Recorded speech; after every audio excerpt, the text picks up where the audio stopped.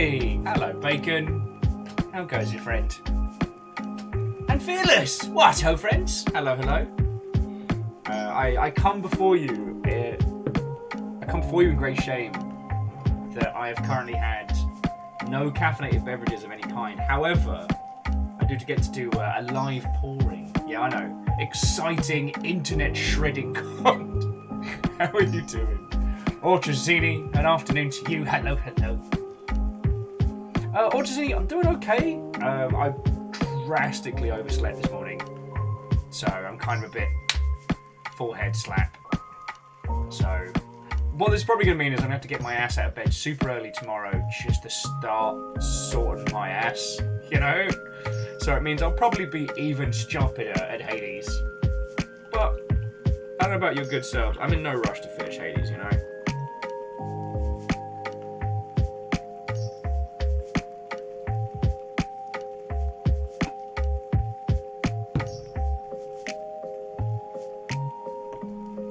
So Bacon saying it goes, minimum coffee amount and dealing with the cluster that is illegal drug scheming for the upcoming gig. I understand why some places do that, especially if it's involving anything like serious, but it always makes me laugh because most of the friends I know who have to go through drug screenings are friends that do not do illegal substances. The only time I've had to do a drug screening was for immigration purposes. Now, obviously, we do not condone the use of illegal substances because that would be against Twitch terms and conditions. Obviously, we don't condone that. But at least from what little knowledge I have, hypothetically, it can take quite a while for a lot of things to get out of your system. So I had a very, I wouldn't say boring, but definitely very healthy living run-up to my my medical screening before I emigrated to good old New Zealand. Catastrophe, Wolfcrad, what ho, friends? Hello, hello. So if you didn't see, apologies for the last-minute mix-ups on the schedule last night, but I really want to support Infernax. Some good friends of mine are involved in it, and I want to help them out. So I want to show you a game that is incredibly metal Castlevania. And that's what I'd like to do today. Ozymandias, Square Peg, what ho, friends? Catastros, it's lovely to see you. Fearless is saying the last time they had a drug screening was when they had a contract at the Seattle Times. Oh, okay. But the drug screening was due to a liability waiver due to the on-site printing machinery. Oh, you can't operate machinery if you're inebriated. Oh yeah, that makes sense.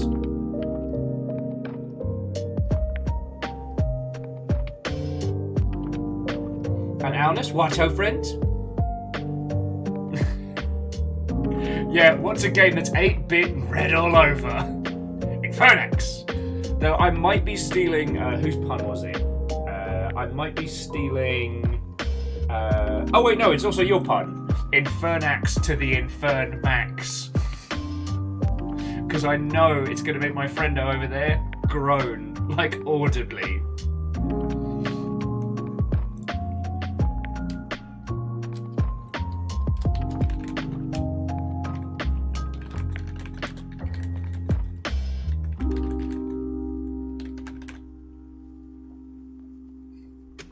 So yeah. Anyway, how are you all doing, friends? What's been going on over here? Nothing too bombastic, which is honestly quite nice.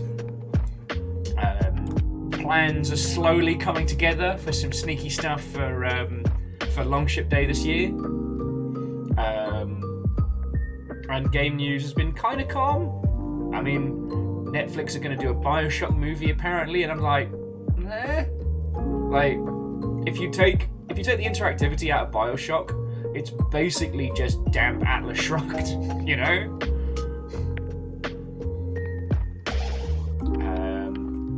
There was something else doing the rounds. There's been some interesting discussion about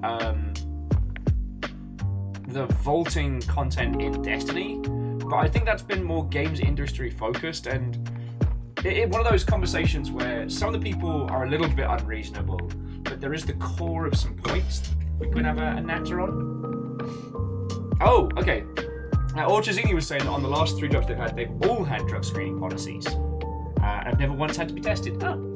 I mean, it's one of those... There's a bunch of different reasons why companies throw this in. I hadn't considered what Fearless was saying, that, like, yeah, for companies where you've got to operate heavy machinery and stuff like that, or are in proximity to, there's probably some... this is my first cup. I'm doing it. I'm doing it. Oh. By coffee I am healed.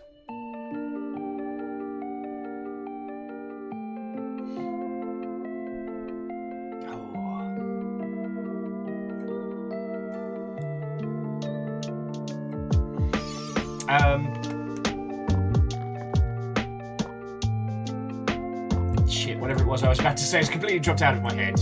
Wow, I need this coffee. Alright, tell me what's going on with your good selves while I get caffeinated. Like I said, I drastically overslept this morning and I feel very guilty about that. Catastros finished Resident Evil The Village. Lovely. I've not managed to finish it myself, so I'm looking forward to it.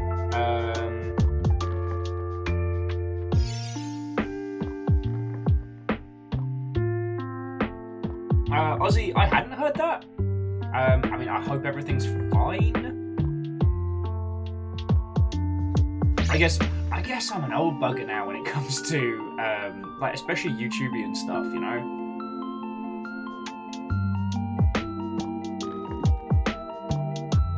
Okay, joking aside, I'm actually hoping to do some more YouTube content coming in the coming weeks, but I'm also very aware of the fact that I've been telling you that many times over. Reactor online, sensors online, weapons online, all systems nominal.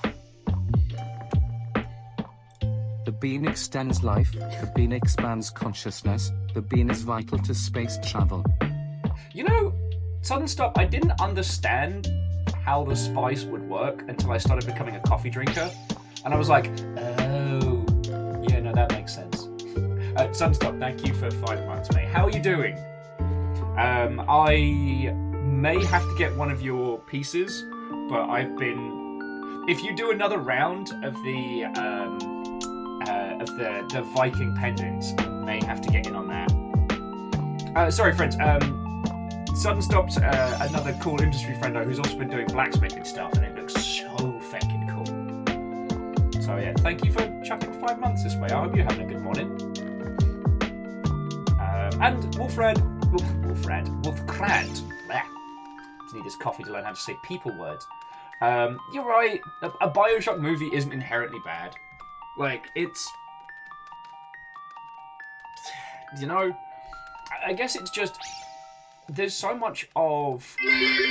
Oh, hold that thought. Day 334, I have uninterruptedly been observing the elusive Brit. One day I will be able to trade haggis and mead with this creature. Yo, if you find a way to get good haggis, I am down. Jackie, sorry, where are my feckin' manners? Thank you for 11 months. And it's a tier 2 as well. That's feckin' cool of you, thank you. How are you doing?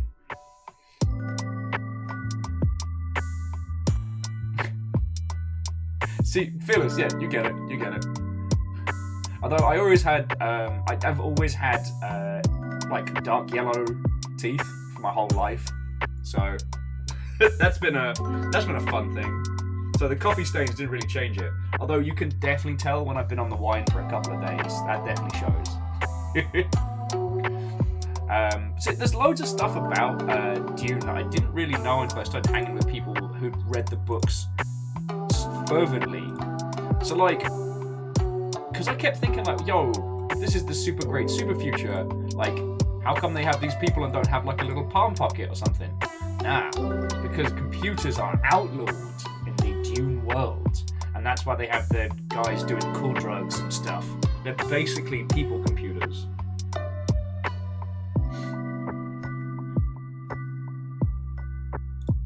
And Esmer and the Bean?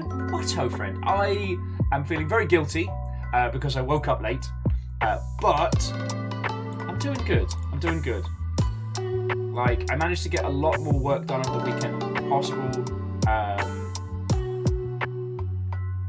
it's going, you know, it's going. We're slowly making headway here.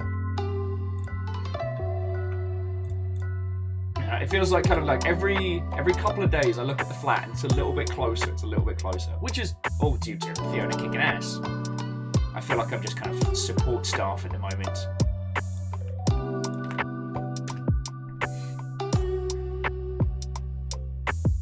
And Aperios, what ho friend!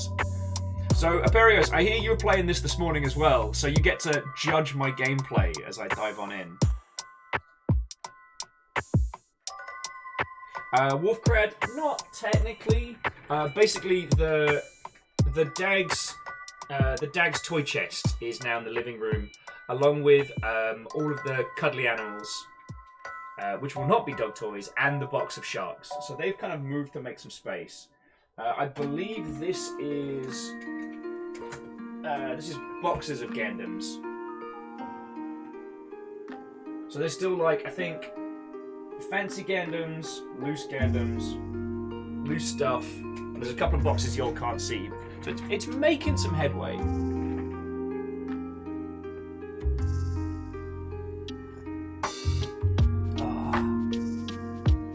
Esmeralda, this is just the aftermath of having moved over Christmas. The move was a bit of a disaster, and there's been a lot of stresses and challenges. So this space here is kind of the last to be sorted.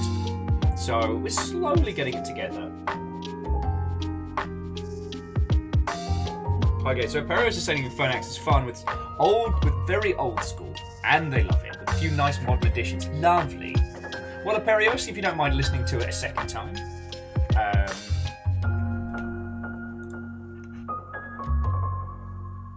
I was just checking the hot sheets, and honestly,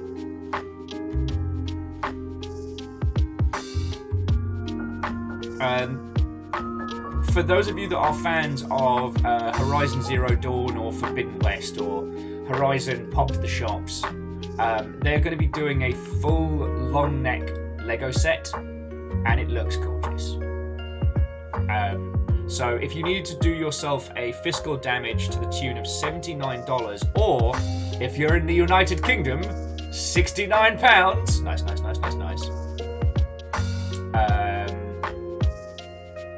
Then feckin' we.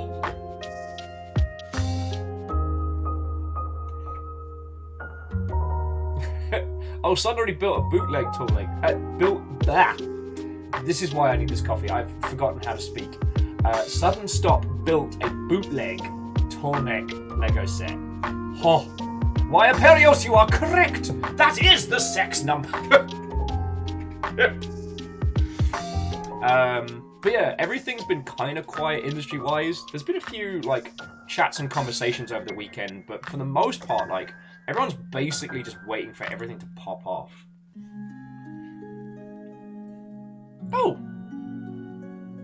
Huh! I mean, Nivalis, congratulations, yo! Nivalis saying they're going to be working on a PhD, working as a technician at a nuclear physics lab. Mr. Freeman. And one of the professors offered to start a PhD there. And I was like, yeah, fucking yo. I mean, it's going to be a lot of work, but it's going to be bloody worth it. So, cheers to you.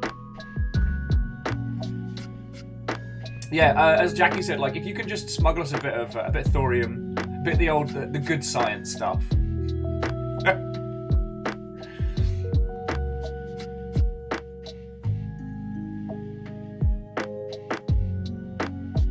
Alan is like, just don't lick the spicy rods, that's all I know. I found a meme online. I know how sometimes the simplest memes can just destroy you with how funny they are. And it was, I don't believe in radioactivity. What's the matter? You held some rocks and now you feel bad? Grow up.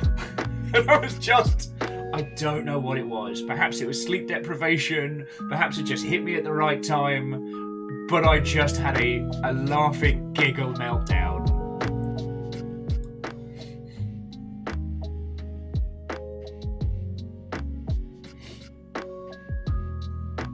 Ozymandias says, thoughts on the Witch King based on what we've seen so far? Well, the dialogue that I've seen, because I haven't had a chance to watch the cinematic launch trailer they dropped today. I haven't had a chance to watch that. Although I did get a chance to watch the Star Wars Old Republic Legacy trailer, and was reminded once again that the team who do the cinematics for them are incredible and understand exactly what we want out of some lightsaber fighting. But that's another story. The discourse around the Witch Queen has been very, very interesting because a lot of people are getting very frustrated with the vaulting system.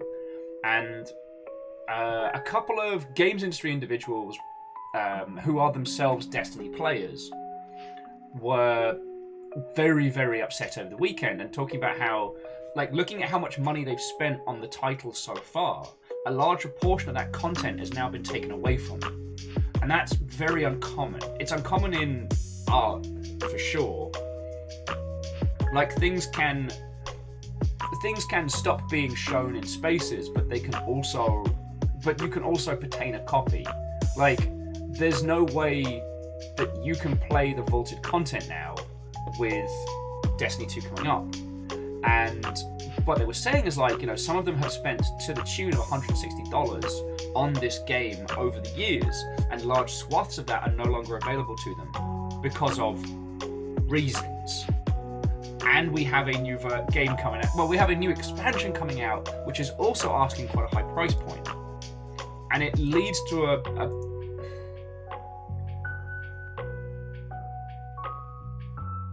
Yeah, Fearless. Fearless was adding that, you know, how it feels to have crunched on content that went into a game only to see it sunset later on. Now, it's very rare for games to do this because, especially in a games of service game, the content you've made is your strength, right? One of the reasons why it took so long for anybody to catch up to World of Warcraft in terms of numbers was partially due to quality, but also due to sheer amount of content. If we got together and made an MMO, there is no way we'd be able to create something in the same style as Warcraft that meets it beat for beat in terms of content. We wouldn't be able to make a whole ass Pokemon side game involving pets, or, you know, ARG style archaeology missions and things like that. Like, the reason why a lot of these large online titles maintain their supremacy over other similar titles is by sheer amount of content, right? So it's a very strange idea.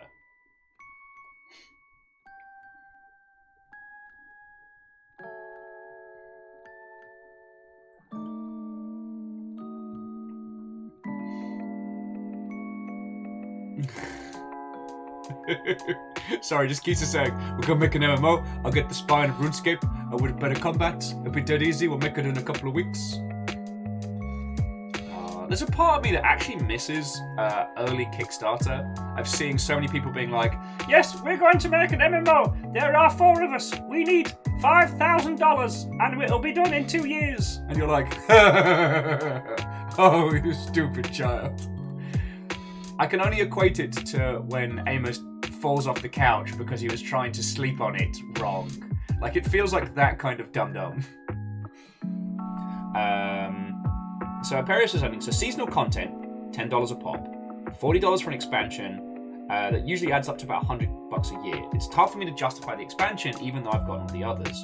Yeah, like, I'm currently looking at, because the Witch Queen Deluxe is $80. And then there was the 30th anniversary pack, which was $24. And the thing that was kind of irking me is that some of the content that's sunsetting is some of the best.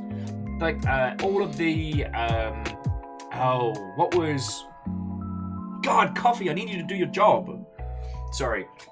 The whole arc with Nathan Fillion's character, who then got taken over by, what's his face? Was it the Forsaken? Yeah. Chunks of that are getting sunset off. And that's brilliant. Like, it's still brilliant. I didn't play through the Forsaken stuff at launch. I came back to it later because I had very, very weird feelings on Destiny 2, and I've talked about him a lot. I put my hand up and admit when I was wrong. I was bearing a grudge on Destiny as a project for a while, but that's neither here nor there. But I went back and played Forsaken content after the fact, and it's so fun.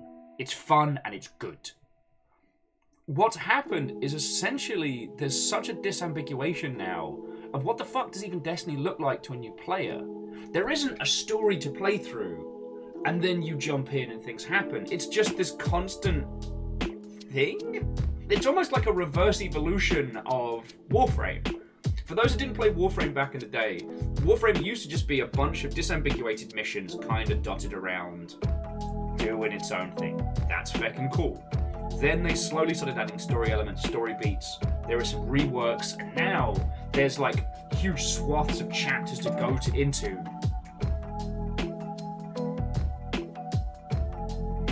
It's very strange.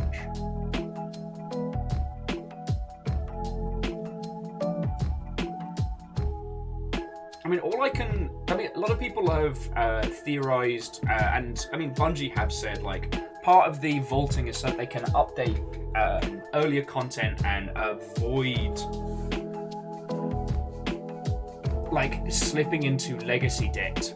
But right now, we're looking at a situation where, users are paying for content that will be taken away from them. If you buy the Witch Queen, how long do you have it for? How long is it yours to play? And while I understand, like, any online project is on a timer, there's something about this,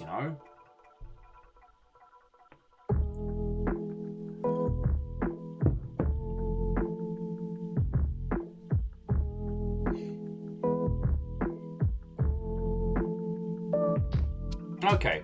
No, and I'm not, as you've all seen, like, I've really enjoyed jumping back into Destiny 2, especially last year, and whether or not I'm jumping in for the Witch Queen, I haven't really decided.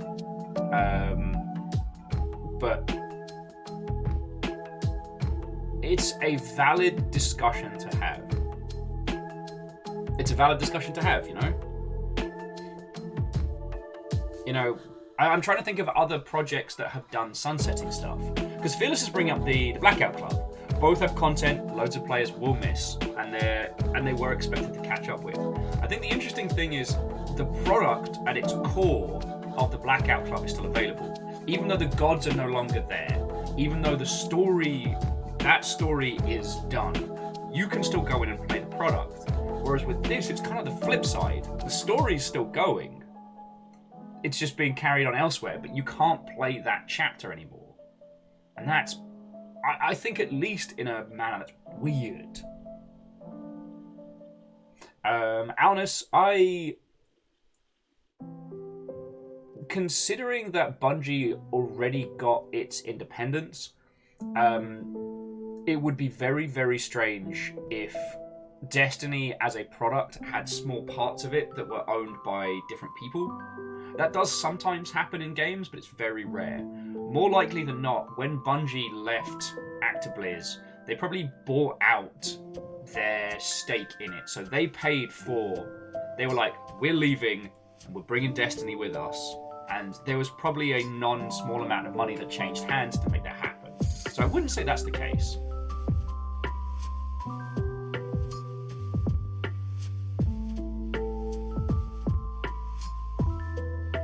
Now, Catastros does also make a good point. As a lot of people, as we've seen, a lot of friendos have done the run in Final Fantasy XIV to new content, and there is a lot of content to go through.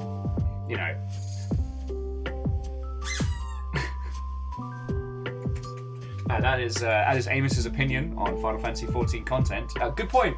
Very good point, boy. Yes. I find myself in two moods, because when it comes to those style of MMO products, you can't have that original at-launch experience again. However, that story is still there. You can still go and play it and get stuck into it. There's still a swath of things for players to experience from a narrative perspective, and I think that's kind of cool. But then again, I've not played through all of Final 14. Final 14?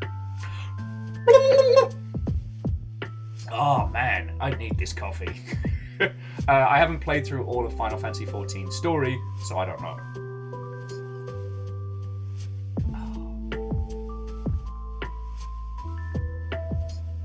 Now, Suddenstock was saying that the explanation they were hearing from the Vault is partly to add old content to new code base and optimization. Not so much truth there is. I mean, that's the one pisser about video games, is that we don't know. We can't call bullshit on that one, because there may be a weird, fecked up quirk that means that whilst the old content is still in play, other legacy issues are still affecting the rest of the title. Like, friends, I could wax lyrical until the sun goes down about weird bugs in video games that shouldn't make sense, but absolutely happen. And I know a bunch of you here have stories aplenty about that.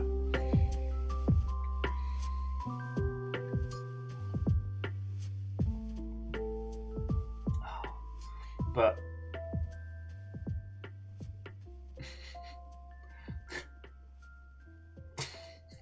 Barrio's, why you like this? Barrio's like, I'll wax you till the sun goes down. I don't have that much hair. And Aperios makes another good point. Do players care that much about legacy content when the game is always updating? Yeah, so, like, who is it for? Now, again, this is why I like this discussion. Games as a medium are growing and evolving, and this is a unique problem that we have. You know, there are other mediums that have long, interwinding stories, and sometimes things get taken offline due to legal issues or licensing or what have you. But, like, if you really want to watch an obscure TV show in this, the year of our Lord Waluigi 2022, there's a way you can do it. Now, obviously, I wouldn't condone, piracy of television shows. I wouldn't stand atop my chair and go, yo ho, me hearties. I absolutely wouldn't do that. But in this case, Amos, mate, what have you been eating? Sorry, dog's got those old dog farts, In this case, we're not dealing with a static product, we're dealing with a games of service product. And that means that there's nothing that we can do as users. Either there is no flying the flag on this one, do you know what I mean? Oh, lovely. Sorry, Captain Steph, what's ho friend? And got the Purple Heart personal dice tray. Lovely.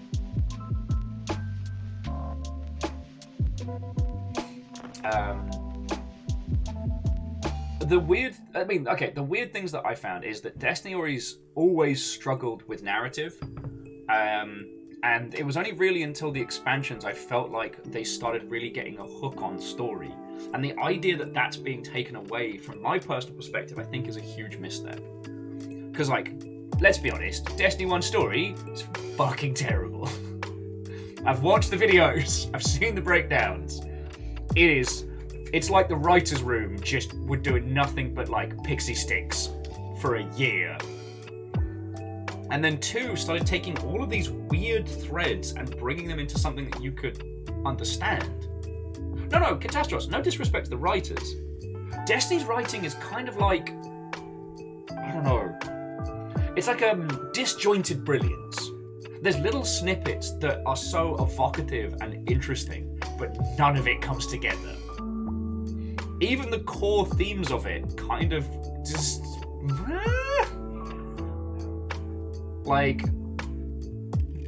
yeah. Oh, and Captain Steph, we'll see in a bit. But no, that's not this. Yeah. Eeyore, thank you. That's a much better way of putting it. It struggled for years of translating lore into narrative. Yes, that's a great way. It's like they wrote a boatload of backstory for the world we were going to be spending time in, but didn't give us threads to hook onto. Now, you all know, I'm a big fan of Shadow Tell, and I find that, especially when it comes to high concept stuff, I like, from a personal preference perspective, either projects I'm working on or things I'm engaging in. Give me a character level way to engage in the world. Let me explore the world through that. I don't mind being left questioning. I don't need to have a big scroll. I just need to have a hook in the world. And Destiny originally very much suffered from that because you're a no-name soldier brought back from the dead by a little ghostly Peter Dinklage, who is given power by Big Moon.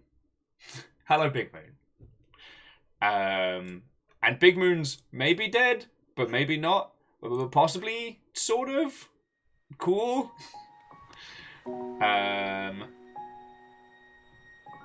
No, and Fearless, I understand you can't talk about it, and I'm not dissing at any point. It was just more like Destiny persevered on its gameplay and its accessibility. Like, it is of all the long-running online titles, it is one of the easiest to get into.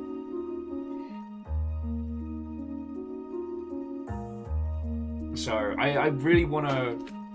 This isn't a diss on Destiny session. It's just, again, jumping back to the core of the question. It's like, what does this mean artistically? You know, there isn't another project that is doing this in a similar way, and especially when we talk about like games preservation and stuff, like there's no way for people outside of the company running it to do any kind of I don't want to say conservation, but yeah. Common McCap, Watto friend. And AO, you are correct, there is a huge graveyard of projects that tried to do the Destiny model. Yes, making that age-old mistake of trying to match an already huge project beat for beat. It's just, it's a business level problem that happens. People seem to think that one title's domination in an online market equals a user's interest, whereas you can only be playing one Destiny, you know? At Barrios, we can talk about Anthem. God. We can absolutely talk about Anthem. But again, it does mean that I literally have to... I legally have to mention the Anthem's mechs should have had truck nuts video by Polygon. Do need to give that a watch, because that's a great example of Anthem's failings and continues to be some of the funniest shit I've seen online.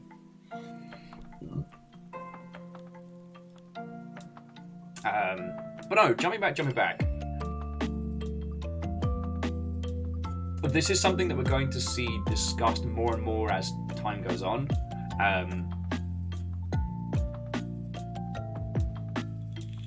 So there isn't a direct, here's what they should do. There isn't a, like, let's do, Jesus, my Jiminy. Friends, remember when I used to be able to speak people words? Remember when I used to be able to converse? Wax lyrical.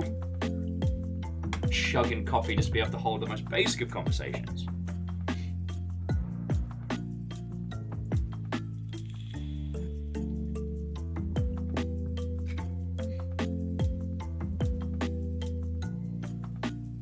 Now, Aperios was saying that they were truly bummed about Anthem.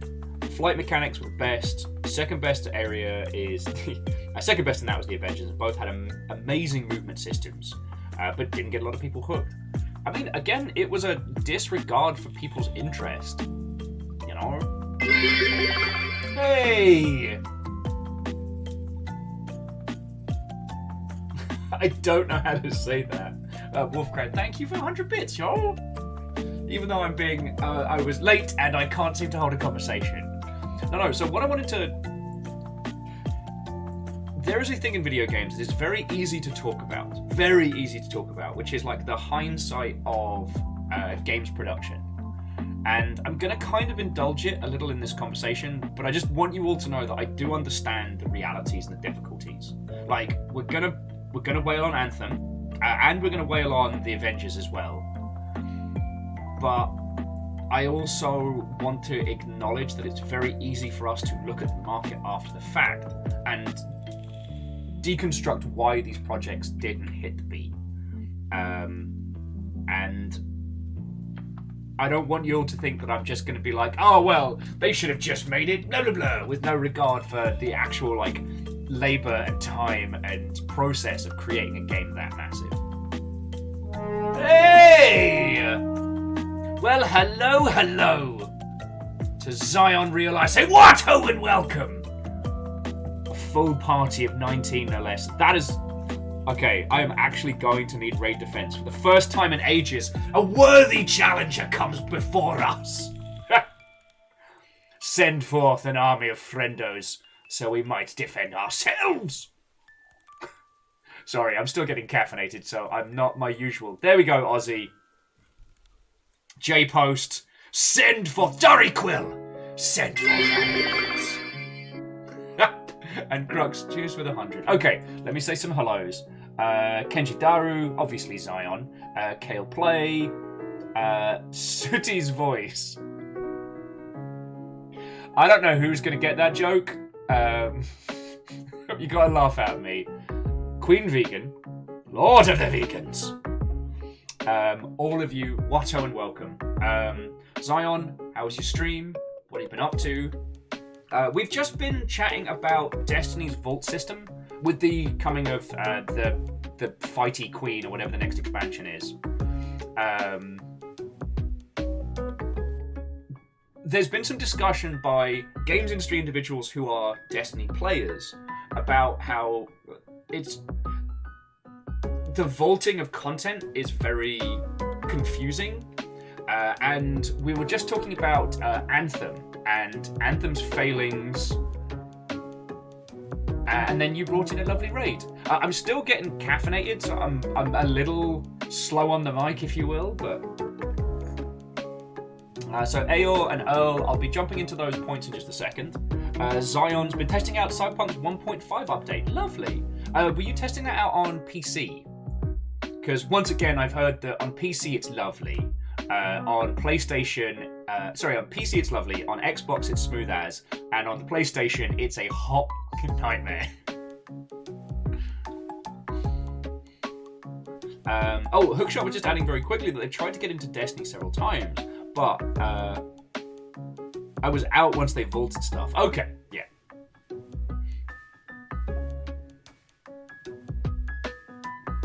Ao's asking as a side question, why are Anthem Autopsy so much fun? Because you can see brilliance, and because the failings are failings of either business or creation, not of technicality. Like, there are great projects out there that die because stuff behind the scenes did not work as intended, and the team weren't able to get it to that point. But our experience and the struggles that developers went through are vastly disconnected. But in Anthem, we can kind of see it. Like firstly, Anthem's push towards being a class-based looter shooter was a bad idea. This has been said time and time again, but like with BioWare's strengths have always been like human level narrative with stonking gameplay to back it up. And trying to move into a market that's already saturated is a difficult premise. And yes, it is possible that if you have massive amounts of money, that you can step toe to toe when it comes to marketing. But then you've got to have a product to back it up.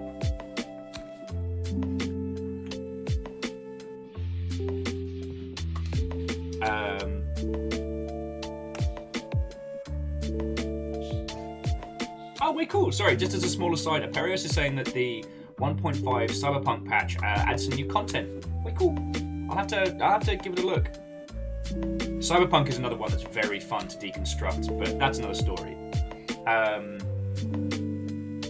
Also, the discussion about Anthem's over-design. Like, okay, so Zion, I was referencing this just before you came on in. There's a video over on Polygon's YouTube channel. Because while I'm not necessarily a fan of Polygon's editorial and review content, their video team is best in the biz. And they did a video, Patrick Gill's video, which is that Anthem's mechs need truck nuts. And he's not wrong. The thing with Anthem is it's so over-designed, often with an eye to trying to do what other titles in the space are doing, but bigger and better. in such a way as to be too perfect. Like, it feels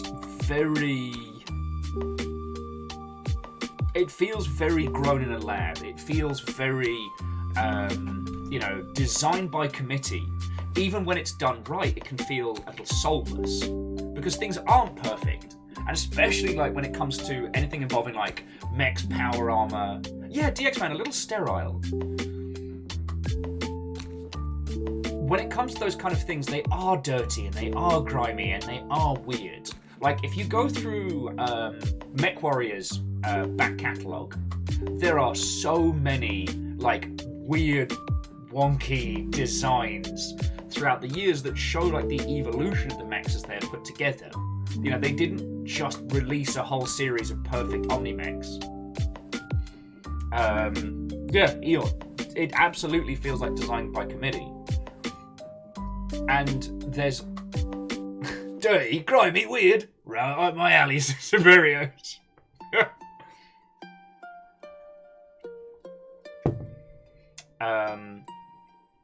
Now, this is something that's been like commented before in video games, especially when it comes to EA-based titles. But again, focusing on Anthem.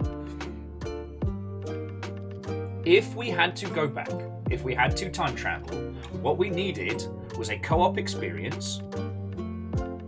A co-op experience which is story-based. Like, honestly, they could have gotten away with doing it single player because the experience of being a jet fighter mech suit is feckin' cool. And if you manage to inject, BioWare story chops into that, you've got a very, very powerful product there.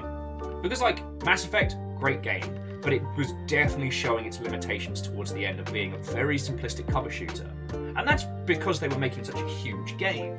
Like, again, that's not a diss. But the push to making it a games of service game, the push to moving more into the spaces that Destiny had laid out, changed the experience to a point. And that, twinned with the design by committee, meant that we didn't have anything as players to hook onto. There isn't a premise, a world for us to get involved in. And the mech designs are too clean, too generic for us to be emotionally invested in, which when it comes to anything involving power armor or giant robots, people have to become invested in their mech. Otherwise, there's no game. To Kenji, my story is an interesting one. I grew up in the UK, was there for pretty much all of my life. My accent's a bit weird, because I grew up in that no man's land between the South Coast and London. I then moved to London, and I also did a couple of stints as a drama student. So my accent bounces around a lot. Then I lived in New Zealand for 2 years and then moved out here, which will be 4 or 5 years this November? God darn it. Earl was saying the endgame content for Anthem boiled down to kill 5,000 as enemy type. Yep. And the thing is, that's not what we want from a BioWare product. And again, I'm not saying that developing games is easy. It's very, very simple for me to sit in this chair and go, this entire team of video game people should have done this, this, and this. Then they would have been successful. As I swirl my G Fuel energy drink in my hand. You know what I mean? But when a studio reaches a certain size with a certain reputation, there is an expectation. You know? If I tell you this is a Zachtronics game, this is a Supergiant game, in your mind, you are already conjuring up an expectation. And that's not your fault. That is the game's previous successes building on emotional hooks, which is fucking cool. When you create something so drastically out of step with that, it can leave users going, huh? What? And when that product is very polished but very soulless, I mean, what are users supposed to hook onto? I mean, yes, the jet flying Anthem is really good, incredibly fun, but there wasn't much beyond that. You know, we didn't even have the whole, like,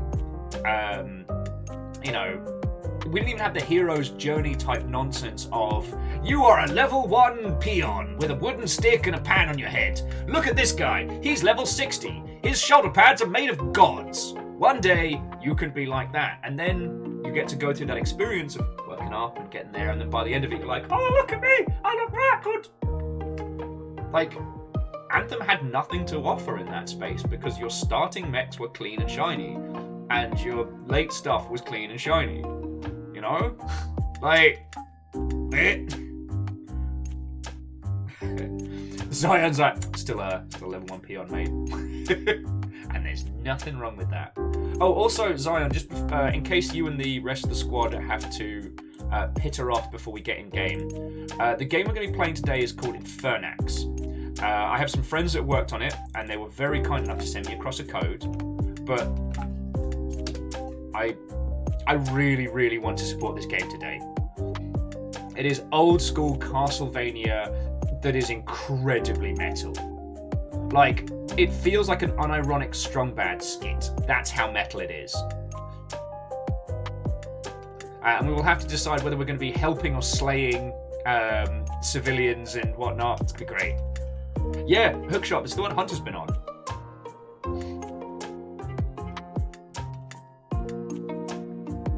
Yeah, Catastros.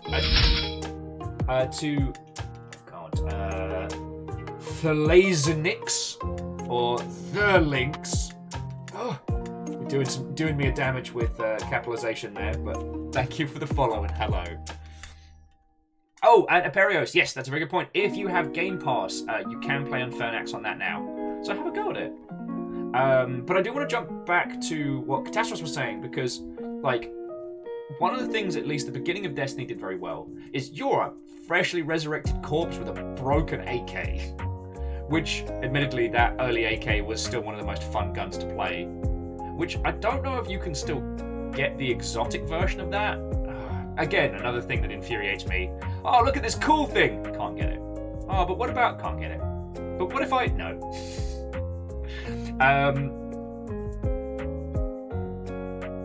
In early Destiny, you started out in the recesses of nowhere, like with grimy clothing and a half-broken gun. You know, you fight some of the Forsaken... Oi! Puppies.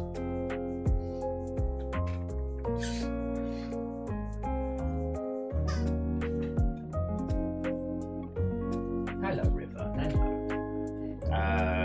The exotic version was just end of Destiny 1, I believe. Didn't make it Destiny 2. Okay. I do remember the no time to explain gun infuriating me, but that's another story.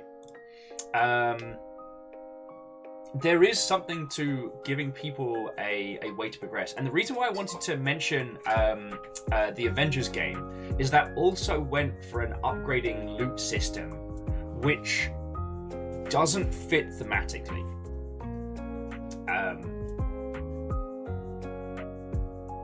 There's a lot that was added to both of those games that seems to be reactions to the market in an assumption of that's what users were after, not paying any heed to the thematics they were working with. Now, a giant robot game where you get better giant robots and parts and pieces and guns, fuck yes. The entire genre of mecha stuff is based on that. But with superheroes, Thor doesn't get a better hammer. I'm sorry. Tony's about the only one who builds better armor, and that's usually more either situational or incremental. You know, by the start of the Iron Man saga in the MCU, he builds it out of like fucking iron plates and shit he found in a mine. And by the end of it, he has like nanotechnology super weapons. But yeah, Aldous, how do you upgrade Captain America? What's a better shield than vibranium? And the thing about the Square Enix Avengers game is that they did not take into consideration how much the MCU has affected people's perception of that space and its characters. You know? I've heard that the Guardians of the Galaxy game is actually good. As in, like, it actually does interesting things with narrative and is, you know, entertaining. So I may have to give that a roll. Yeah, Eeyore, the RPG paradigm doesn't mesh well with the superhero genre because you're already a hero. You know, there isn't a hero's journey. You already start out awesome.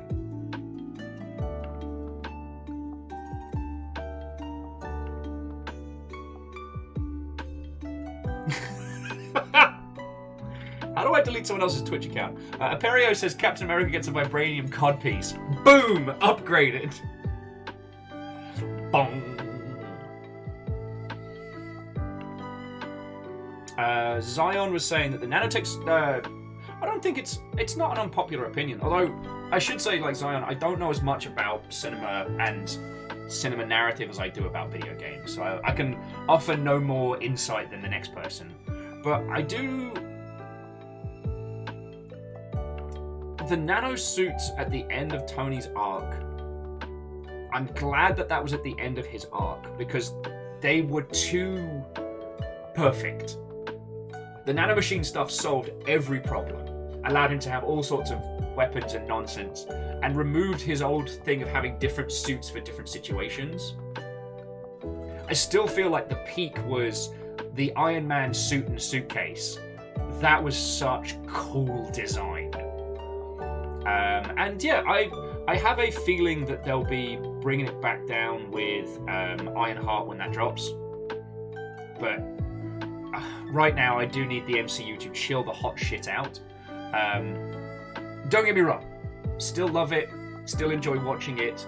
It's just, I haven't seen the new Spider-Man. I did see Venom 2, so I knew what was coming, but I haven't seen new Spider-Man, and the trailers for Doctor Strange are directly referencing the Spider-Man movie I haven't seen, and it's really starting to feel like the old MCU comic situation, where by not being read and versed in it all, I am completely out of the loop.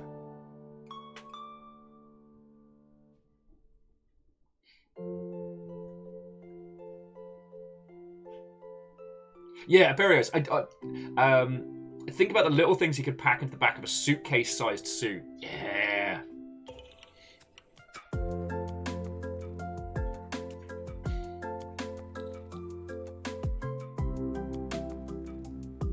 And Zion, like I said, I'm glad that we didn't get the nanotechnology stuff until towards the end, when,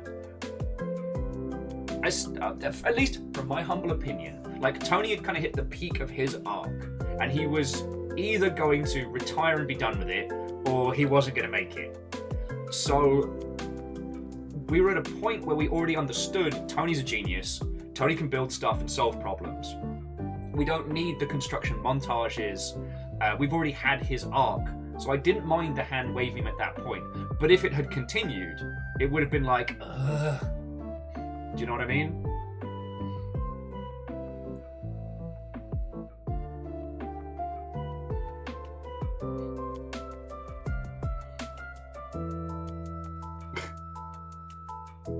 I mean, I will say, I still remember what it was like when superhero movies were all trash hot garbage.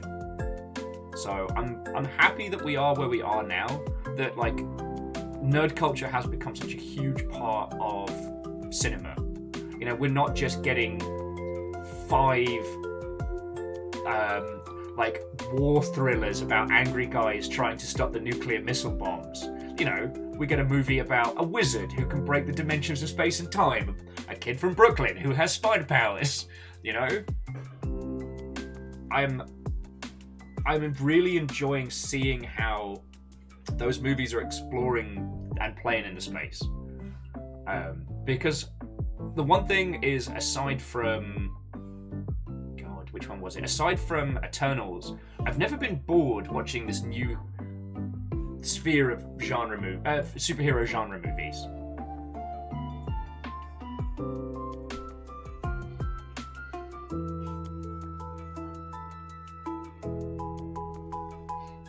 And Willing Outcast, what ho friend? I guess we're talking about superhero movies. But then again, like I said, the fact that what would have been considered pure nerd culture, pure nerdisms have become part of culture now, is something that I'm very happy. You know, a movie like Dune can be a huge blockbuster. There's so much that we can explore and do in that space. I'll take multiple Spider-Man movies over multiple Bourne movies any day. It's like, how can Jason Bourne be more Jason Bourne than he was before? I don't know, I guess. Hey, Miss Bobby, what are you doing? What are you doing? What are you doing? You trying to get into bags? Do you want to come say hello? Hey, Amos, come here. Touch. Touch. Hey, Amos, touch. Come on, Bobby, you've done this so many times. Come here. Touch. Good boy. This is little Amos. He is a sweetheart and a terror. He is a lovely brick, and an absolute demon.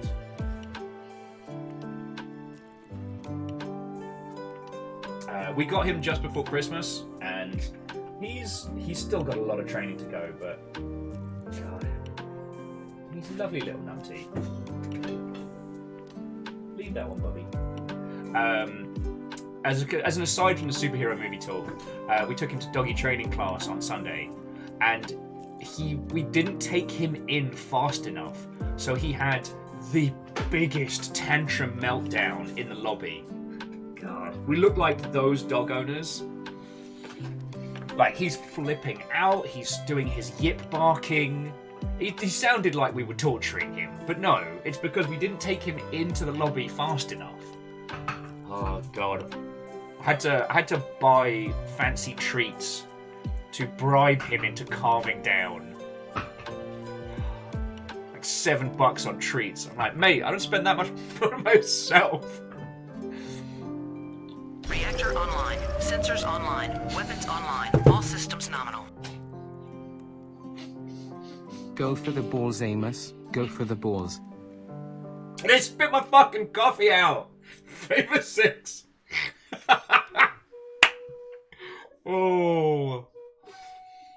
Oh God, and he spat my coffee out. Favor 6, thank you for 28 months, friend. How's it going? We were talking about Destiny 2's vaulting of content and Anthem, doing a bit of a deconstruct. We've been chatting a little about superhero movies, so come on in. I do want to acknowledge everybody who's been saying they're kind of burnt out on superhero films, because I think that's entirely valid. There's such a strangery around it. Oh, Queen Vegan, thank you kindly. I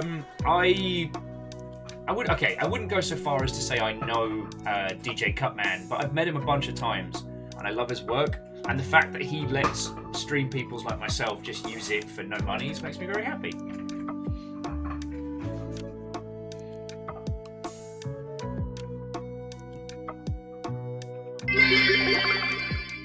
True story, I knew a person that carried medical insurance for their dags over themselves. You know what, Bacon? I think I finally got insurance like this year? Yeah, as of the beginning of this month. It's been a long time. I've just been winging it on a hope and a prayer. But like, anytime River even looks like a little bit like, oh, I'm feeling poorly, it's like, right, vet visit, let's go. Well, Zine says last time they were in a movie theater was for Blade Runner. Yeah. Okay, so there was one thing that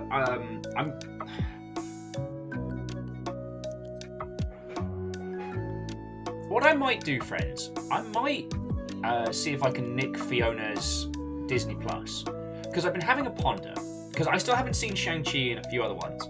But all right, so let me put it to you. Can I see a quick show of hands? How many of you have seen Johnny Mnemonic? I promise I'm not driving us to Wendy's again. I promise this will come back around into our existing point.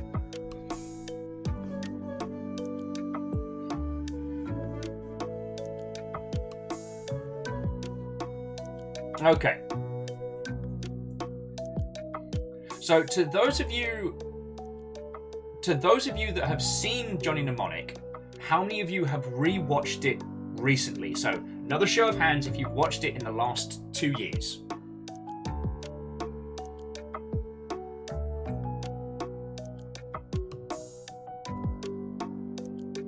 I rewatched it last night while I was building this little guy. I've been building SD Gundam kits because they're just like I can finish this in the same time as a movie, so that's what I made last night. But I still have a video to put out about it. Now the reason why I bring that up is that Johnny Mnemonic is a bad movie to go watch in the cinema. It just is. If you do not know cyberpunk tropes, it does nothing to explain them. The characters are so entrenched in the world that they are from as to be at times completely impenetrable. Like, the subtleties of Johnny's character, if you don't know cyberpunk tropes, he's just flat as a board. He's really boring. But, like, if you come back and watch it with a knowledge and an understanding of the space, it is feckin' good. It is a movie that, even with time, has become a lot better. Because I thought it was like, oh man, maybe I'm just looking at this through nostalgia goggles. Maybe I'm just obsessing over it because there aren't many good cyberpunk movies. There's a handful. There's a lot of bad ones. And some of the bad ones are very fun. If you haven't seen Nemesis, oh, it's choice trash. Choice! But the reason why I wanted to think about this one is because for some of the superhero movies, they are a spectacle. Like, especially early Iron Man, and while it's not, I don't know how canonical, the Richard Norton, is it Richard Norton? The bloke from Fight Club doing his take on the Hulk was very much like big spectacle cinema. And I want to go back and I want to review some of these. Is it Edward Norton? There's a Norton involved, which is not Norton Security. And I want to go back and crack into those because I think there's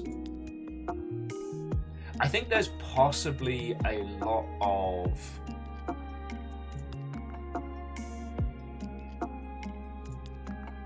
I think there's a lot to deconstruct from those early attempts in the Marvel space in that post-Spider-Man world. Because again, friends, like that first Tobey Maguire Spider-Man is definitely not discussed enough in terms of reverence. For those who don't know, that movie had to be postponed due to 9/11. There was an iconic shot, which you can still find online, of a bunch of guys doing a bank heist, getting away in the helicopter, and then getting caught in a giant web between the towers. And there's this iconic moment where the helicopter blades are twitching like a fly caught in a web. Like, I still remember seeing that original trailer, just blowing my mind that someone could look at superheroes with that level of artistic, grounded intent. Because I still remember that Superman movie where he punches a woman into a computer, and then because she gets punched into it, she becomes a robot. I still remember that. Shit was horrifying. So, the reason why I mentioned Johnny Mnemonic is that was a film that was awful to watch in isolation, but with additional context. I want to go back at a large proportion of those, like, MCU starters and just have a look through, you know?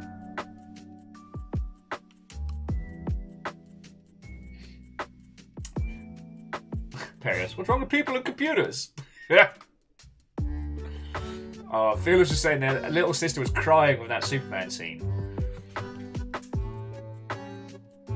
Oh, Zion was just saying that the original Spider-Man poster with the towers on is worth a lot. Yeah. Oh, Caffeine, Watto friend. Jafar James, Watto. If anyone hasn't had a low, by the way, I've just been in kind of natter mode. Now, Orzine says they're curious if there'd be a way to make a Neuromancer film. Neuromancer would work much better as a series just due to its, like, train of thought. Neuromancer doesn't have a great, like, journey of a character. There's, like, places and spaces. Now, I'm not saying that Mr. Gibson consumes illegal substances. I would not imply such a thing. But I am very much reminded of Philip K. Dick's short story works, which famously he did a ton of speed while writing. I personally think Neuromancer would work much better as a series. Same with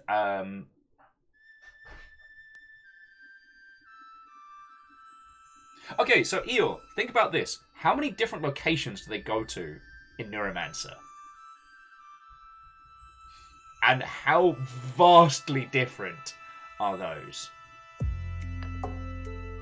Oh, Perios, don't make me crave burgers.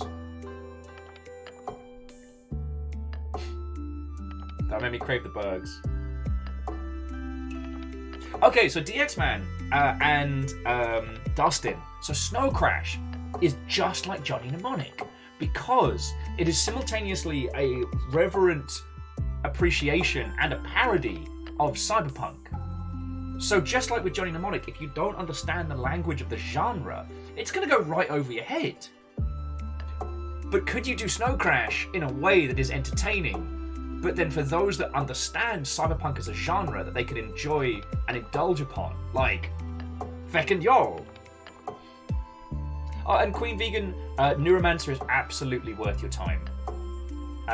It's still fascinating. I don't know if anyone's done a good audiobook of Neuromancer. And Count Zero. Now, Count Zero might work as a film because of the three protagonist structure that all comes together. That smacks of a good movie to me, but again, I should point out, I did work in film and television for a few years. I was post-production, so I was not on the pre-production creative fun parts. I was on everything that grinds people into a miserable fine powder, and is a reason why the film and television industry is a cynical, bitter hellhole. Sorry, what was I saying?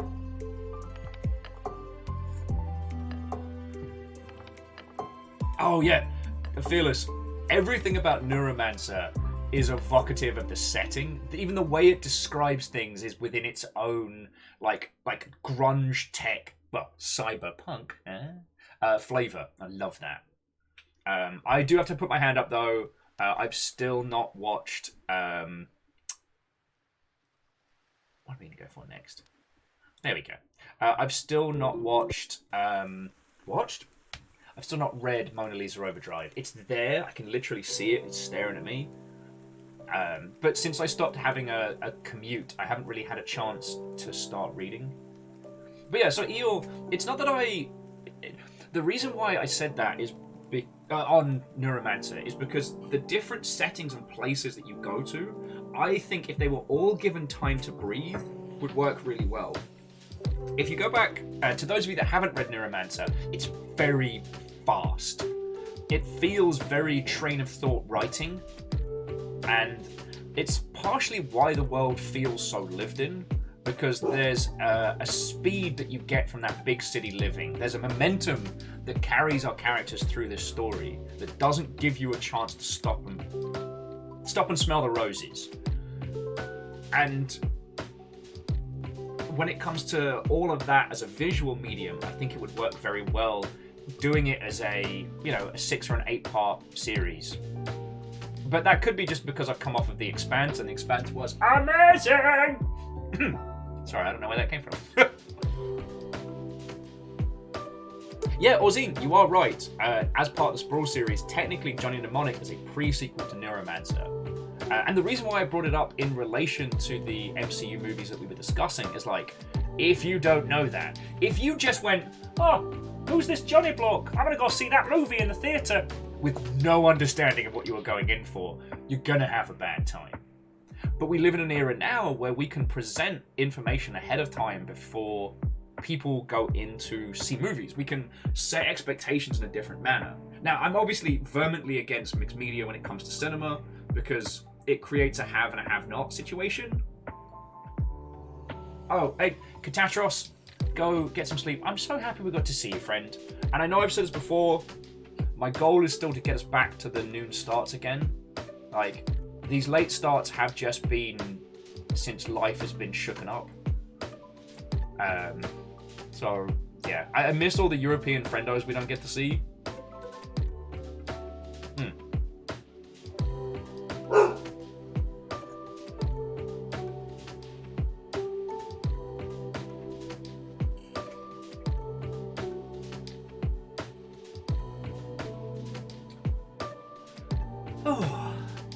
But no, it does make me happy that we're in a space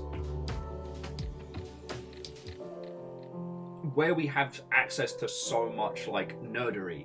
It makes me very happy that like superhero movies are the big thing each year, and they are reaching critical mass.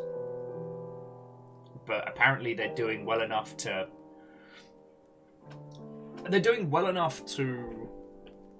continue.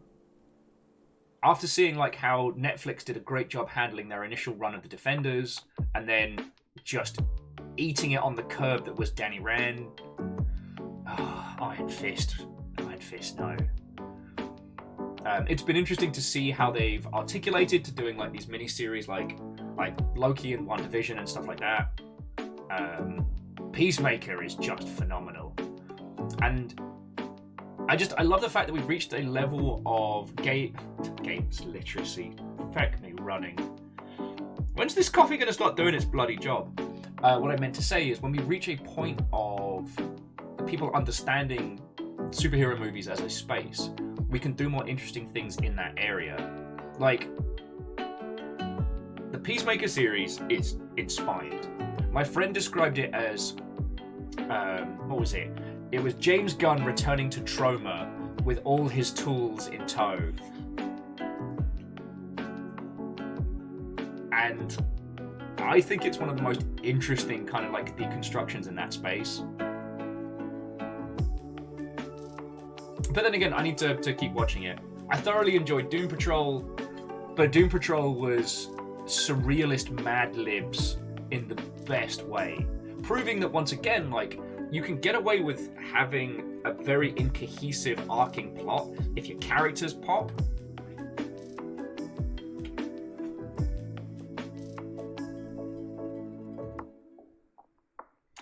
Perios said there's something to be said about using the actors in the films and the show.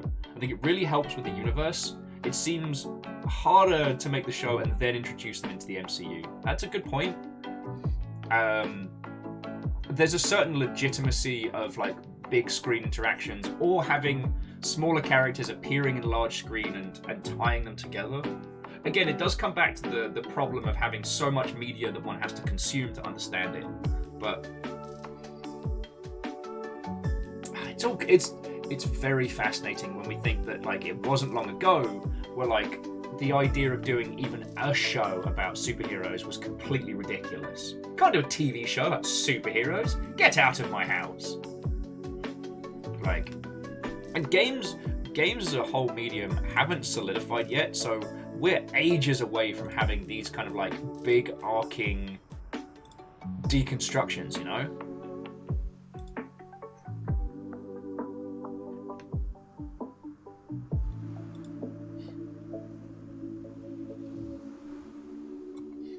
See, Eel, I've got to put my hand up and say, sadly, I don't know that literature. I'm sad. I'm not as well read as I would like to be. I'm dyslexic as shit, so reading is an activity that takes me a long time. Probably why I ended up falling into the game so hard.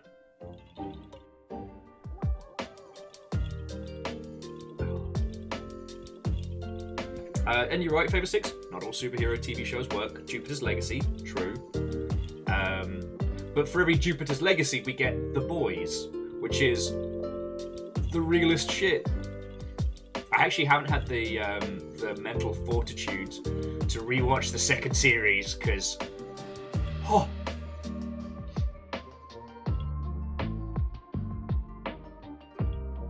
The Boys is exceptional.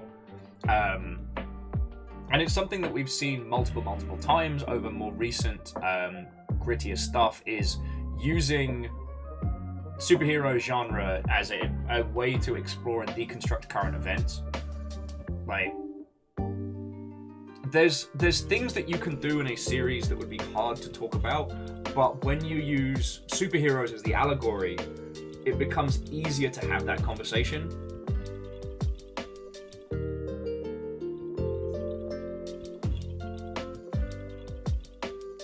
Well, so Zion, that was something that I found very interesting. Zion was saying that they can't bring themselves to read The Boys. And I know what you mean. The Boys comes from that post-2000s, like, ultra-violent...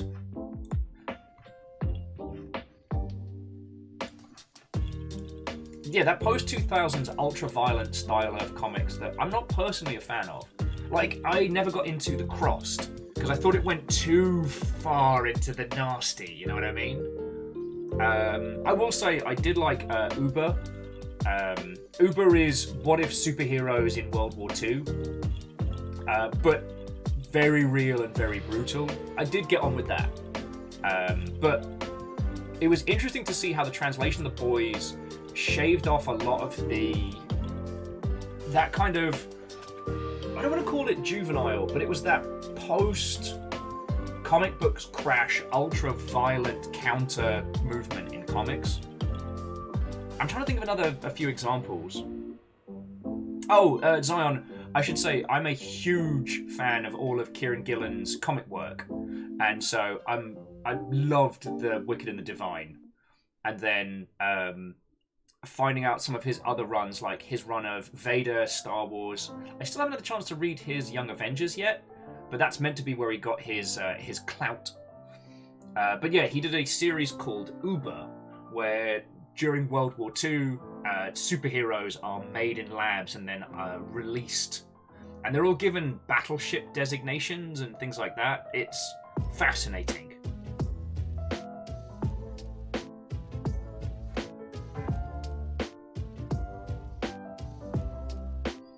Well, so Fable 6, and this is another thing, is like The Boys as a comic series. Because when were the comics out? The Boys. Okay, The Boys.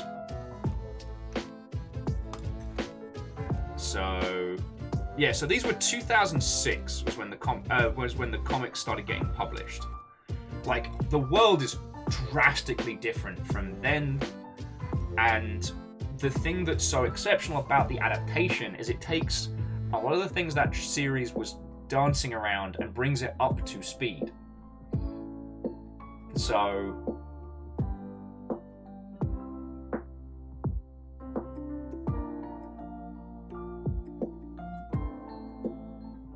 yeah.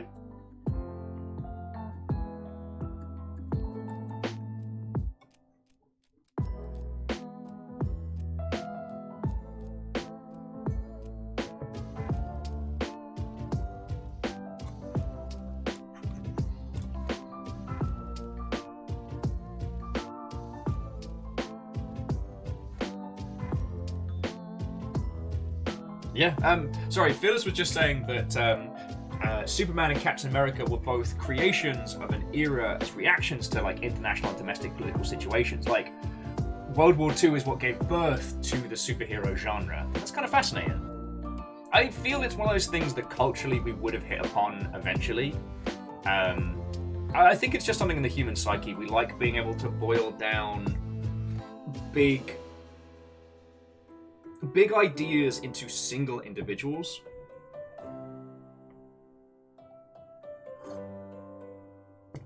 Sorry, here's me kind of conversationally careening all over the place. So bringing it back.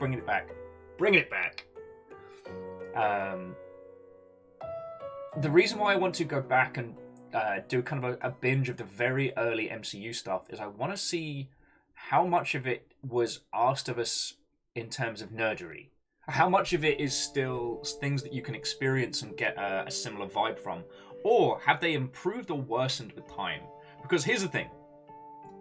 By my understanding, Johnny Mnemonic did not do great. Johnny, no. Both. God, even the IMDb rating is terrible. How are people so wrong?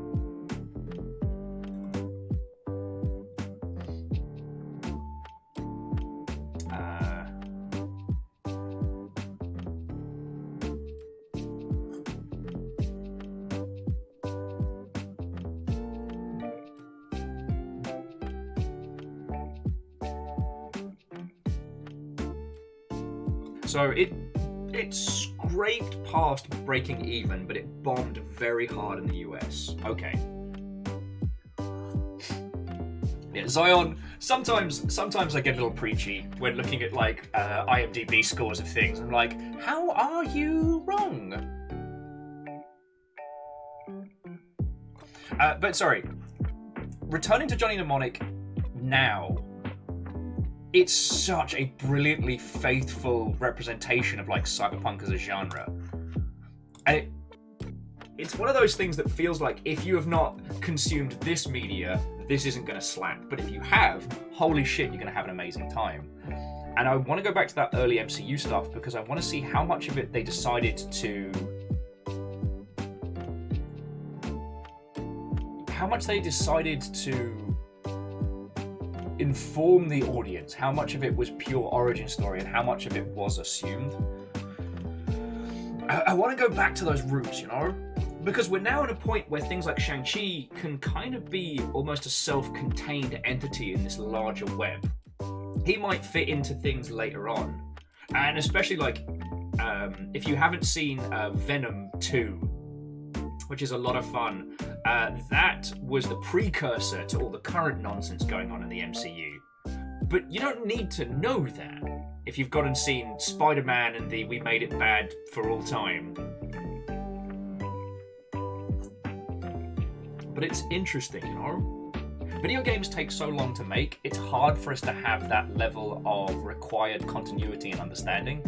And for a large proportion of them, because of the way, at least in mainstream video games, because of the way we put them together, we tend to tutorialize a lot of that information to users. You know, you start up a game, we're gonna bring you in. Snuggly! What ho, friend? Will's getting preachy here. I'm doing a whole bunch of the talkies. How are you doing, friend? We're going to be playing Infernax in a sec. I should probably chain up a tweet for that. But no, the length of time it takes to play video games and a very clear numbering strategy. Like, when we do sequels, we do them real clear. And the amount of time between them, it's rare that there's like mixed media nonsense you have to worry about. Sorry, I'm just breaking down the box from Begin.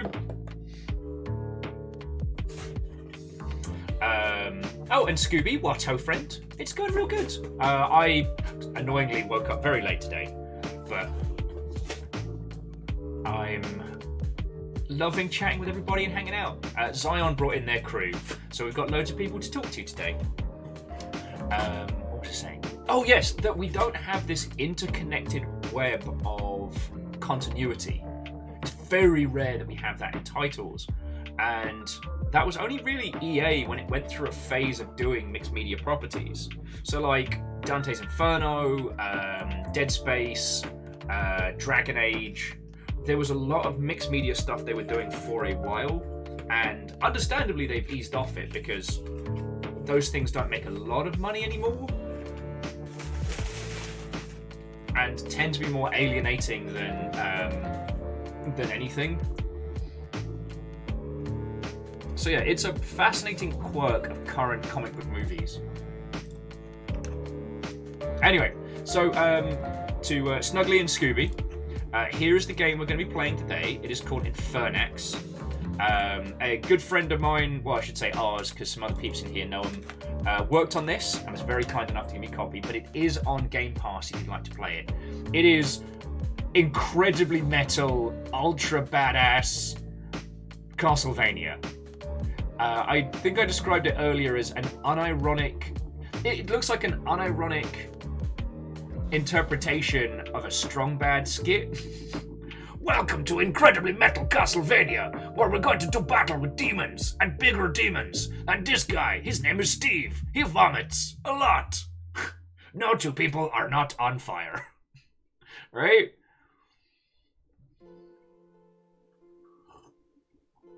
XD Johnny XP's asking when we get some more Black Wake. I mean, if it's something that friendos have enjoyed, like, we can come back to it. Caffeine wants to do a PUBG private day next Saturday, because we can get up to 100 people in one lobby with a free game, so we might dive into that. Like, we've done private PUBG days in the past, and it's been stupid fun. So yeah, that might be the next time we get to do something ridiculous. Yeah.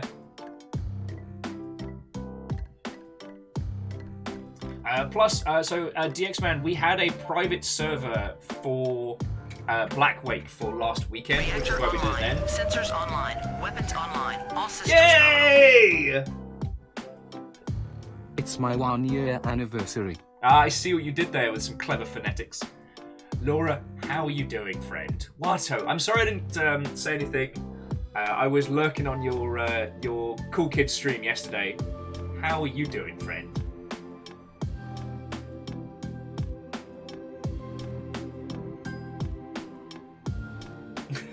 You're very funny today. Oh, go you. I woke up late and have been kind of playing, I guess, mental catch-up. But I'm doing good.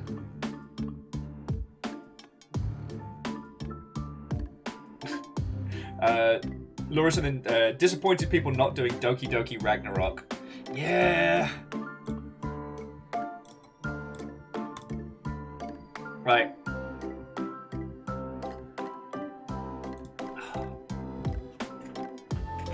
There's always an expectation. Ah, yes, and good old sexy business. Ah, yes, the gent creator. Oh, and Vanderbeest, thank you for filling the pint glass, friend. How are you doing? So, yeah, Laura, we were just having a chat about, well, I guess MCU stuff. We were talking about Destiny's Vault earlier, and that kind of evolved into a conversation about the tangled web of MCU interactivities. And I was talking about how I'm planning on going back and redoing a bunch of the first wave movies, because Johnny Mnemonic is a brilliant film. And I'm actually prepared to defend it with fire if needs be. But the reason it's so curious is because it's a movie with required reading. Like, if you know Neuromancer, you know, if you've been, you know, dunked in a vat of cyberpunk games and nonsense. Oh, sorry, hold that thought. Zion said, it's coming up on midnight, so I'll be heading off. Hey, thank you for bringing your crew in, and I hope I was able to deliver some interesting conversation. I'm sorry you're going to miss out on Infernax, but give it a play. Like I said, it's on Game Pass if you want to give it a crack, so there we go.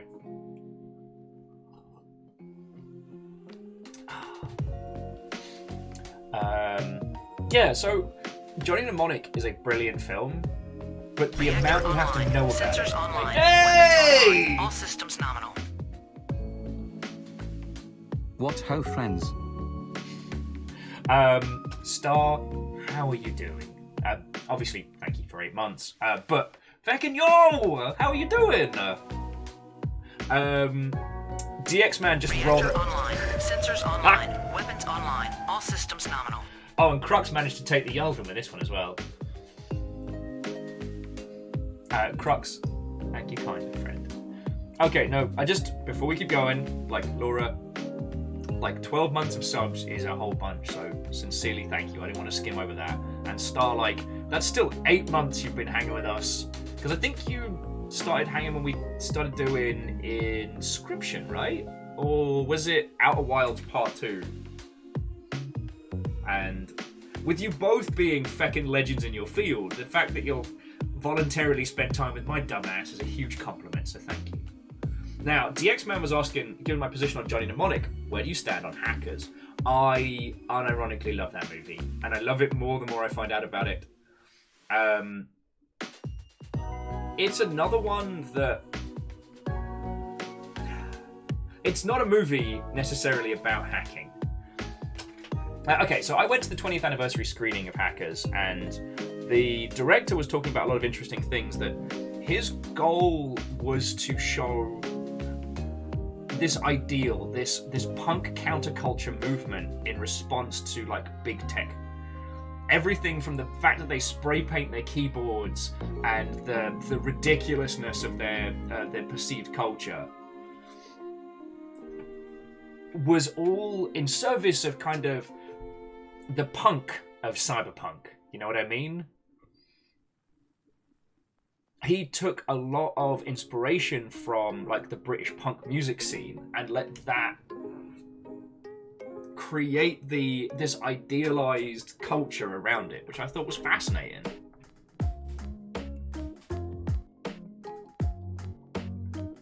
I being quiet? That might have been... I did a couple of adjustments. I'll turn the tunes down a wee bit. During the Black Wake stream on Saturday, my laughter was getting very loud, so I was trying not to blow people's eardrums out. Also, to those of you who have just joined us, check out my fancy lad. I built him last night. I actually built him whilst watching Johnny Mnemonic, which was what propped a bit of this conversation. It's one fancy lad. I'm gonna put a cute little video about it up later. I worked out how to do stop motion, well not stop motion, how to do time lapse videos of my builds. So yeah.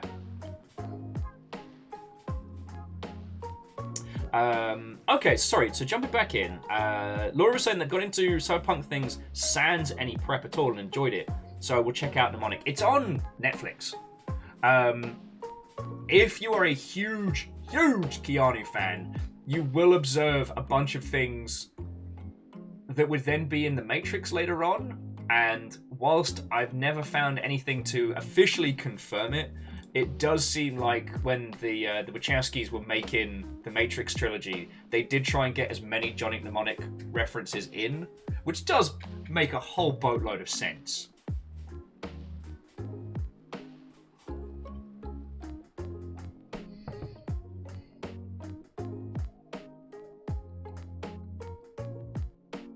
Okay, so actually, Star looked it up. The first game they watched us play more than once was Subnautica. Yeah, good old Below Zero. I've been obsessing over people who do weird builds in Subnautica, including in the OG game, someone built a tunnel from the shallows to the lava area. One tunnel. And someone built a coffee room out in the Deadlands. Like, fucking weird. Just the idea of it gives me anxiety, but I did watch it.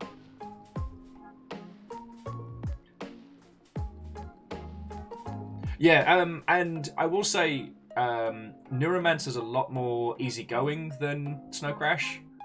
Like, even my dyslexic ass did not have a problem with getting through Neuromancer, because it's very, and I've said this several times today, but it's very train of thought writing, which makes it real easy to get into.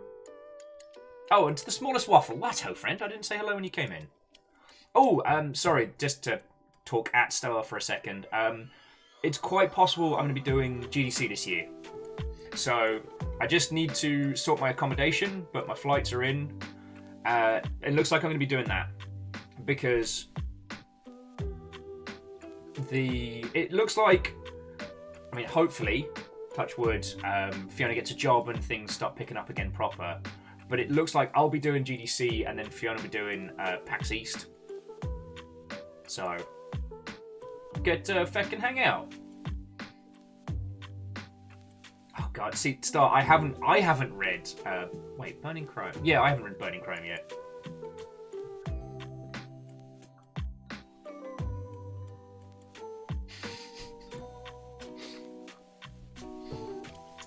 Like, and Laura, props to you for reading Infinite Jest. Like, I couldn't do it. I did read, what is it? Ulysses? The James R. Joyce, which I will stand by and say is the best piece of dyslexic fiction ever written. See, Ulysses is supposedly harder, but Ulysses is written how I think. So it was a breeze, and it's actually a very boring book, but it was really easy going.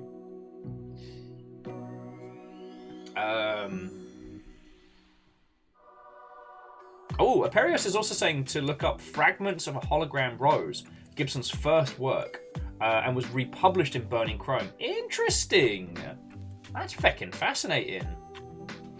Earl's asking, a feeling I might know the answer to this, but Mobile Suit Gundam, Iron-Blooded Orphans, would that be recommended viewing?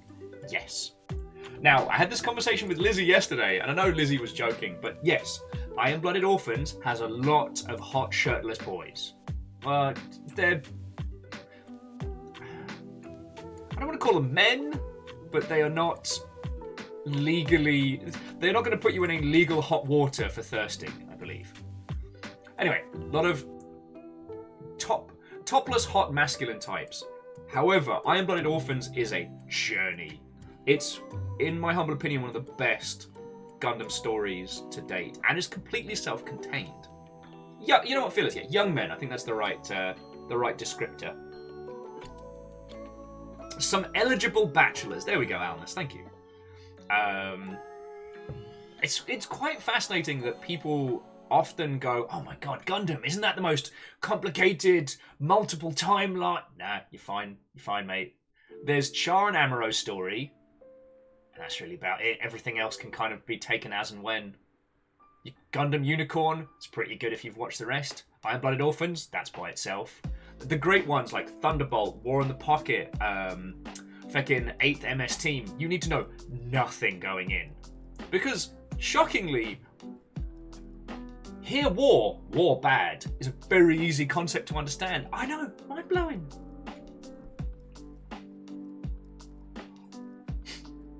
Oh, and Imperios, G Gundam, of course. How did I forget that? G Gundam is one of the best. It is a brilliant masterpiece. Though I'm still trying to find a way to legally rewatch Turner Gundam. The DVDs and Blu-rays vary wildly in price online, and I can't afford it right now. So,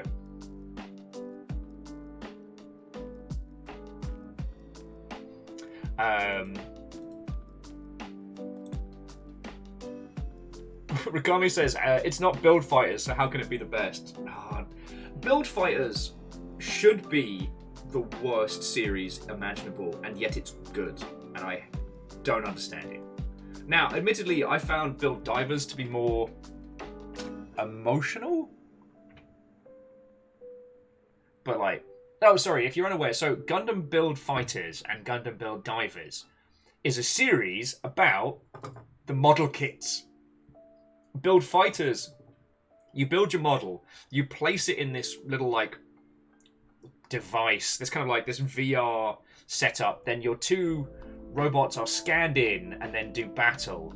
But any damage they take in the fight, they take in real life. And so the whole thing should just be an oversized Gundam commercial. Build Divers is the follow-up where it's that, but it's an MMO. And yet they end up being heartfelt stories with real cool stuff in, and I'm like, wait, no, this is meant to be the trash garbage.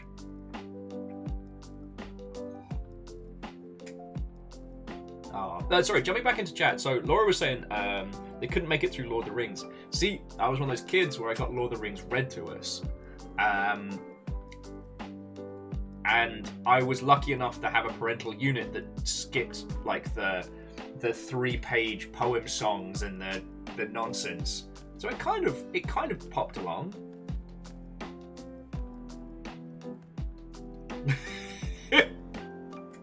Sorry, just Imperio saying, you know these damn anime names. It's hard to tell sometimes if you're taking the piss of their real names, right? There's also Gundam Build Divers Try, whereas Try Build Fighters. I don't even.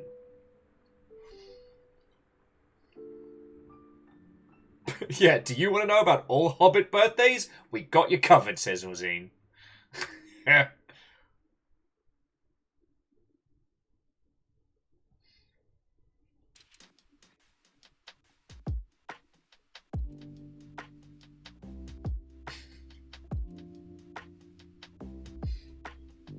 Okie dokie.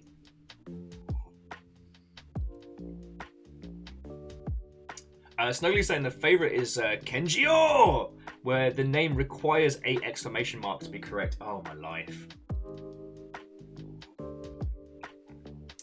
Eel's saying they've read all the Tolkien stuff, including the mixed-up unfinished histories of Middle-earth. Yeah, I didn't realise that one of the Tolkien bestiaries that was very popular, the one that's like all the weird prog rock cover stuff, isn't great. It's like, it's not good. We had that around the house when I was a kid, and so that really confused the shit out of me. But then again, like, I'm a dyslexic numpty. You know, written literature, I have to have a few runs at it to get all of the intended meaning out of it. I love the fact that I live in an age where I can watch people's video breakdowns of some of my favorite literature to understand it better. Aperios is asking, when are you going to be our holy diver? Well, let me answer your question with another question. Have you been down too long in the Midnight Sea?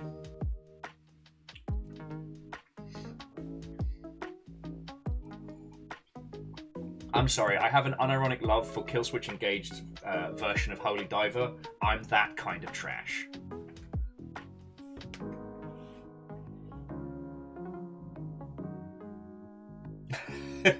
Oh, I remember you saying. Sorry, Laura was saying that they made it into a birthday treat for their boyfriend. That Laura gets drunk and asks Lord of the Rings questions while he shows me the expanded edition. Yes. Mine for Fiona was getting shit-faced and letting her tell me everything that happens in the Expanse books because she had no one else to talk to about it. And I realised if I could get the right level of drunk, I'd forget the plot points. Which I did. And then the last season of The Expanse was amazing! Sorry, bring it back. Oh, that's lovely. Oh, that's lovely. Sorry, Fearless was saying that their dad read him Lord of the Rings, read Fearless and Sister, and he used his light table to make a blow-up of the map of Middle-earth to poster size. Oh, that's feckin' cool.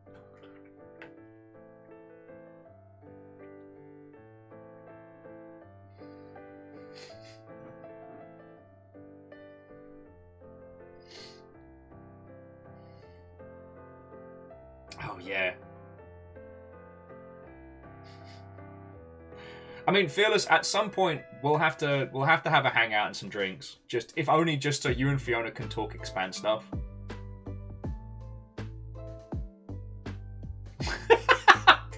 Sorry, I just saw Snuggly's comment on Laura's thing being like, "What's wrong, babe? Aragorn just kicked the helmet and you didn't comment about how Viggo Mortensen broke his toe in that scene." You've barely told me about how many different poems have been cut out by this point. Are you okay? Ah. Oh. So, friends, let me cook up a tweet while we're talking about Tolkien and good times.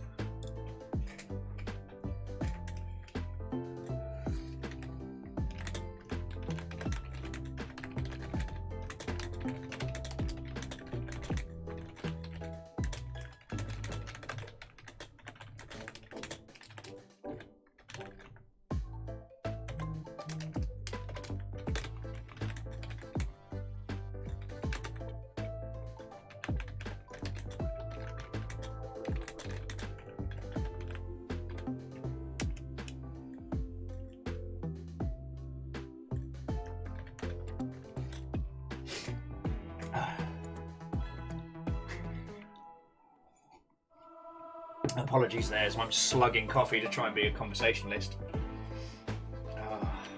But no, it's really interesting talking about these things because the way literature affects other literature is very, very well documented, but we're still learning like which games were the ones that influenced other games. Like going back to the interweaving lore. With video games, it's rare that you need to have a PhD in a bunch of different media to be able to like get into a game. There are a few, like you've got your, I guess the Dissidia series, the Yakuza series. I'm trying to think of a few others. I guess Shin Megami Tensei as a whole, because knowing which ones are interlinked, which ones are standalone, how they affect each other, etc., etc. Like, but for the most part, we don't have that same kind of interconnected. We don't demand that users have that same kind of knowledge. Okay, Jafar James, you're not wrong in the sense that Super Smash Bros. Takes a lot from a bunch of different spaces, but there's nothing you need to know going in. You don't need to know who Pikachu is or who Game & Watch might be. Mr. Game & Watch, sorry, I should use his full name. Does it matter that you know that this one particular level is based on both Metal Gear Solid and Metal Gear Solid 4's return to Shadow Moses? Whereas with the Yakuza series, like, when should you play Yakuza Kanwi? Oh, why do I even try and pronounce Japanese names? I'm always going to butcher them.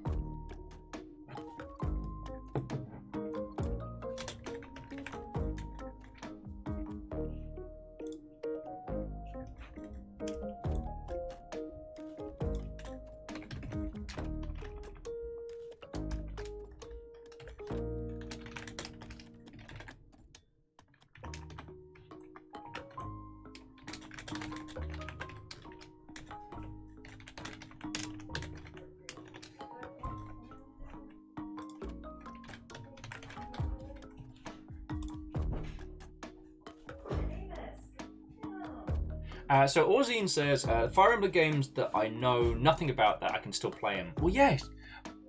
Aside from a couple, most of the Fire Emblem games are standalone, right? And Favor 6, while the Metro games... Well, okay, while reading the books of the Metro series can give you foreknowledge, you don't need to. Like, okay, if you want to watch Doctor Strange and the I fucked everything in the multiverse, you do not technically need to have seen anything else. But you will be very confused going in if you have not seen things leading up to this point, right? If you start playing Metro 2033 right now, you're fine. Hell, even Metro Exodus gives you the grounding you need to just get stuck in. Do you know what I mean? Like, we don't have an interweaved web of narrative in the same way as the MCU in gaming spaces.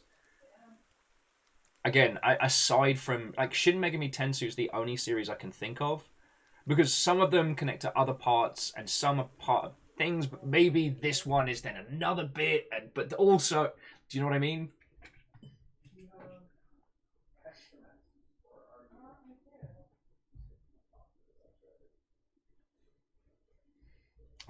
Oh, Snuggly just wanted to say, before we move too far away from the Lord of the Rings stuff, hey, I'm always happy to hear your thoughts on Lord of the Rings.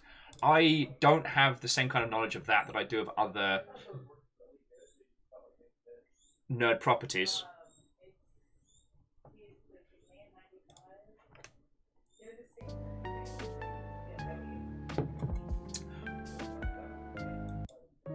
There we go. Sorry, some more jams before we get stuck into video games. I don't know as much about the Lord of the Rings series as other stuff.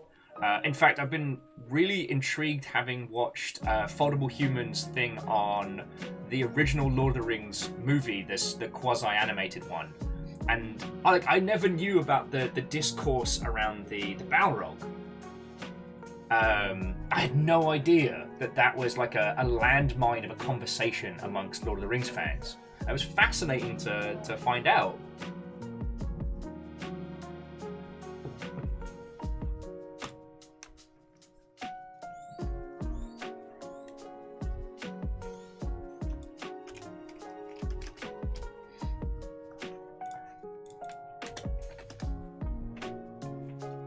Hello! Do you wanna give a wave at some peoples? Are you on a flying visit? Yeah, I'm just a mate. Suddenly, Hello, people. tuna. Hello. I'm just driving by, so. I didn't get to watch the whole stream, but I saw some of the good clips. You got to go build a PC and shit. Yeah, it was kind of funny. It's fucking cool. Also, just some more funny clips. But yeah, I'm just coming in to pay like I'm leaving, so. Okay. I sanitized, so we're good.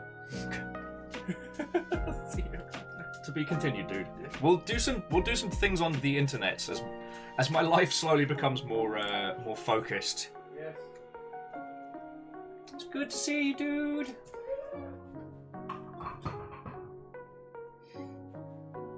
Sorry, where were we, friends?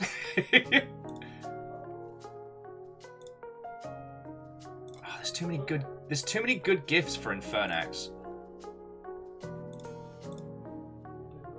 Stop that incessant clicking.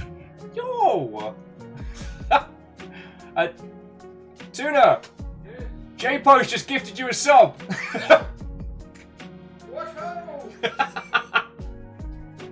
J-Post, that's fucking cool of you. Thank you, mate.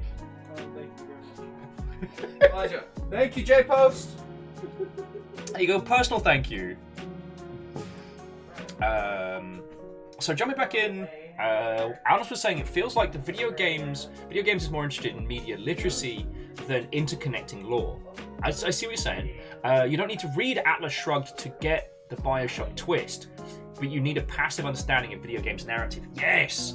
Oh shit, did we just bring the point back around to the Netflix adaptation of BioShock? Beep beep, Mother Hubbards! I promise I was about to say I promise I won't do that again, that was terrible, but then I'd be lying.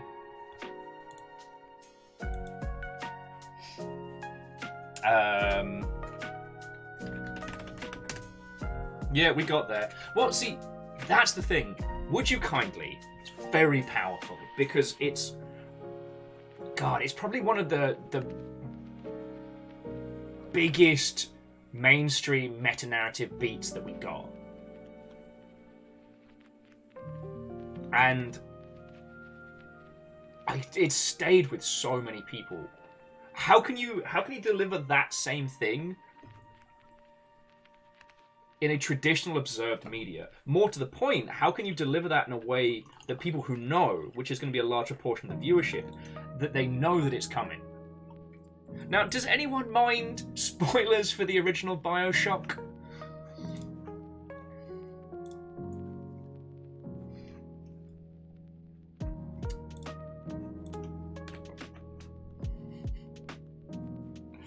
Because it has been out for a very long time.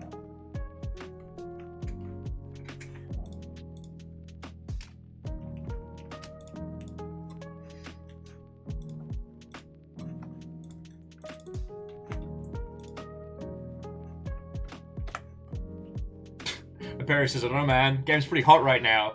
Might make some people upset. You know that BioShock? It's so hot right now. The interesting thing about BioShock was no one is good in that. But everybody takes their ideals to the absolute extreme. However, it does this incredible thing where it uses the mechanics of games, like here is your objective, here's what you have to do, here is your quest, here is your goal, and weaves that into this brilliant point where you realize that you have been stripped of your agency. That whenever someone says, would you kindly, that's when the next objective pops up. When people just make suggestions to you, you can do whatever.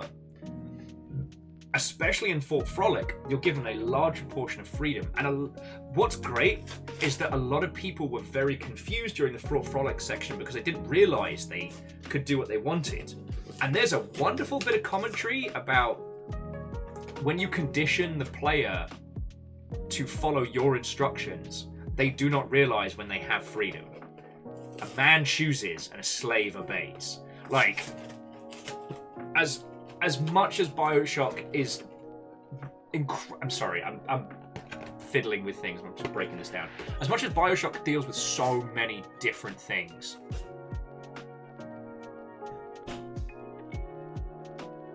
it does a brilliant job of talking about our agency in video games. The fact that Andrew Ryan is prepared to die in the most horrible way to prove his point to you still hits.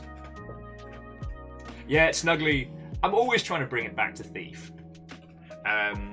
It's actually a weird horror-based Western-style game trying to do some Thief-type stuff, but I haven't had a chance to get into the rotation yet.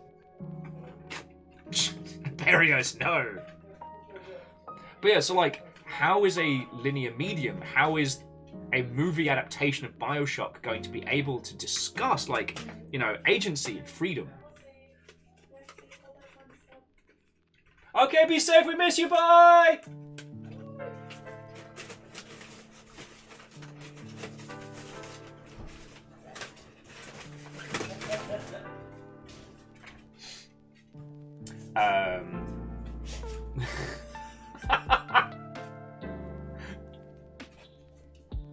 Oh, look! Amos the Destroyer has arrived! Oh no! Infernax will be no match against the great Amos! Oh, he has managed to get himself caught on the cables. Hello, puppy. Hello, puppy. You...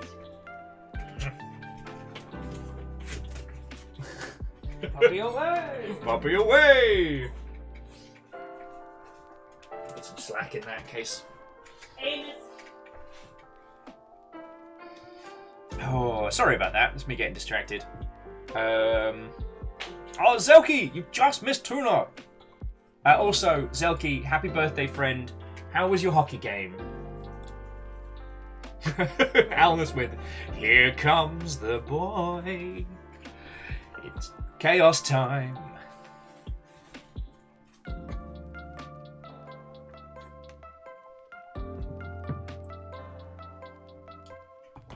Yeah, me? Distracted? Never.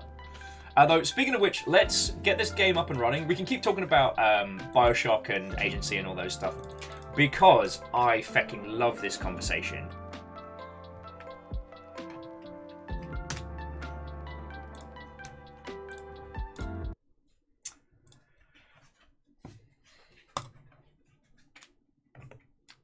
I feckin' love this conversation. I just realised that we've been going for nearly 2 hours and I haven't even started the bloody game. Zelky says hockey was good. Grabbed a big old bag of dicks after. Fiona, everyone keeps talking about dicks today. You're making me want hamburgers. And I need to not be spending money.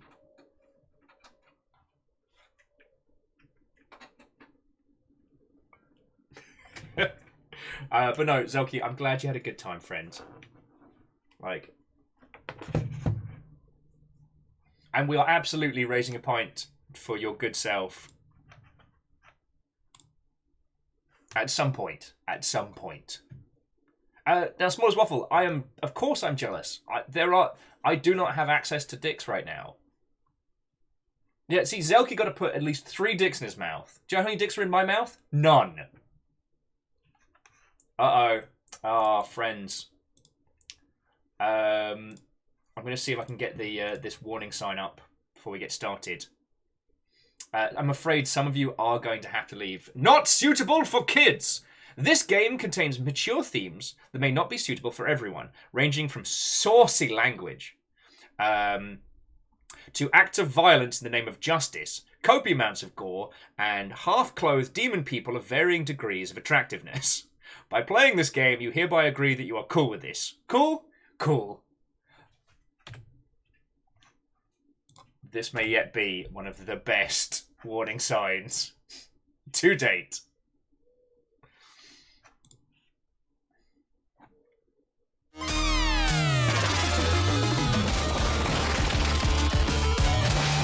Everything's incredibly metal!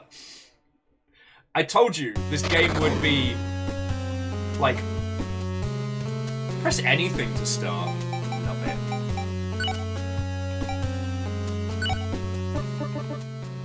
How's that? I'm gonna go one more. Like, friends, when I told you this game is like an unironic Stongbad skit, I was not joking. Yeah, 8-bit and red all over. I'm gonna natter for a second, just so let me know how the audio levels are.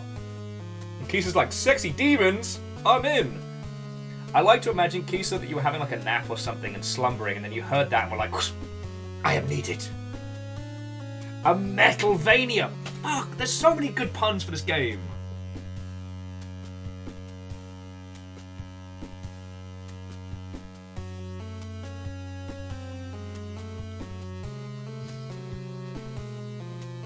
Yeah, the sexy demon alarm went off, which is an important alarm to have in one's house. And let me tell you, if that's going off more than the fire alarm, you're living good.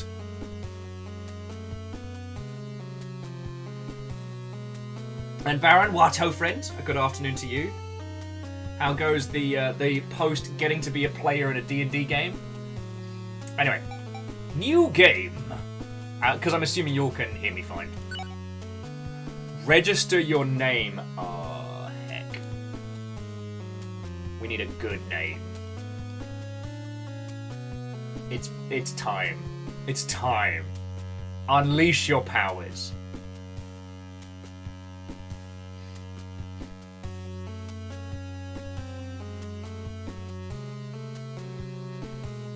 Oh, Snuggly was just saying they played the full-length Sucker for Love yesterday, so it's been back-to-back sexy demons. Oh, okay, Bophades is definitely up there. Bophades being one of my favourite Greek philosophers.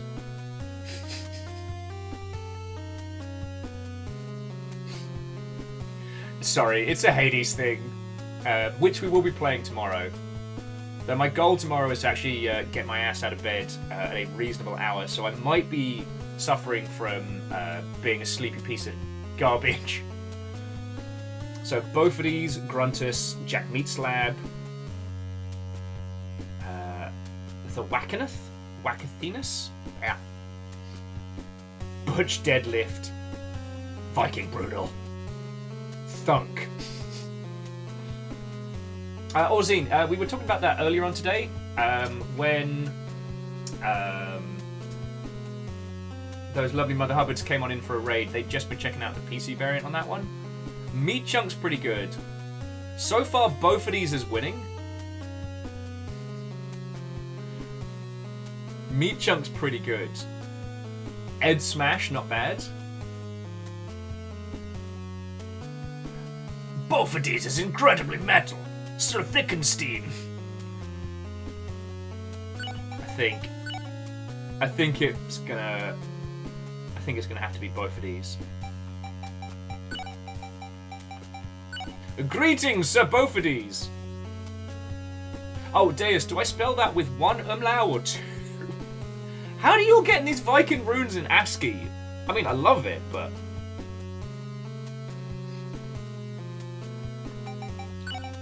Sir Bofidis of the Empire! See, it works. If I can spell it right.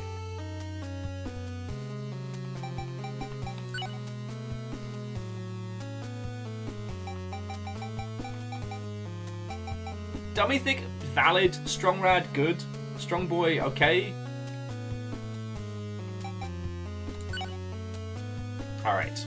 Classic mode, intended difficulty. For experienced players, can be changed to casual at any point. And there we go. Let's feckin' go! The young Duke Bofidis, tired of the violent crusades, finally returns home.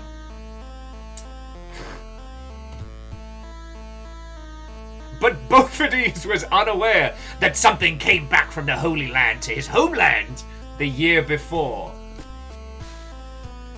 Curses Lord Bofidis!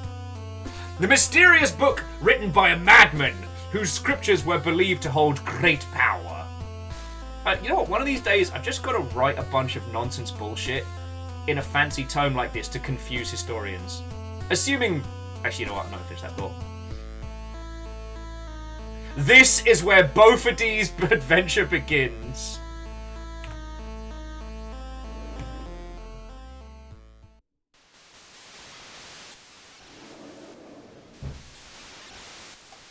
Fiona, wish you hear tale of the great knight Bofidis.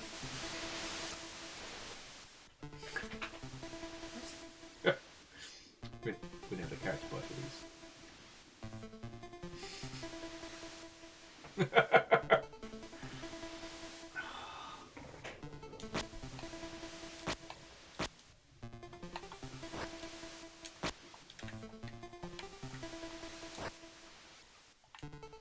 Sailor says, "Phew! That was a long trip, my lord!" Oi! You'll drown if you fall in the water! I'd count the armour! You're not the boss of me! Did you hear me? I said you will die if you fall in there. I'm a knight of the realm! Fuck your couch! You want to tell me how you expect to swim while wearing 40 pounds of armour? With great difficulty. That's the way we came! Why don't you go left and continue the adventure? Well, now I'm going to keep trying. Why the hell would you want to go that way? You're just going to ignore me, right? Aren't you tired of this joke yet? No! Yes, Squire Bowlcut. You know what? Fine. Go die in there. I don't even care anymore. Have fun drowning.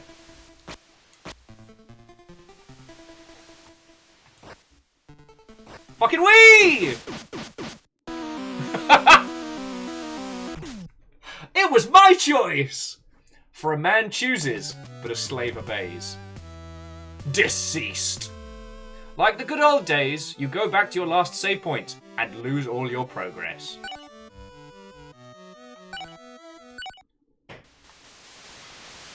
Now, what I'm going to do is I'm going to set him off so he leaves. And then I'm going to keep going.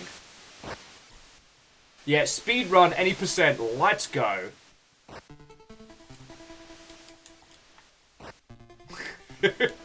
Curse you, Squire Ballcut.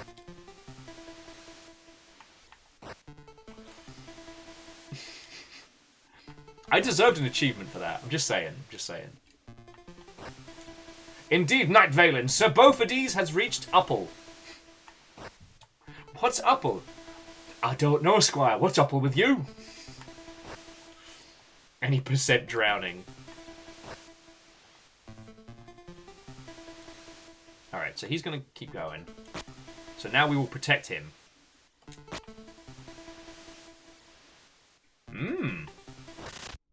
Crows. Le gasp.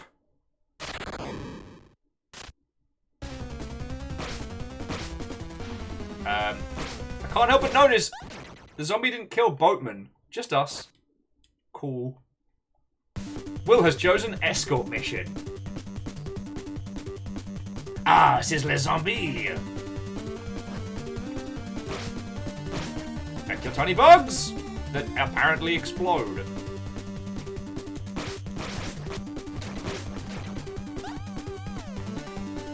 Locked. My God. Metal Gear. Yeah, apparently, like, zombies don't really care too much about Squire Bolcart. Perhaps Squire Bolcart is experienced in dealing with these undead menace. We do have respawning baddies. Hehe. Joke's on you, video game. If you want to be old school, I'm gonna grind old school.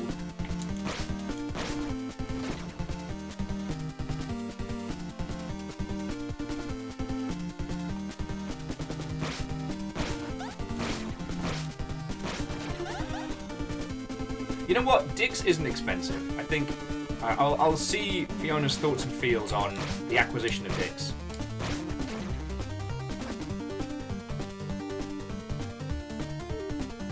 Oh, hang on, I want to see what happens. Oh, never mind. I wanted to see if I could chuck that guy in the water. Ah! Squire Bolcart! Kill me! Alright, so what are we going to do? We're going to help him or slay him? Now, this is where we need to start thinking about the path of Sir Beaufordes. I think Sir Beaufordes is an asshole, and I think he's just going to do murders. But the guy did say, kill me. He was very specific. Oh yeah, and Snuggly, he is getting progressively, like, stickier. Oh, Baron Watto, welcome back. Snuggly says not sure what we could possibly do to help. Or slay. Killing is helping in the Beaufordes way. Ah! Sir Beaufordes!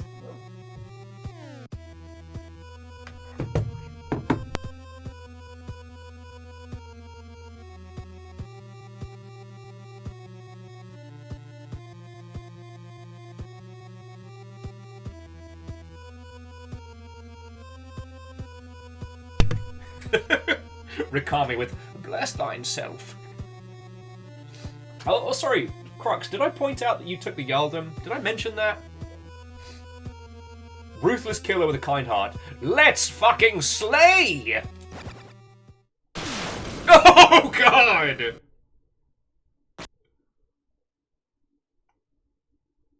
Both of these with, may they be mercy when my time comes. The lolly-lulay-low.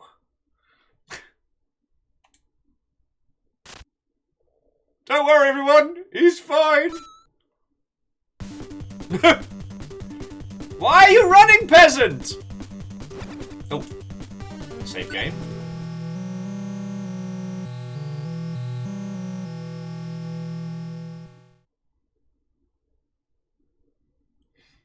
Oh, Olchazini says if we'd helped him, he turns into a big monster. Ah. The prayers quell the pain of battle. What are upgrades? More punch-in, more health, more mana. So if I wanted to, I could just go grind.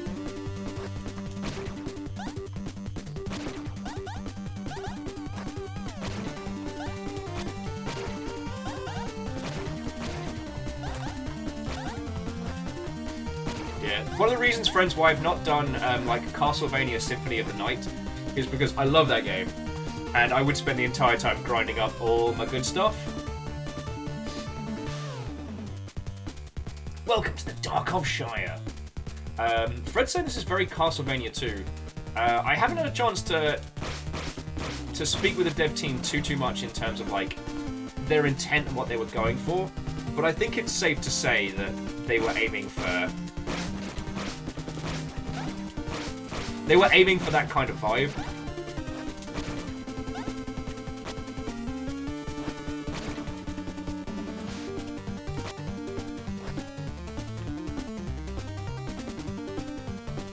Thohan Passage. Okay, that sounds like a Gundam name. Ooh, money! Ah, see, later on we'll get a double jump or something here.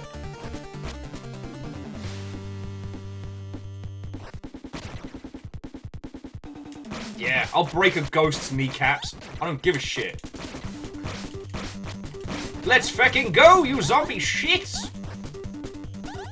This is also a lot more forgiving than. Do you remember the Devolver bootleg game that was?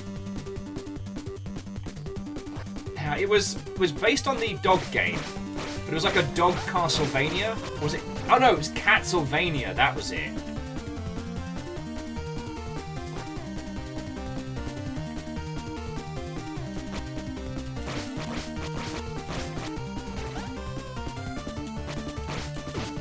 Heck, you're jumping nonsense, you little bastard! No!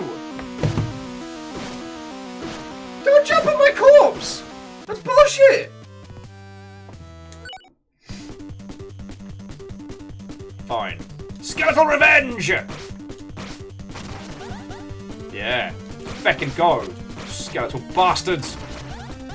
Like I said, one of the reasons why I probably wouldn't stream Symphony of the Night with your lovely selves is because I wouldn't be able to chill. Yeah, Fred, the old school difficulty curve. I just learned where I wasn't supposed to go by getting my shit stomped in. Literally. Sorry, Alanis, when teabagging becomes a little extreme. That went poorly. It did. And Vanderbeach, thank you for the 200, friend. The prayers quell the pain of battle. I haven't decided on Beaufort's voice yet. Now it's time to break some Terrarian eyeballs. The last round of Terrarian eyeballs gives way more gold. These eyeballs are stingy. Nothing worse than stingy eyeballs, am I right? I think we need 700 to be able to hit harder.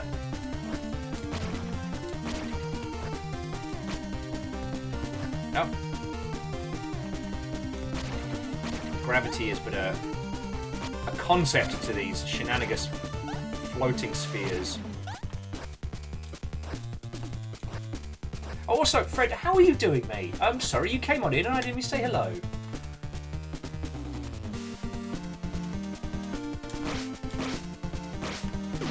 Ow. Oh, okay, these skeletons hit too.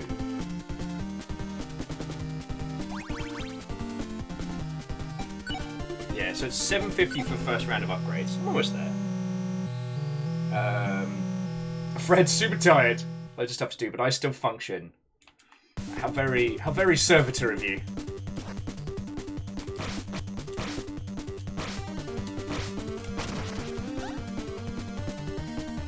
I just want to be able to punch things harder. Health be damned.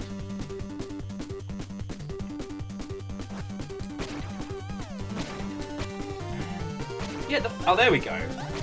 Some of these eyeballs actually have lunch money now.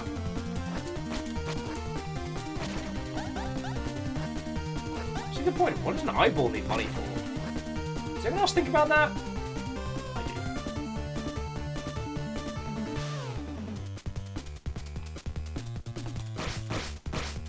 Oh! Can't back up from here, can we?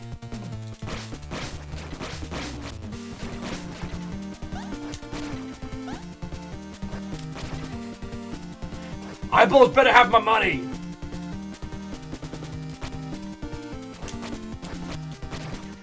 You know what? That does make it. Baron, you do make a good point. That the money could be a component to summoning said eyeballs.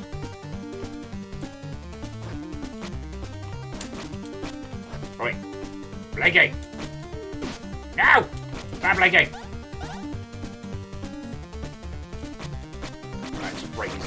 break the kneecaps of a ghost. Just a standard Tuesday, really.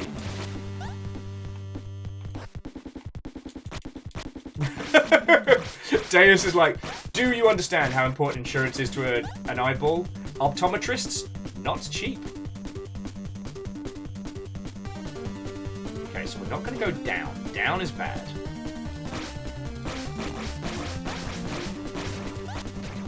Yeah, and now we've got enough to break something's... break me's even harder.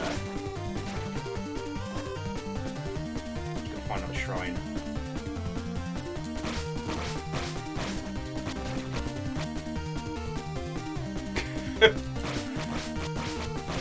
Fred's just making sure that I'm not going to restart my character's potential bug juice addiction. Sir Bophades the Chaste does not partake of the bug juice.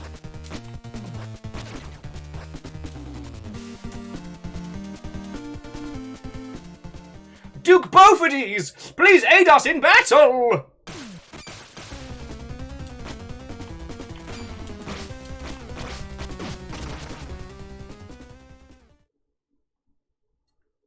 Welcome home, sire! Open the gate for Duke Bophades!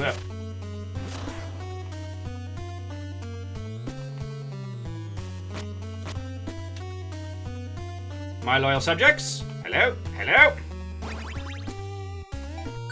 Yep, time to punch harder.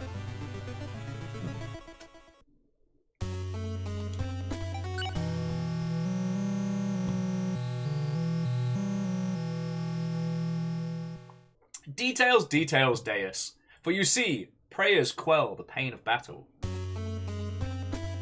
And that's a good point. Like, Rikami, I'm using an iron mace, and they're already at diamond swords. Bullshit, both of these fists. Locked. Also locked. Any news from the east, my lord? Message for you, sir. Also locked. Let's go back and talk to some of my other... no worries, Fred. Lord Bophades, your presence brings me courage. Have you met Sir Trancred? Never have I seen so fair a knight. I'm right the fuck here. But he seems to have gone. Make your ghosts! Murder ghosts get paid.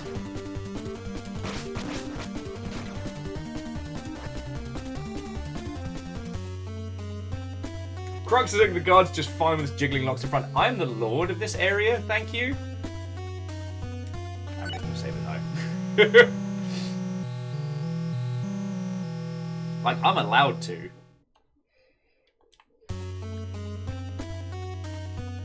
I have renewed courage in Bophades.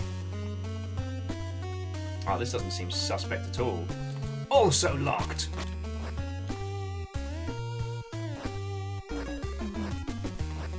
I wonder if we'll find Mr. Boatman later. I wonder if he made it this far. Unholy noises are carried in the winds tonight. Inn's locked. The Eyeball Palace is locked. Oh, man. Oh, fuck me running.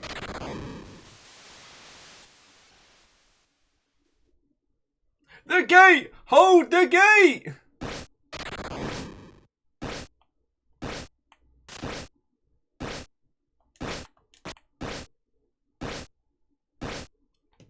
This is bad.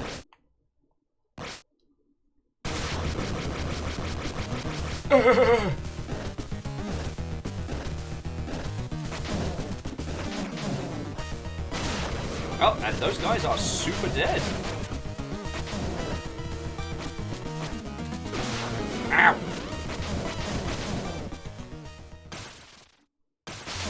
Oh god! Oh, it's all... Oh! Problem solved! The village is saved! So many people are dead and I am covered in vomit. Thank the heavens you're safe. Apparently I'm Obi-Wan Kenobi. Father Henry, what has happened here? Thanks to you, Darstop is safe. For now.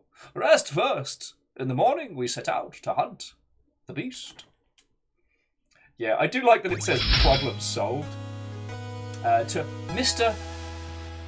Crazy, or I should say Crazy. Thank you for the follow, sorry. This game is glorious and I have the sillies about me. Lord Beauforties, you're awake. We've found the monster's trial. Come, follow us at once, when you are ready. Alright. Oh, it's Saboka. They'll sure keep his name aloud. Alright. Yo!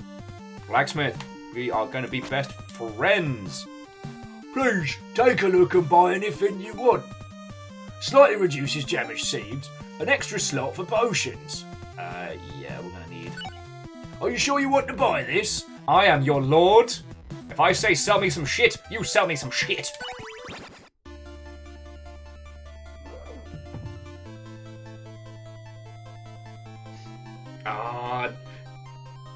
Sign me up for this kind of glorious nonsense. Ba-na-na-na-na-na-na-na.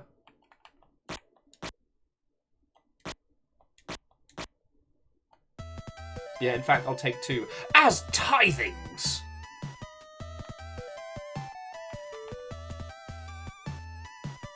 Guinevere. My husband has gone mad since he came back from Kajanto Peak. Will you please help him? Fuck off. I am your king. No, I'll have a look out for him. Oh, thank you, my lord. He's in the house underground, just outside. By help him, you mean, you know, bonk? I'm on level with you. If the problem is resolved by mace to the face...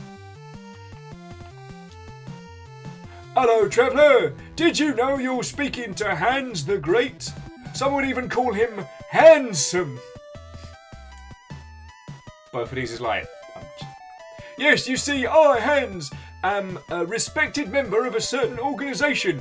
It's kind of a secret. Sir, I've said no 2 words to you. You're just telling me this. I can tell you're impressed. If you want to attempt to gain my prestige, meet in the Tohan Passage. Hello, traveller! No. I just wanted to hit you with my mace. Curses, my attempt at violence have resulted in more conversation.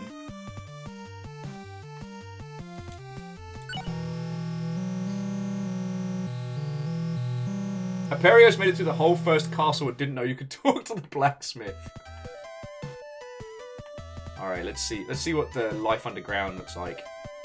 No full damage.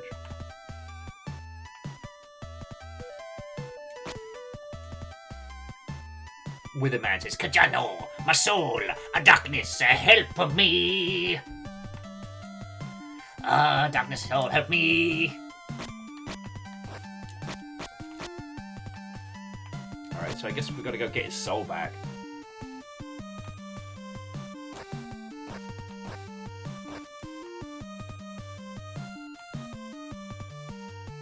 Ah, yes.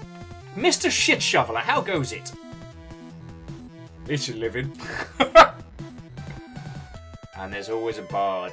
My song's the finest in all of Upple. What's Upple? I don't know. What's Upple with you? It's the national joke of Upple. I mean, personally, if I got to name a nation, I would do it something that was either a shite pun or would allow for infinite shite puns. Greetings, my lord. So glad to see you've returned, says Greta. It's Jeff. I'm supposed to travel to Arcus for work, but the roads are too dangerous.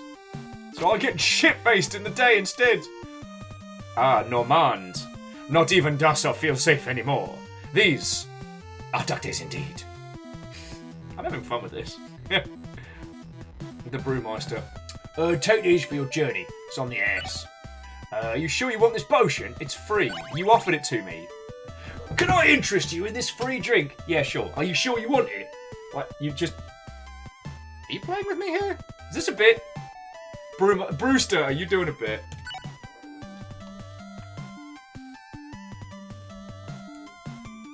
Lord, an unholy skeleton is haunting my father's grave. I beg of you, destroy this abomination. Alright.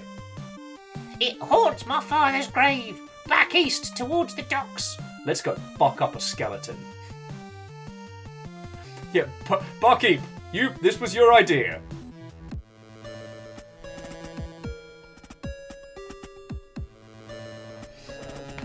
Would you like to learn a spell? Buy a trinket, perhaps. We can learn how to cast shield or permanently increase extra life by 1. We need some cash. Probably shouldn't have spaffed my money. We'll go check out the keep as well before we go break some skeletal faces. Oh, so that's outside. Alright, so that's further in. Alright.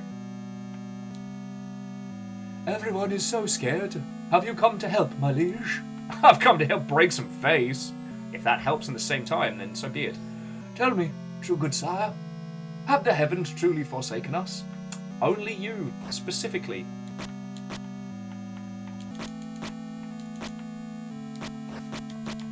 I'll break your book. I don't give a shit. I'll break your book.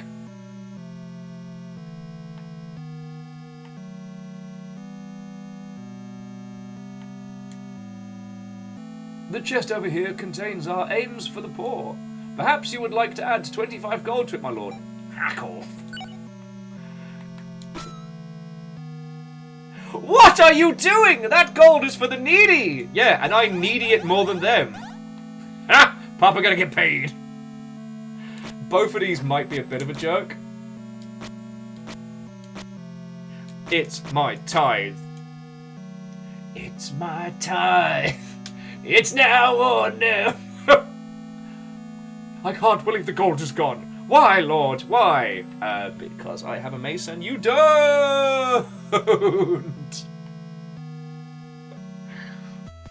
Right, let's hit the pub. Any news from the east, my lord? Where's this? Sergeant. I was once a farmer, before my land was ransacked by monsters. I want only to return, my lord. If I give you the key to the barn, can you remove the monster lurking in there for me, please? Sure. My deepest thanks to you. My farm is just past Valeshire Keep. Can't miss it. New quest.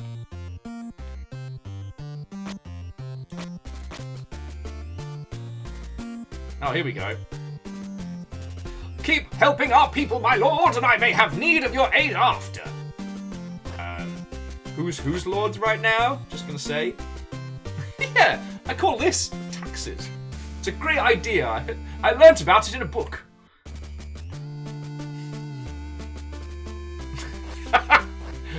Alnis says that both of these is a disgrace to the name of his noble father, Ligma. Died of strange affliction. I've heard that brigands are troubling the roads outside of Darstov. Can you help? Okay, question. Does it involve doing a murder? If yes, I certainly can. Bandits were last seen at the Valeshire Bridge, mostly after dark. You can deal with it. The roads will be safer again. I'm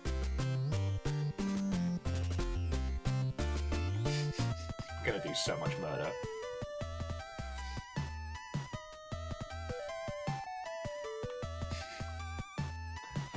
So I guess to both Aperios and peeps that play this already, like, how far in did you all get? Because so far this game's very content to do like small scale freedom of movement.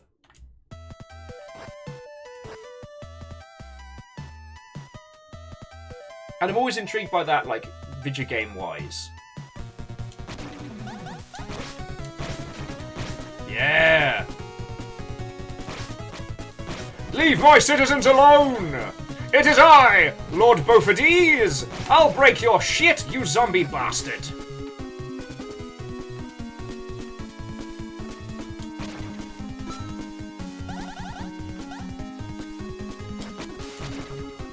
Yeah, I know your game now, you jumping bastard! Ha-ha! Eat shit! I've got chainmail and no sense of responsibility.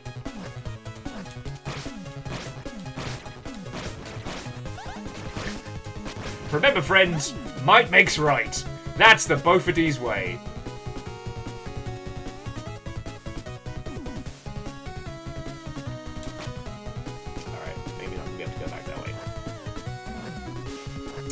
Perios did the Gold Castle and don't spawn anything. That's all good. JP, how you doing? Have we just started Infernax? I feel like we've begun it, certainly. Bam.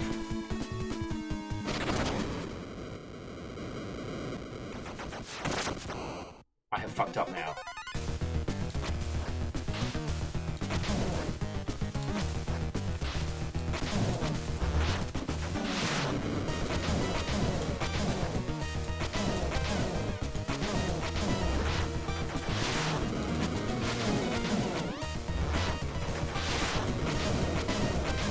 Yeah! First time every time! First time every time. First time every time. Quest of the day, kill the grave haunting skeleton! Yeah. Turn to the innkeeper. Innkeeper Josephine.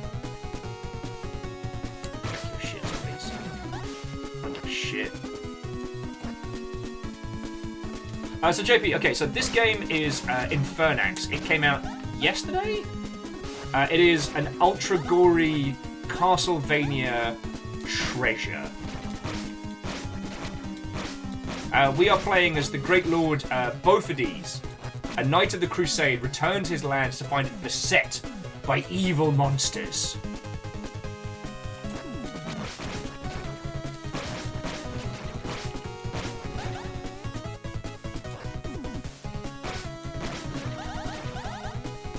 Getting paid as well.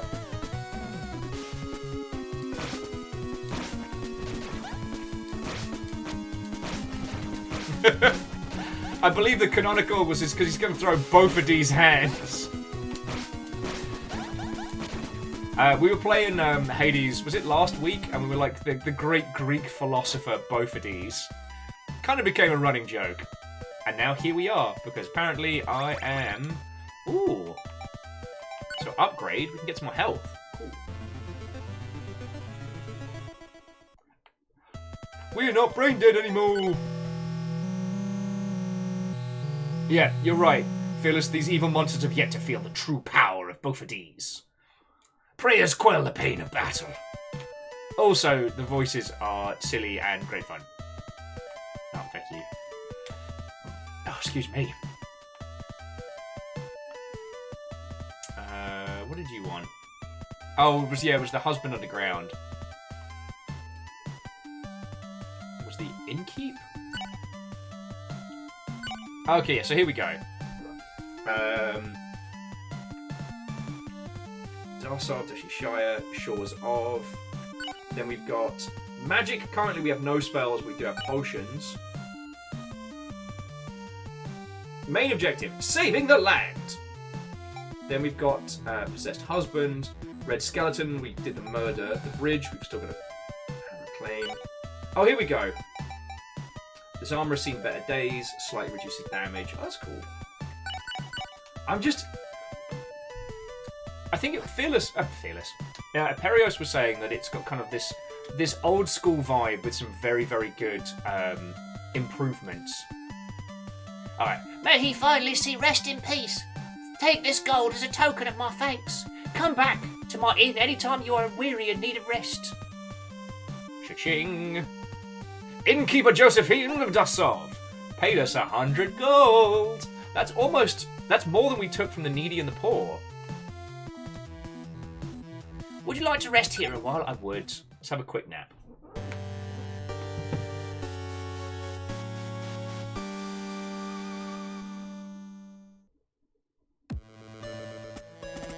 Wait, can we switch between day and night?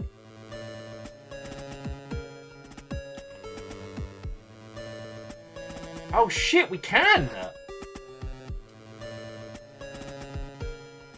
I want to explore where we've just been, because we can absolutely get. We'll see if there's a difference between like day and night cycle stuff. Oh, damn it! Everyone talking about dicks.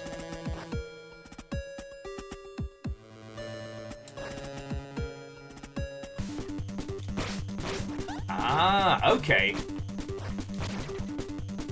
So now we get ghosts rather than zombies. Interesting.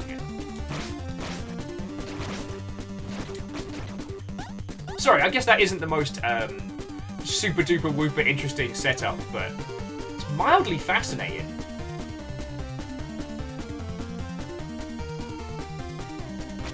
Yeah, but Rikami, I've been thinking about dicks, and that's the problem. When you've got dicks on the brain, it requires a lot of focus to not think about it, you know? And Lord Beaufort's, while engaging, is not enough to distract me from dicks. Lathy, did I say hello when you came in?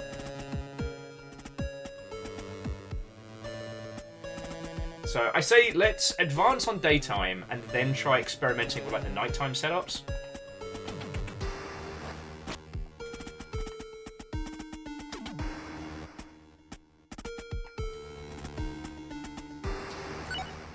Alrighty.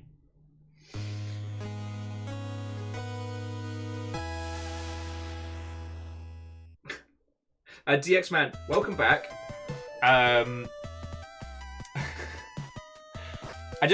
DX Man was asking if I played Vampire Survivors yet.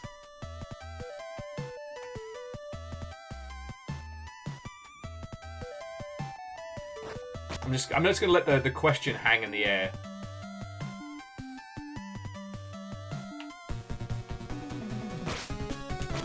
Oh, okay. I'm gonna follow the purple goop.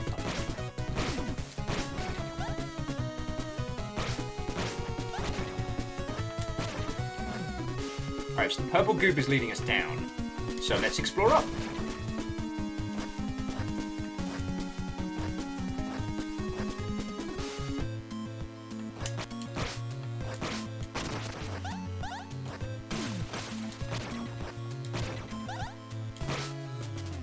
Oh, you axe-throwing bastard. No, Sir Knight! You have been slain! I will say though, friends, if you haven't had the chance to have a crack at Vampire Survivors, I do thoroughly recommend it. It's very cathartic, and it's a very, very good example of like the kind of the less is more philosophy. I know I've chatted with Saglin about this a lot, but personally I feel that, especially when it comes to the idle game space, there's still lots that can be done creatively. Like, I've chatted with a few friends over the years about trying to do idle game projects that have more game to them. And so far, like, nothing's come of it, but I haven't lost the interest in that concept, you know what I mean?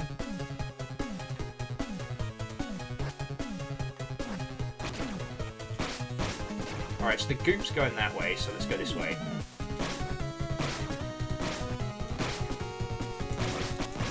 Oh, those jumpers are... bastard. Have at thee, brick! Bastards.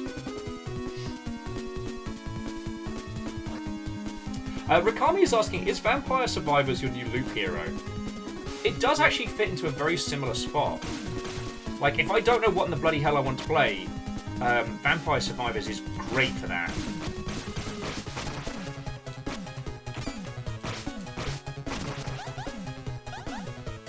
Okay, and we can use the shield to block range stuff. Interesting.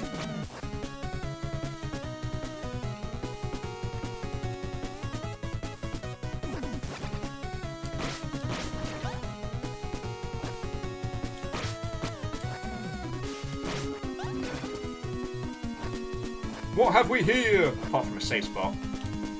Man, we got loads of cash. I'm gonna buy so many spells. So DX was saying, it's a good example of simple mechanics allowing for more complex strategies to emerge. Again, sorry I keep referencing Polygon videos. Valeshire Keep. Oh, I'm not allowed in. Fuck you, game. Keeping me out. Lord Beaufort will have his revenge! Now, the things that are interesting about Vampire Survivors, that how it uses a lot of idle game mechanics with a very limited inputs from the user that still create an incredibly engaging experience. And Polygon's video was about basically embracing the power creep and how in multiplayer or competitive titles, we spend a lot of time avoiding power creep. Because to drastically unbalance a multiplayer title, you're gonna have a bad time.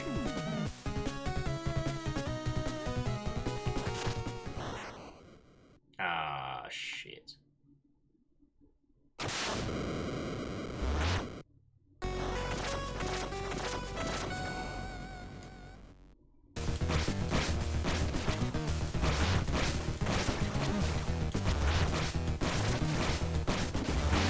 Ah, this is fine.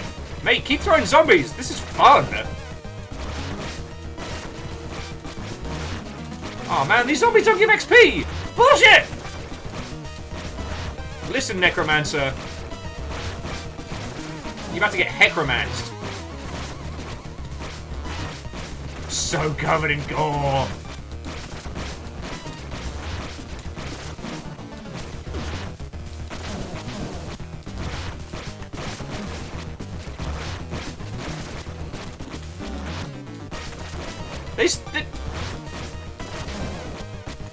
Feck you. Feck your zombie nonsense.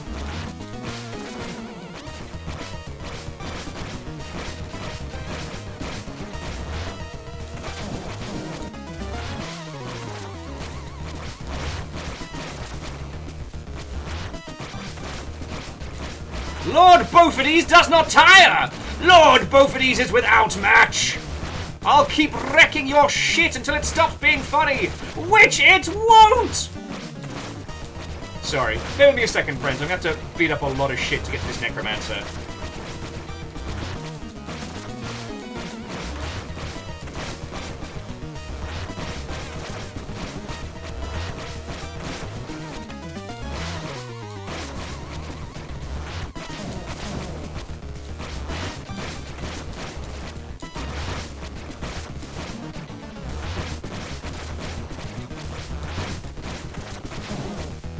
God darn it! Why won't you die?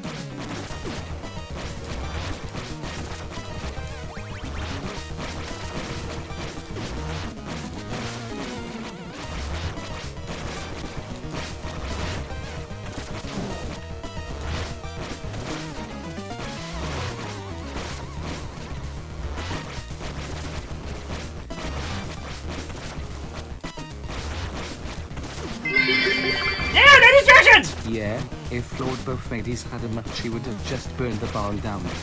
Yes. Lord Beaufortese, why are you starting a fire? Frickin' die already!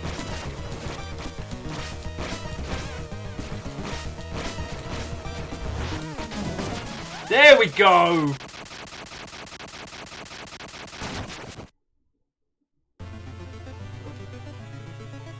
Justice prevails! Now give me a fucking torch!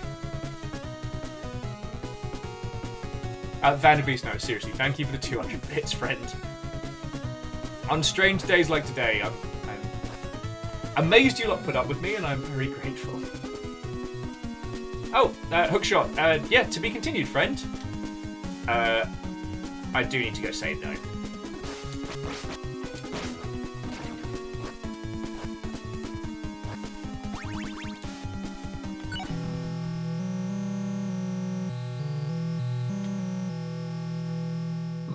Oh, excuse me. The prayers quell the pain of battle.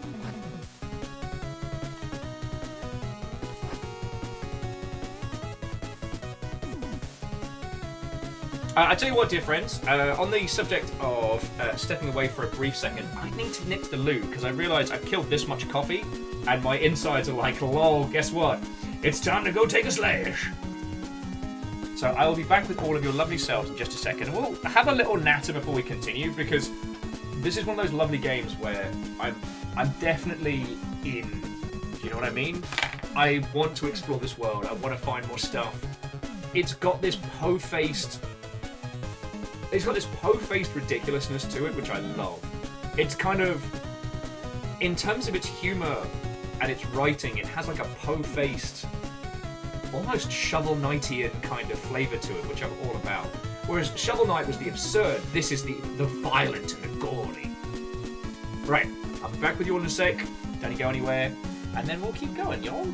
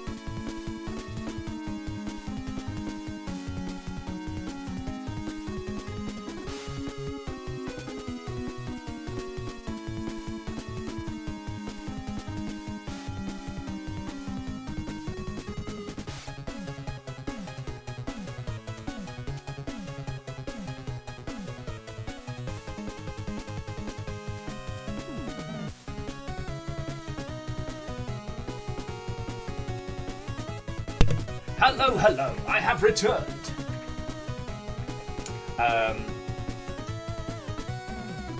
I have decided to be a great big spender today. Fiona and I are going to get Dick's hamburgers. I don't know, I just got burger cravings today and then people mention them.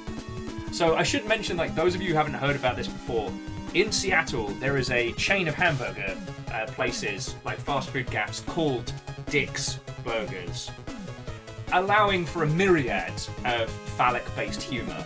But the thing is, the burgers are good, so yes, it is legit to tell someone in the greater Seattle region to go eat a bag of Dick's. That's not a threat, that's a good time. Which, again, depending on one's preclusivities, it also is a good time, but you know what I'm saying. Oh, Crux says that Lord Beaufort's just beat the game while I was away. Ah, so he finished it and then just came back. Yeah, I should have known.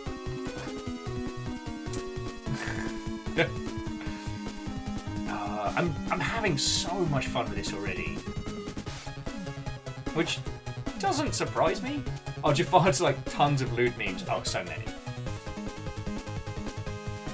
But also, alongside being tasty burgers, the other thing that Dick's are known for is like treating their employees really good. So, like, you know, not a lot of fast food places treat their people good.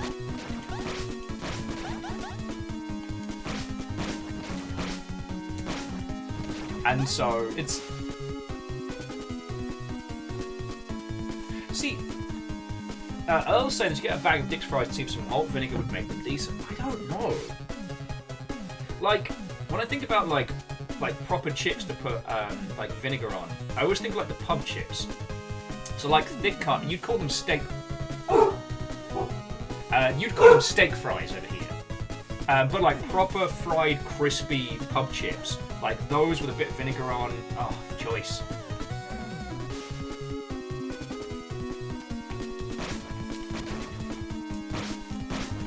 But like, Dick's fries are at their best when they're like super duper fresh good.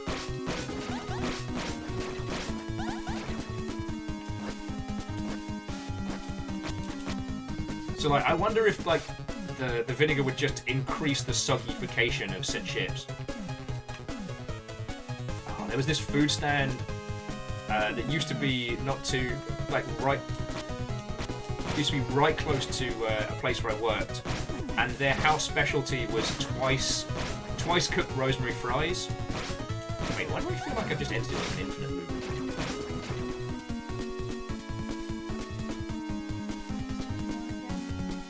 No, the Dick's. Are members of your characters I'm gonna and go club for just called both 2 Lady deluxe Nuts? fries, please. 3 deluxe is gluttony. Vanderbeest. Vanderbeest asking if I'm a fan of this character's fan club. Both of these nuts. An excellent group, I might add.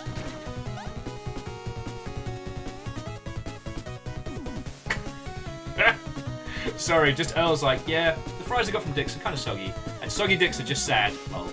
But soggy and sour? Might just be able to cancel it out. No. No one wants soggy sour Dick's. God, yeah, I'm hungry now. River defending the house. River,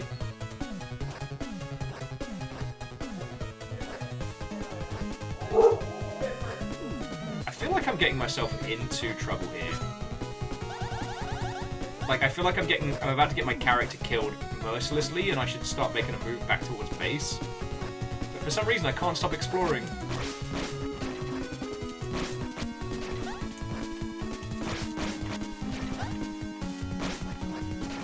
Haha, squished a bug.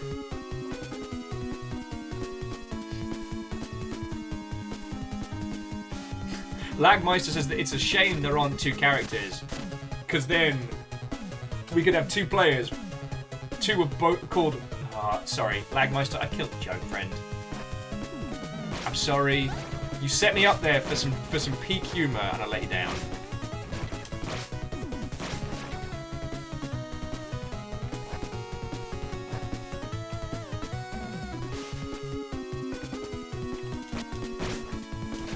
I'm also definitely in the all you can upgrade is strength category when we're playing this. What the blacksmith got for us? Because we are rolling in cash, only some of it stolen from the poor.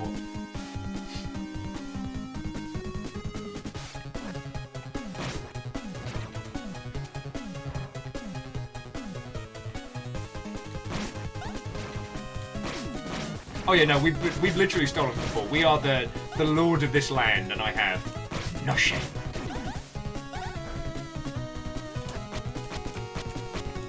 I honestly think I should start making a move back, though. Oh, great. Wizards. Not these jerks again. Greetings, knight. I am Robert. It is a pleasure to meet you. Would you care to join our revelry? Arthur Henry, that insufferable fool. Someone should teach him a lesson. Possibly in mathematics. Let's destroy that precious holy tome of his. What do you say? Do we wanna bash some holy tomes? How are we feeling? We'll put this up to a group decision. If I alt tab, yeah. See, if I alt tab, it does kill the music, but I can set us up a little. New poll.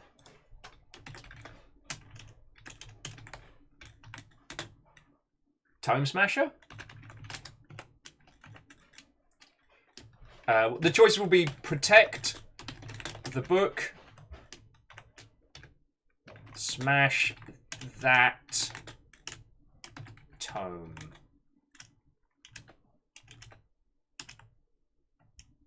I don't remember how to spell tome. All right, so we'll put a nice little 3-minute vote up. You can decide if we're going to do evil or not. That's right, I'm outsourcing my decision-making process. Ah. Yeah, tome. It's a big book. It's like a big fancy book what smart people use.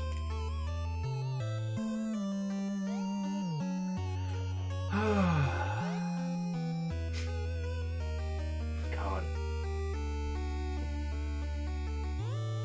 I mean, none of you need me to say this, but I think one of the things that is fascinating about how, especially the indie space works in video games. City's voice, thank you kindly for the follow. Again, I don't think anyone outside the UK is going to get that, but it did make me laugh.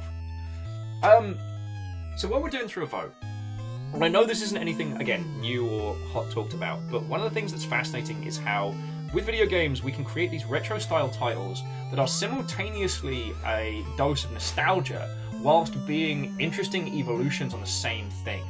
You don't need to have played Zelda 2 or Castlevania to get this game, but if you have, the manner in which it unfolds is interesting.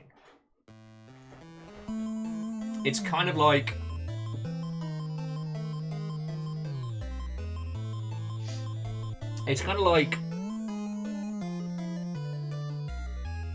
this weird blend of homage and reverence with which we hold old titles. The language with which we look at the seminal works of our industry, of our art form, are so much different than others. And I kind of find that fascinating. Like, someone asked me the other day, like, what is the Wilhelm scream of video games? And I've been thinking about that a lot. I don't have an answer. We're all aware of what the Wilhelm scream is, right? Okay, just on the off chance that somebody watching hasn't heard the term. So the Wilhelm scream was an old, I believe it came from a cowboy movie years back in old Hollywood. Just the sound of a guy falling off a horse. And it was used kind of as an in-joke in multiple movies to this day. Caffeine, thank you for throwing the Wikipedia article. If you want to go on a deep dive in that, have a look, but be warned, you will lose some of your day if you weren't aware of this. And I don't know, it just kind of became the done thing of sneaking a Wilhelm scream into your movie. And I think about the kind of language that we use in video games and those constant. Alnus is saying that potentially it's the coin jingle, and Fearless is putting forward perhaps the Doom-style pneumatic door sound. Oh, god darn it! 50-50! These guys are shifty. Do you want to destroy a holy tome? Alright, feck it, I guess I have to. Let's do violence on books! Caffeine says don't destroy books. Alright. As you all voted equally.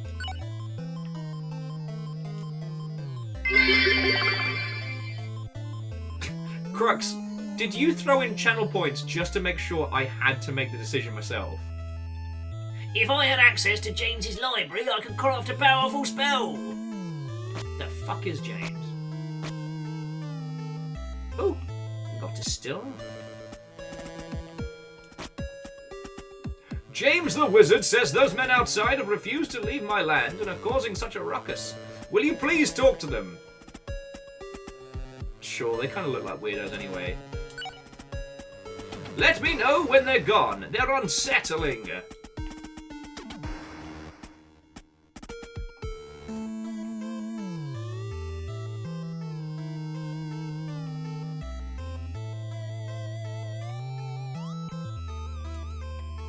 What can I do for you? You can't be here. Yeah, my men need some rest. Once we finish our drinks, we're gone.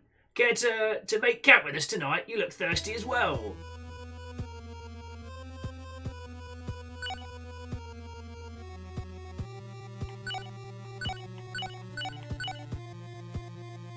Talking about poor life choices. Oh, sorry, and Crux and Vanderbeest, thank you for throwing in... Crux, thank you for the 100 bits. Your Yalden currently still stands, and Vanderbeest, thank you for filling the pint glass.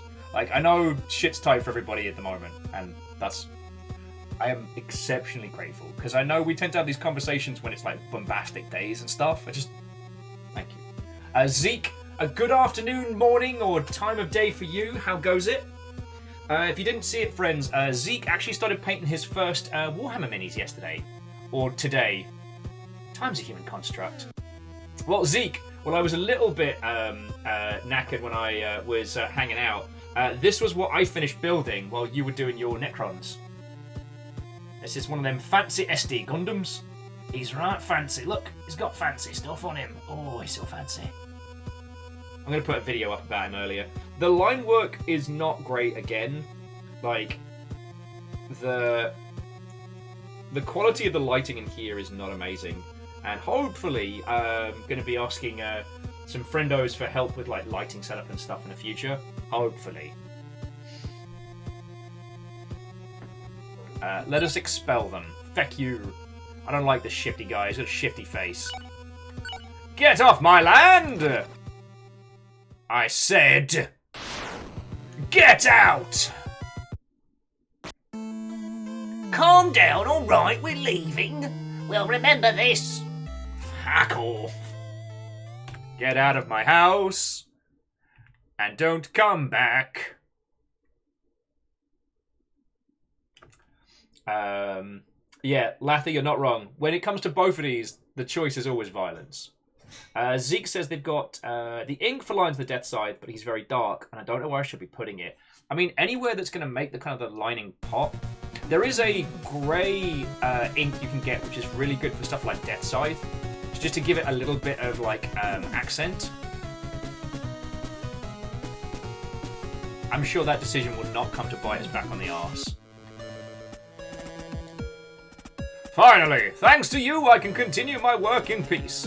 Now that I can focus, I've completed the spell. You can have it for a price. I just saved your ass, and I'm your... Alright. Heal. Replenish your health. That sounds like a spell that I need. Yeah, I'll learn a spell.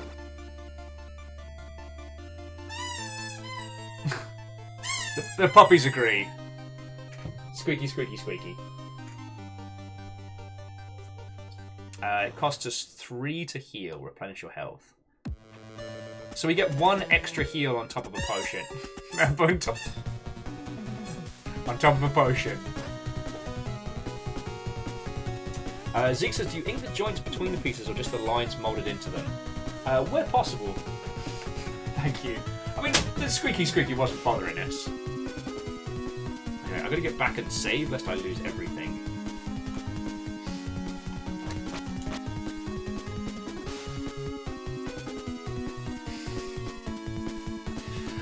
So Zeke, it really depends on the mini. For Barbatus and some of the ones that have like an internal skeleton, I will do details on the skelly. Heal, spell component, 1 puppy toy squeaker. Pulled freshly from its toy. It's a price I'm willing to pay. Beast, thank you for the 200, friend.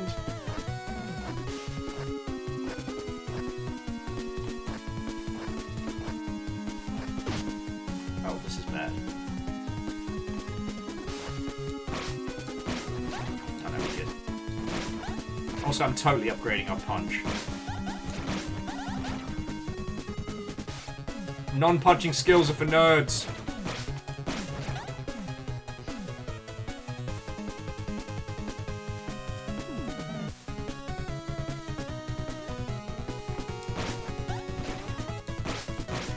Always break the knees. Oh, so here's a complete random aside. So firstly, Zeke, yeah, on certain Gundams where they have like detail on the internal structure, I'll do like additional pieces on that, but not usually too much. You never, with some designs, you never know which parts are going to be fully visible, especially when posing. So I tend to go a bit more ham than most people. I did like Crux saying, I don't see what's the big deal with painting minifigures. Just load up a big roller with some good outdoor paint and you're done in seconds. Just blah, blah, blah, blah, blah, blah, blah. Space Marines, done. As a kid, Crux, what I used to do was buy minis from kids that couldn't paint, paint strip them and sell them for a profit.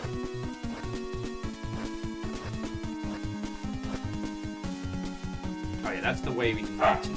Alright. Orzine's right, paintball gun. Fun, fast, quick.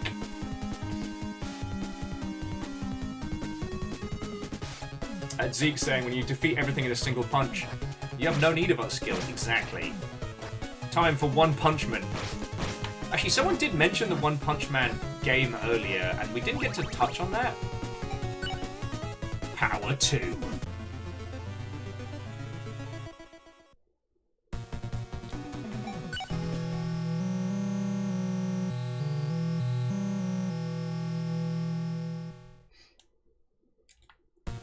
Both of these the violent. Kinda like it. Oh no, oh darn it, dropped out of my head. Talk about paint minis, choosing violence, puppy toy squeaker. No, whatever it was I was about to say, friends, completely dropped out of my head. It is I, Sir Dingleberry the Forgetful. Father Henry, we've tracked the wretched creature to the citadel! Forward then! Avenge our fallen!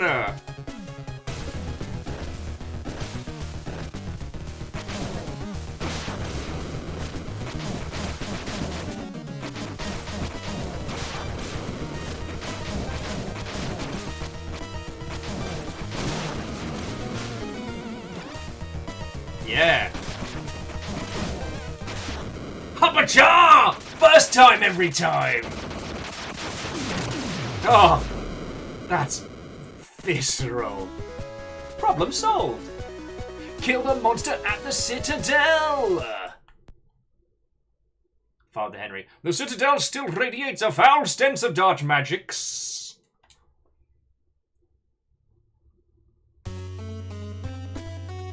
Wait, are we doing like reverse Mario and the 6 golden coins here?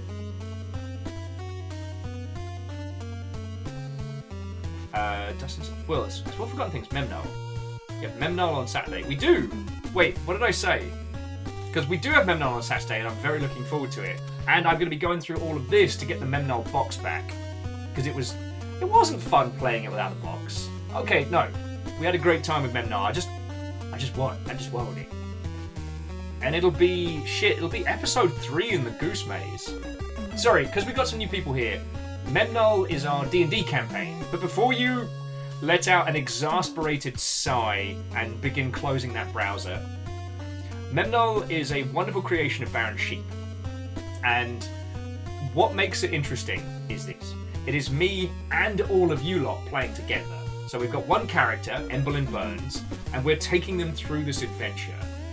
At the moment, we're kind of stuck in like a maze, like an ever-shifting creation, and it's fucking cool.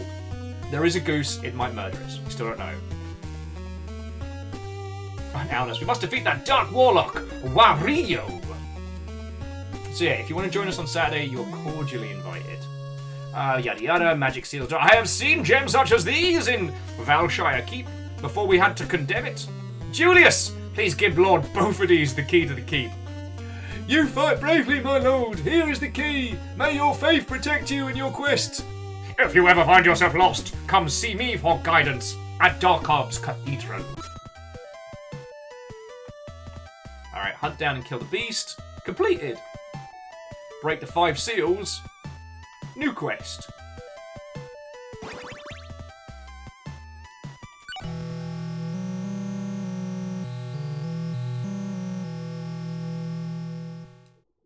The prayers quell the pain of battle.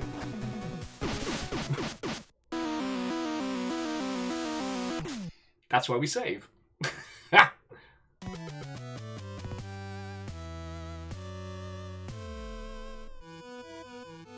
Oh, I'm sorry, Dustin. It went right over my head, but thank you.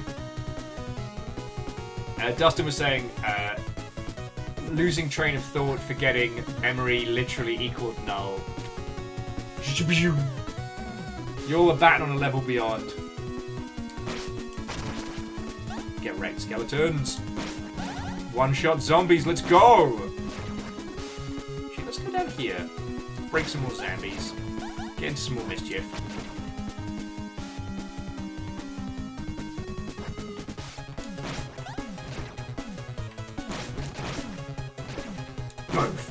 Both at ease. Oh wow, we haven't been the other way. So Zeke, at least according to what I got shown when I was at the Leeds Armory years back. Apparently, some individuals would actually train in plate mail by swimming, usually moats or lakes, for endurance training. It's been kind of fascinating, like, how much of our conceptions about, especially like, you know, knights and battle, how much of that has been shaped by popular media rather than history. Like, I can't Rebecca Rent. Remember when I used to be able to speak people words? I can't recommend The Last Duel to your good selves. As a movie, it's uncomfortable. But I will say that the aforementioned duel in question does go into a lot of what we understand as like medieval combat. Vanderbeest, that wall was cracked, but we can't bust it open yet because we don't have the special go fighty murder power yet.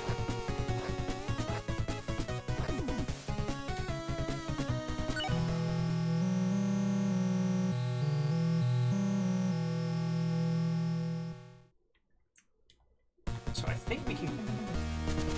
Yeah, so this is Velkshire. This is Velkshire Keep. Oh, feck you. I want to go back and spend our cash before I start getting us into trouble.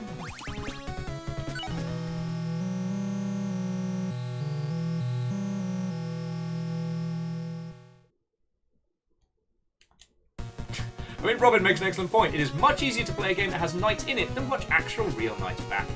Well, yes. And the thing is, like, the medieval combat systems that are pretty popular in the US, somewhat more popular in the UK, but I guess the UK had the sealed knot for ages, so it wasn't so much of a new thing. Good work, Sir Knight.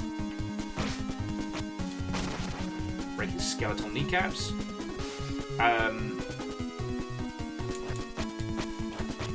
Yeah, while the knight fighting is interesting, it's also, again, kind of like a fanciful LARP of sorts. Because what we understand about like armored plate mail combat is that it was brutal. There were lots of locks and blocks and breaks, lots of find hole in armor, pierce open, stab the other guy. Half-hand fighting was a lot more common than was discussed.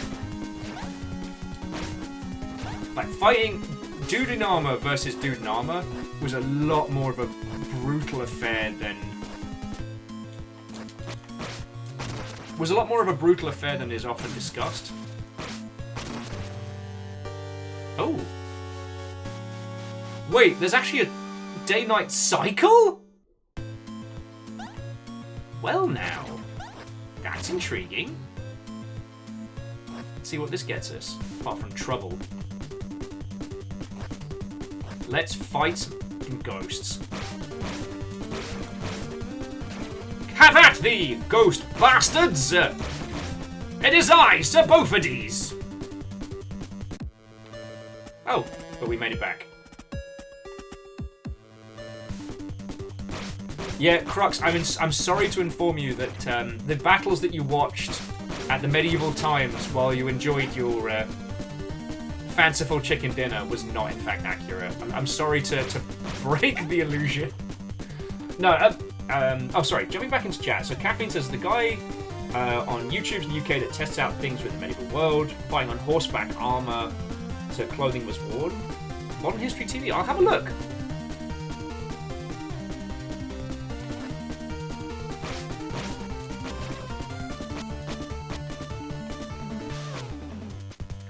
Those guys because they're assholes.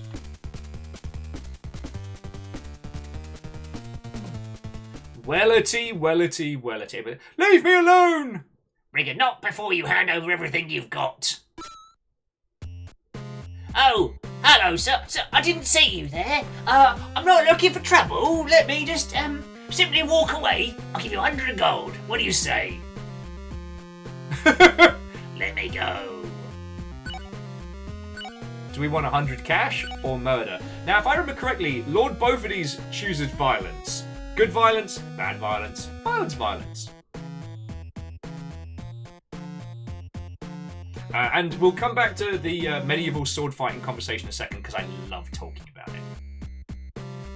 Yeah, I think it's time for murder!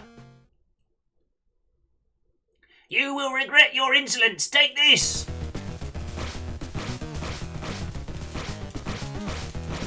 What was that? Thank you for saving me. I've come to have the old water wheel repaired and open up a shop. If you come back later, I may have something for you. You are saved, good citizen of my kingdom. I'll fuck that guy up with a fucking mace. Man, I think both of these might not...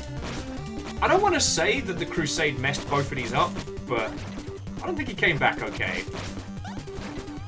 Shocking, I know. Alright. Violence, the one true answer. I am going to get the mana upgrade, because we can heal multiple times now. Now, where were we? Oh, yes! Sorry if I've told you the story multiple times, but TLDR, I got to hang out with some curators at the Leeds Armory one time, and they showed me some reproductions of medieval fighting manuals. As it turns out, there's a ton of things that were never really recorded when it comes to that era of combat.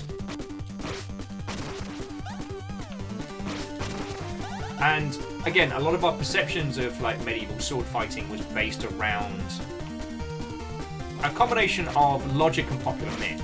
So what was real cool was getting to see these reproductions of combat training manuals, showing some pretty gory stuff in some strange art styles, like how to jam the pommel or the hilt of your sword into a guy's eye in his armor. Or some interesting kind of like throws and blocks where the goal was to not disarm your opponent, but lift them up with one weapon, so you could jab them right in the underpiece of the armor. It's nasty fighting.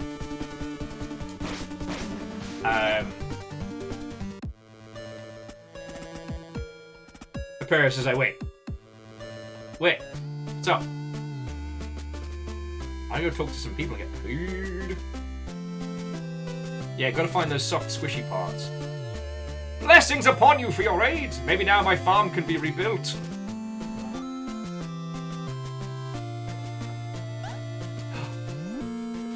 Honey. I am Lord Beaufordes. I take from the poor because that was the done thing at the time. All right, blah blah blah.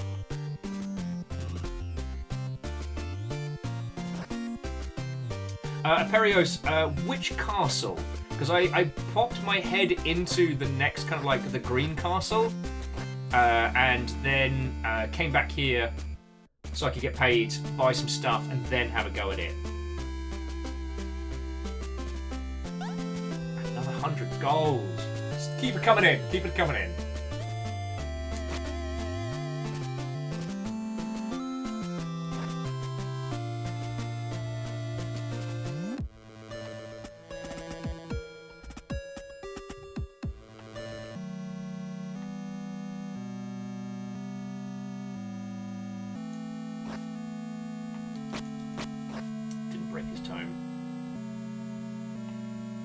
Yo! Got any more of that money for the poor? Cannot believe the gold is gone. Why, my lord? Why? Because I can. Can I help you, lord? Valenshire keep lies before the Uzon Citadel. You may find answers there.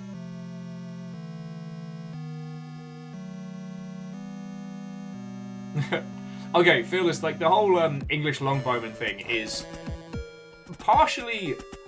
It's definitely still a part of, I don't know if I'd say national pride, but it's definitely one of those things that speaks kind of like the evolution of combat. Alright, so increases the strength of your armor, permanently increases your max life by 1.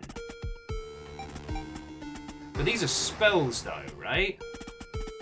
I'm going to see what the blacksmith is offering before I spend money, but there's probably stuff we'll need. Hey up, blacksmith! An extra slot for potions. That does seem useful.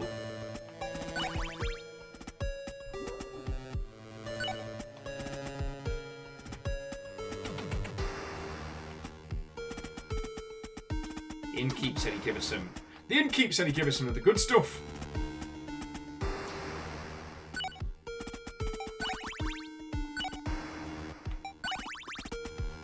Cool. 2 potions costed me nothing. I don't think there was anything else to spend cash on around here. God, I know we're meant to be like, you know, lord of this village and whatever, but this village is dull. Pyrrha's like, wait, you can buy potions? Yeah.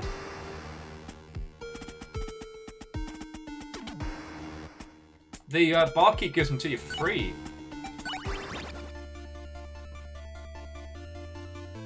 Teach me your magical ways! I get the feeling that later on you're going to be able to get different kinds of potions. So, 2 MP to increase the strength of armor. Yeah, I knew.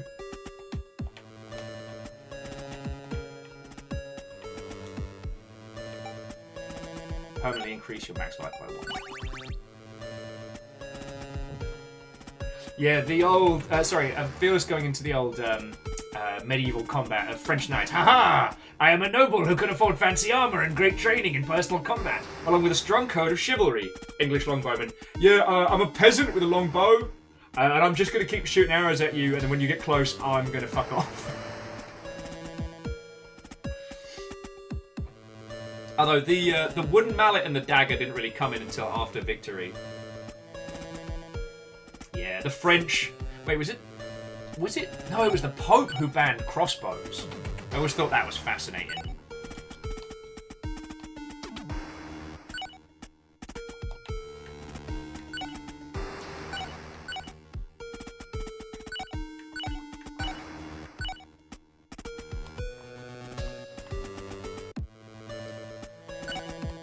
Interesting. I'm not quite sure what the extra health heart equals, but there we go. To Lord Wiggles the Third, what ho, friends? Hello, hello. And a good morning to you. As the sun rises, let's go fuck some shit up. Oh, I see Barty Bardison's back. Whee! Whee! Yeah, Wiggles, how are you doing, friend? Lord Wiggles, meet Lord Beaufordes, hero of the land, survivor of the Crusades, and all-round good egg. Breaking zombie kneecaps for money and honor and yada yada. I do apologise though. I did lose my my train of thought a little bit when we were talking about representation of like medieval combat. God, I'm a drifty potato today, but I do have dicks on the way.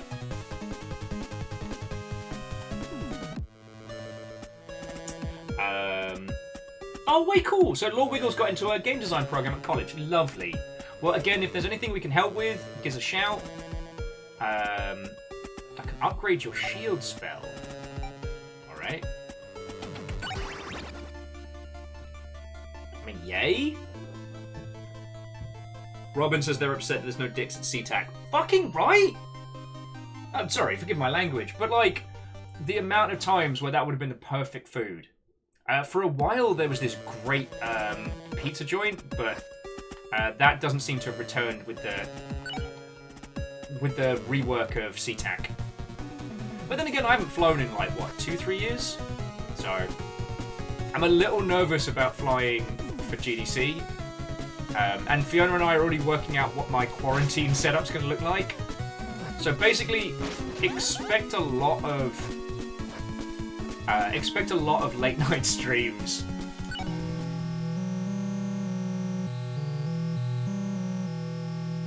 Robin's got a 45-minute layover in SeaTac next month, and that's the only thing I have time to do. Yeah.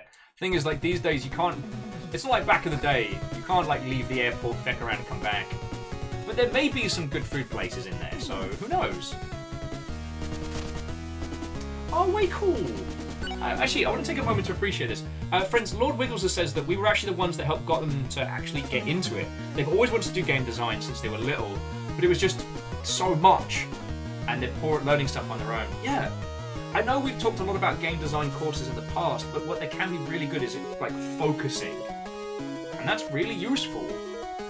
So yeah, my advice, Lord Wiggles, would be like start faffing around with some of the game engines that you might be using. So like faff around with Unity and Unreal of your own volition. Just in because you never know how good a course you never know how good a course is going to be until after you've gotten stuck in. My knights!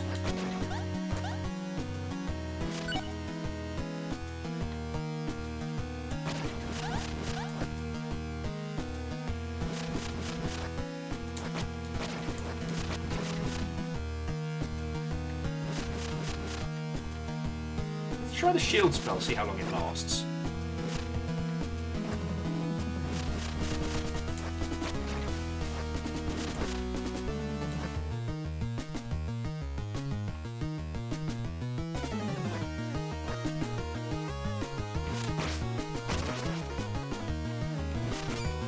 Yeah! Go shield!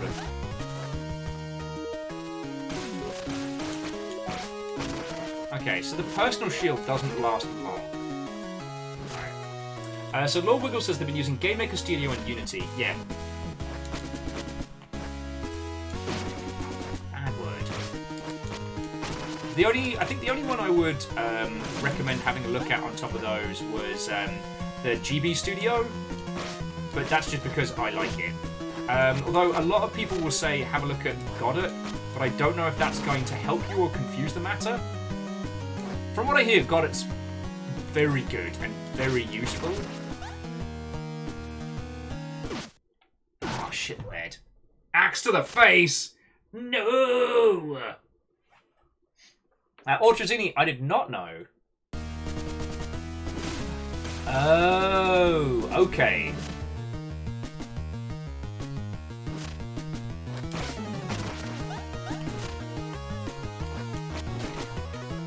Also, Wiggles. So Zeke Death, who's hanging out with us here, Zeke actually teaches. I don't know if it's.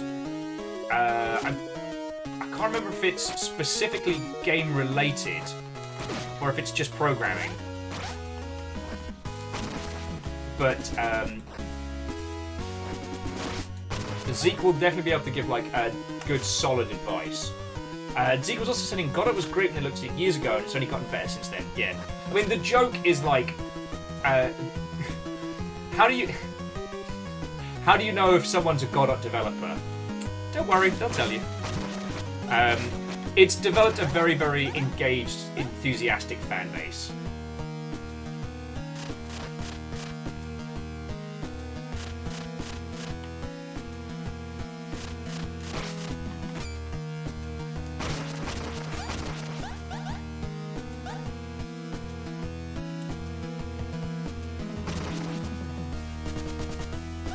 I like how sometimes the knights succeed.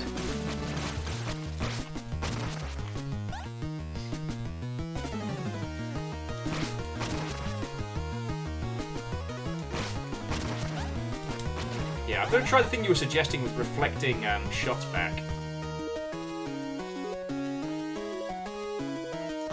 No key. Curses!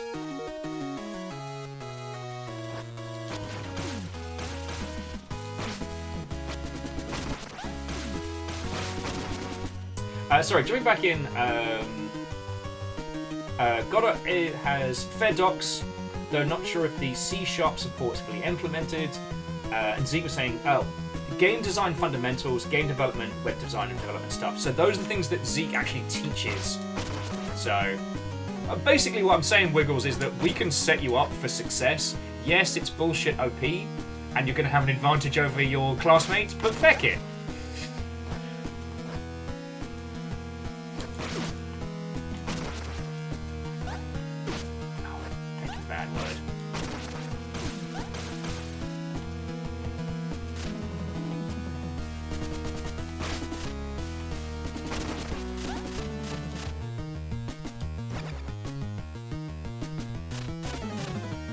Wait, is that true? Friends, Lagmeister says that Sonic Colors was made in Godot. Is that true?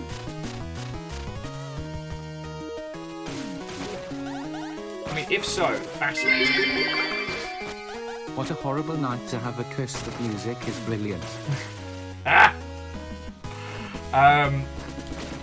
Very doubtful guest. How are you doing, friend? A good evening to you. And sorry, for very doubtful guest, thank you for 39 months. That's a feckin' monstrous amount of time to put up with my dumb self. How goes it? Basically, Lord Wiggles is doing a game design course, and we were just having like a chat and a natter about that.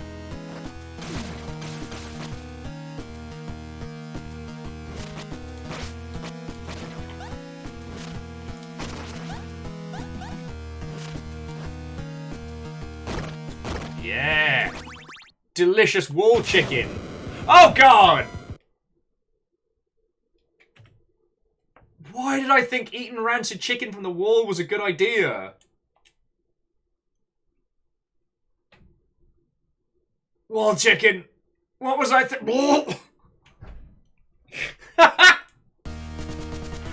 Anyone else still hungry? Ugh.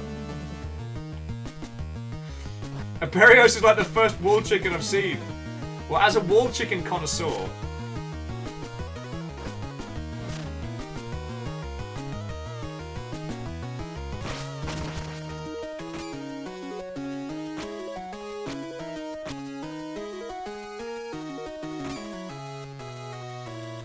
Actually, are you sure we can reflect back projectiles? Oh god.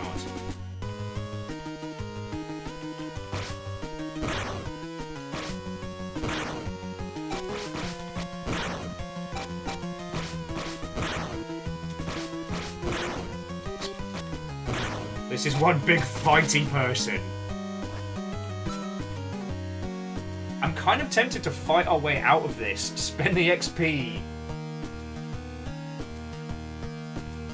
And you're right, I can't reflect wall chicken. I can't reflect projectiles after eating wall chicken.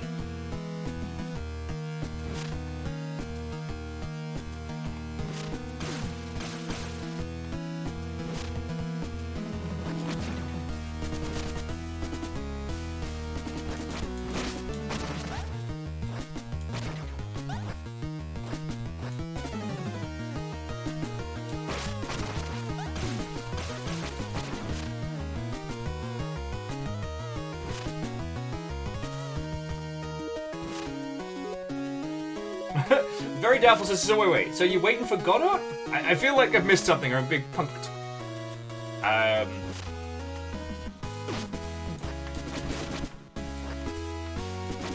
So the TLDR is basically, Goddard's a free game engine, and it's a good one.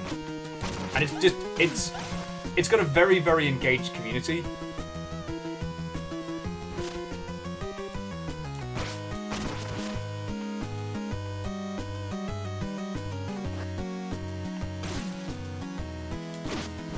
Bad word.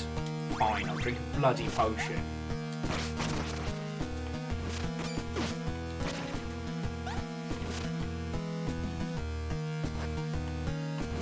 Better bloody believe I'm gonna go spend this XP first. I can punch so hard. Oh, thank you. Sorry, it's an old video game trope of like standing next to spikes and getting hurt by them. Lagmite says, for a quick pick-me-up on Game Derby, you can also check out the development... oh yeah, the development dot page from Thor. That whole page is fucking brilliant. It's just crammed full of good advice. The one thing I will say, Lord Wiggles, is don't let art stand in your way of pretty much anything. Like, draw terrible assets, make weird, fugly-looking stuff. There's a whole sphere of exceptional games that have terrible art styles that ends up becoming endearing. Like honestly, sit down, like, get your feckin' mouse out, draw some sprites for your next title, like, go for that way. As Zeke says, programmer art is the basis of all prototypes. It is, but it can lead to you finding something special in your title. Oh, and Fred, welcome back. Now, I have not yet acquired dicks, so you've not missed me stuffing dicks in my face. Oh, Indy Carlo says the prototype for Braid was something. Yeah. Jonathan Blowhard, more like. Jerk. Sorry. Personal beef. But, on the one hand, it gives you much more of an appreciation of the art pipeline, and it makes it much easier for you to go to an artist and say, hey, make this. But, like,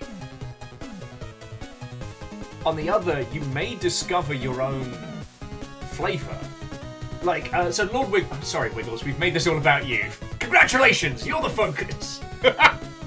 Have you seen Cruelty Squad yet?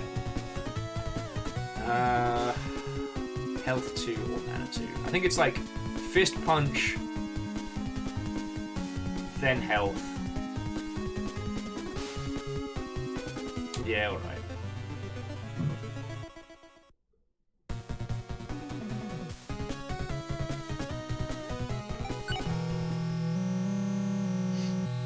Okay, so Lord Wiggles, Cruelty Squad is a glorious disaster of a FPS title that has been heavily discussed in video game spaces because it is visually a mess. It's almost purposely designed to be painful to visually experience. And yet it is one of the freshest FPS games we've got in ages. It really reminds me of I Divine Cybermancy with no fucks given.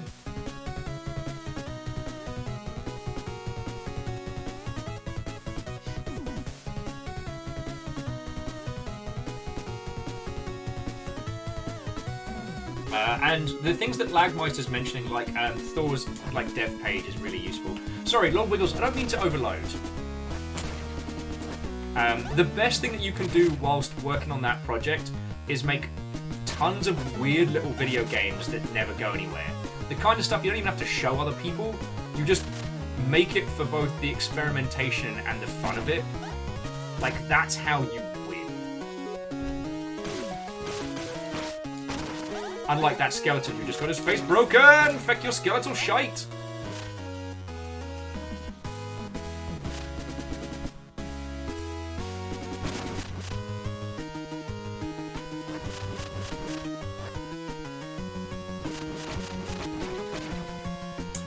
Lord Wiggles says, believe it or not, it was actually the majority of the first semester. I do believe it, and that sounds feckin' grand.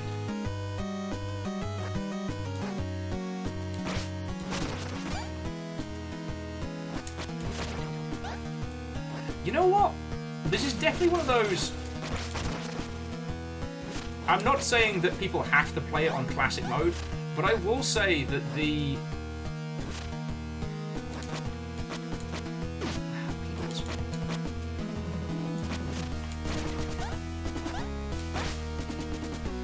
the scarcity around... Asshole! I'm trying to make a point here! The scarcity around XP and resources in this definitely makes me treat this game different. Zeke's just adding that they have a long list of projects that went nowhere, trying different things, experimenting with ideas. The point is not to finish the projects, but to stuff dicks in your face! Thank you so much. Alright. Dick's break!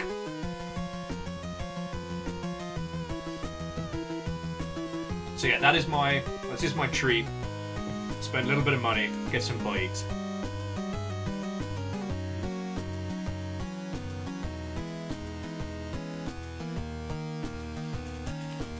But jumping back in, Lord Wiggles says, this semester seems focused on us implementing and familiarizing ourselves with assets and software, which is good.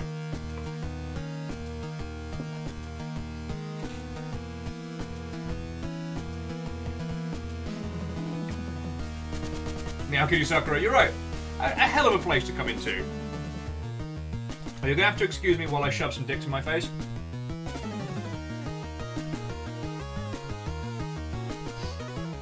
Yeah, very doubtful.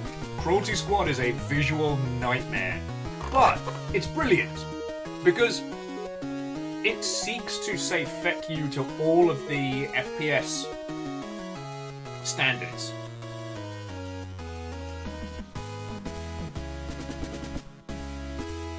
Like, as we all know, first-person shooters are one of the big genres in gaming that have defined gaming for so long. So to create something like Cruelty Squad is feckin' punk, and I love it.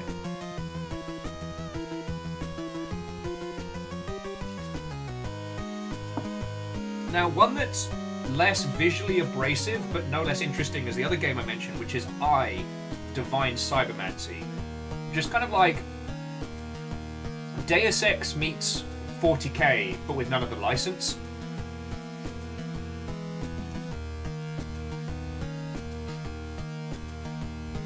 Sorry, Indy Carlo says they looked at a screenshot of Cruelty Squad and found it visually upsetting. Imagine that moving. And yet, I genuinely recommend it. Even if it's not something you necessarily enjoy, it's inspiring.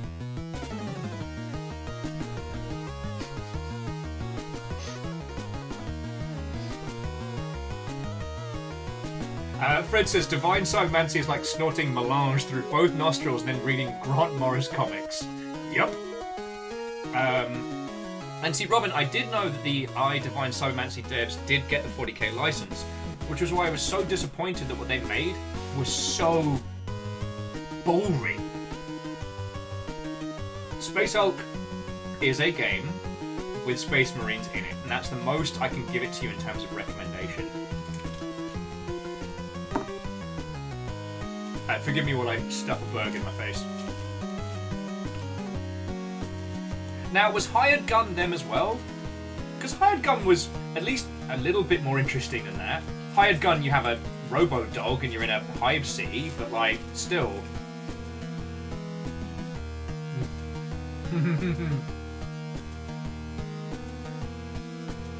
This is everything that I hoped it would be. A little more.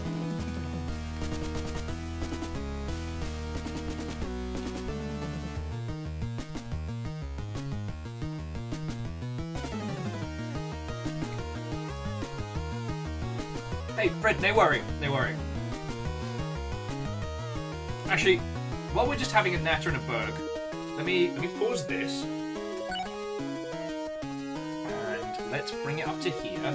This is not just to make people jealous, but like the looping music, while lovely, does not go with our our teeny tiny lunch break.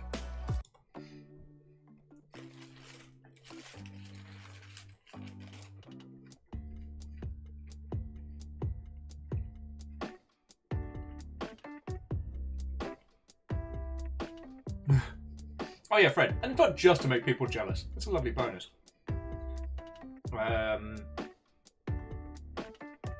Oh, IndyCarla got I Divine Sidemancer years ago. It was cheap, never really sunk into it. It feels like a very, very complex mod, and I love that they've just embraced doing whatever weirdness they wanted to with it. Vanderbeast, I am showing off my dicks in all its glory. How are you?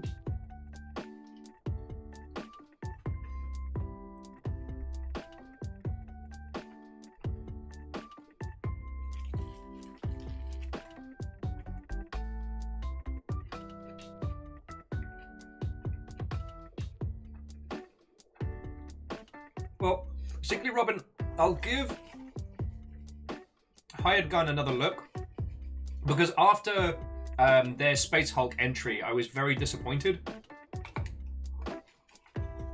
Because I came to fall in love with their work by how fresh and different and weird it was. And then they did Space Hulk, and it felt like a mediocre first studio's attempt, not an Alter's big budget experience, you know?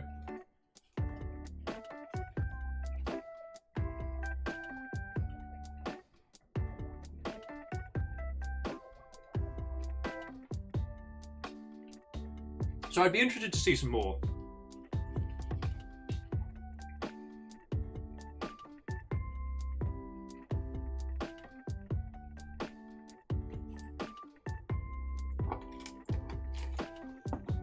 Oh, this is everything I needed in my life.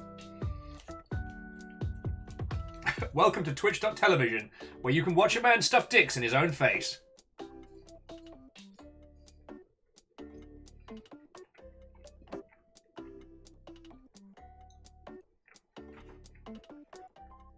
Anyway, the reason why I talk about games like I and Cruelty Squad with such reverence is that as our industry expands, as our medium gets larger and larger, doing the same as everybody else becomes less of a viable strategy. Being irreverently weird and off the wall has a higher chance for success.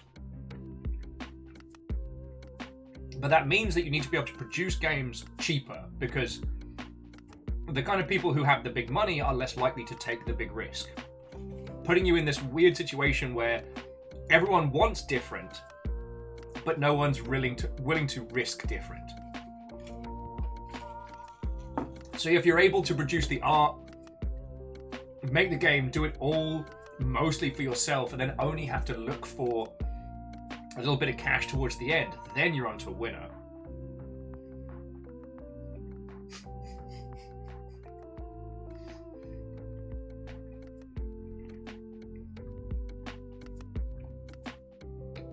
Sorry, Lathy saying, Twitch is the place to watch a man eat a bag of dicks.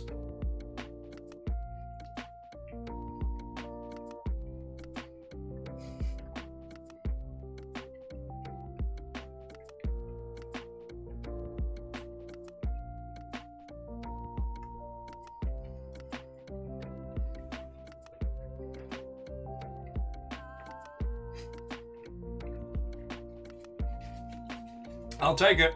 I'll take it. Lord Wiggles is saying top stream. Thank you. Aperios, I will send that clip to Dix. I'll fucking do it.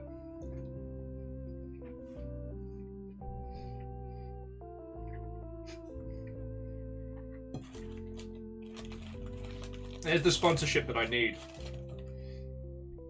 Sadly, it's in the closet at the moment, so I can't get to it easily, but my birthday gift from Zelky last year was the Dix Kraken shirt.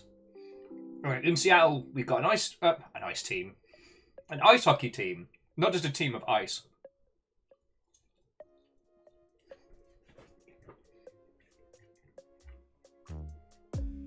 Excuse me. And so Dix did a crossover promotion, which is one of those like hockey jerseys. But it's the Dix logo and then tentacles coming up a la the Kraken logo and grasping it. So it is a jersey that is tentacles grasping Dix. And the visual joke of that is not lost on me and does not stop being funny.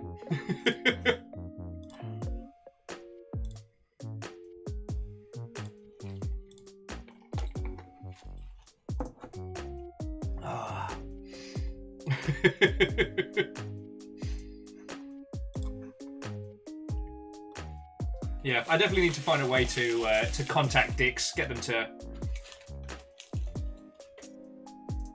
Because if I could get sponsored by Dix down in the doobly-doo, that'd be the gift that keeps on giving.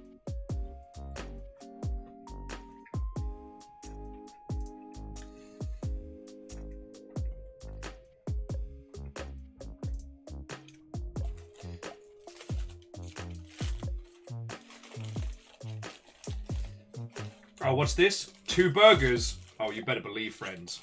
You better believe. This is a 2 burgers kind of day.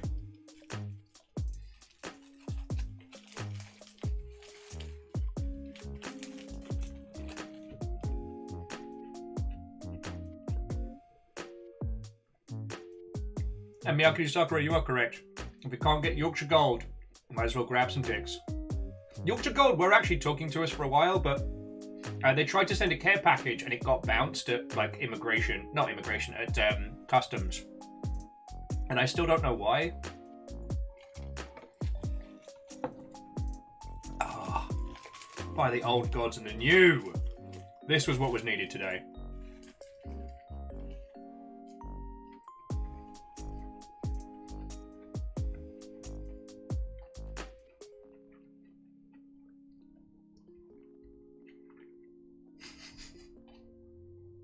Hey, Harmonious, you stuff into your face whatever you wish. If I'm making people hungry, then so be it. Ah, this is a tasty burger.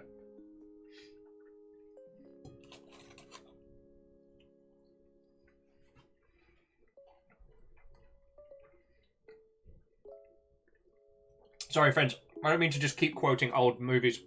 I've been going on a bit of a kicker, like revisiting some old films to see kind of like how many of them hold up like I imagine.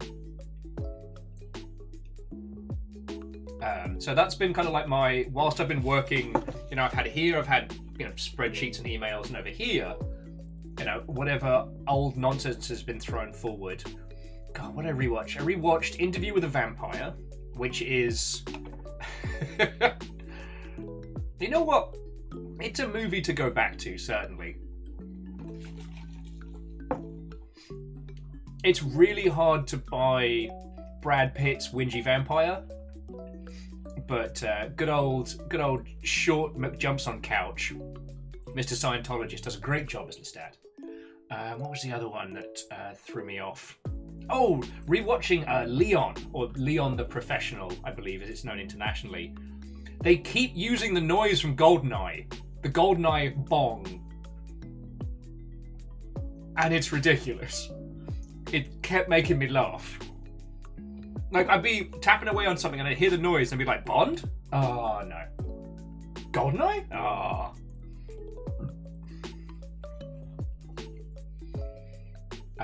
Do you know the one that's heartbreaking? The one that's heartbreaking was going back and trying to watch The Neverending Story. It's not a good movie. It's not good. It's bad. I'm not just... Oh, it's like the burger equivalent of pizza bones. I get leftovers. This is good. My desk's just turning into a sea of burgers and good stuff. Lord Wiggle says, well, it was never supposed to end, was it? Well, because, like, I don't know about all of your good selves. Like, films like The Princess Bride, you watch it as a kid, you go, that's pretty fun. You watch it as a grown-up, and you're like, fuck, that's good. Same with Labyrinth. Labyrinth's an inspired movie. It's weird it did so poorly, but I guess people weren't ready for it.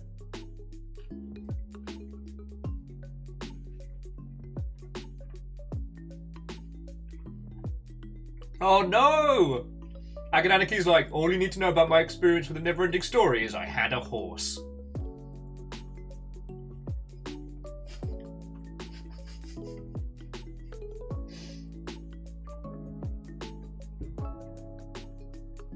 Oh no!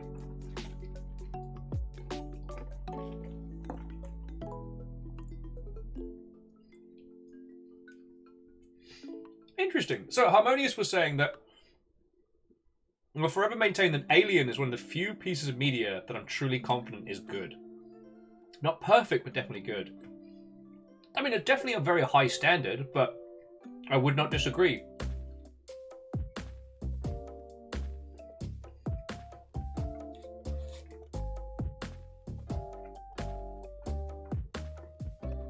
It is interesting how, with static mediums,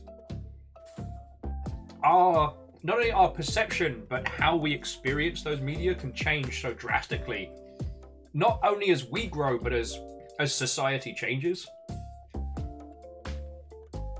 I guess that's why I got so into talking about Johnny Mnemonic earlier on, because according to the internet, that is a movie that is bad and terror bad, and we should feel bad. Going back and experiencing it as an adult, like, it's good. And like the last time I watched it was last year, I think around New Year's, because it's set in 2021. But I was very drunk, and Cyberpunk was coming out. No, I watched it in the run up to Cyberpunk, like a bunch of people. And so like, I wasn't really engaging with it. But like last night, I gave it my full attention, like paid heed to all the little details, and it's good. Aside from the shaky CGI, which was the best they could do at the time, like, it's great, but it does require a lot of pre-knowledge. If you went into that having never read any William Gibson or not understanding cyberpunk as a genre, you're just going to have a bad time.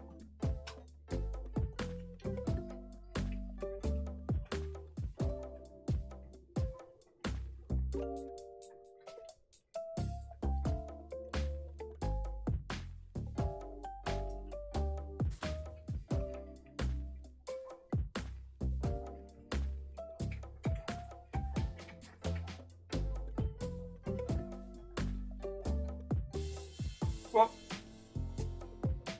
the other thing to take into consideration, because Agnaniki was saying that media literacy is important, but it's things beyond understanding the language of cinema. Or when it comes to stuff like this, like the language of video games, it's...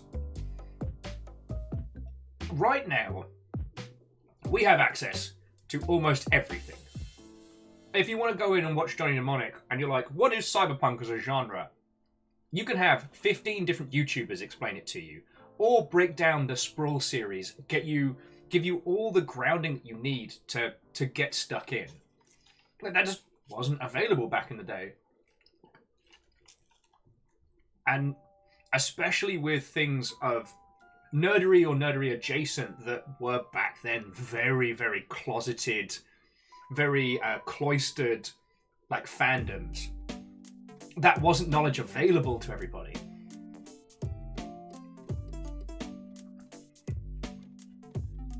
So it'd be very easy to go see that movie, having no idea what cyberpunk even was.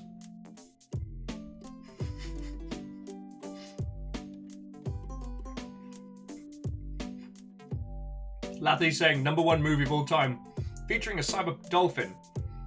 While that is true, Umurangi Generation is still the #1 video game featuring a cyber dolphin, because in that one, it's a DJ.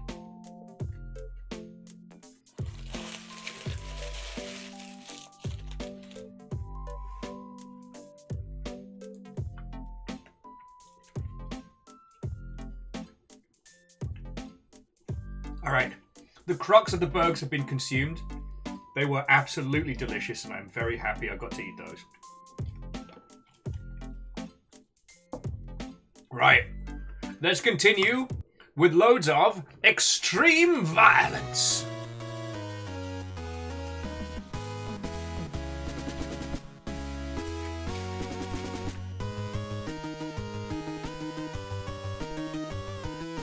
I cannot believe I have lost so much health due to faffing a boot.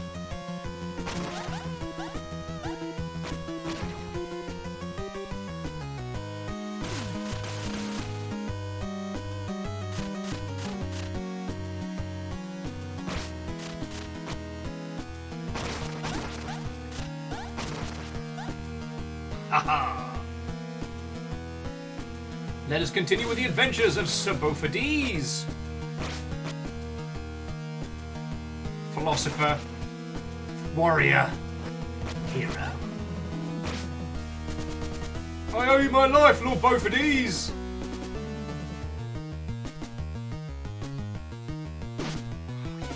Bad word! Don't ever bunk the game.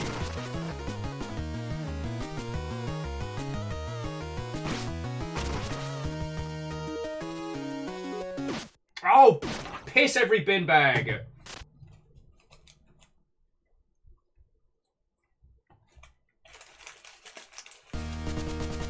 It's cool. Extra lives are for nerds.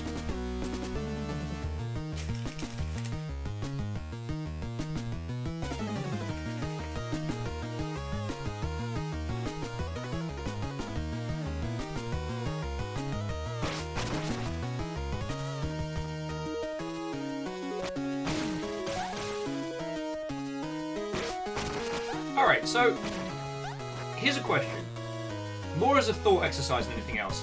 Friends, can you think of something in the video gaming space that was considered terrible when it came out, but looking back on it now is feckin' grand? Because I'm racking my little brain. I know a lot of places that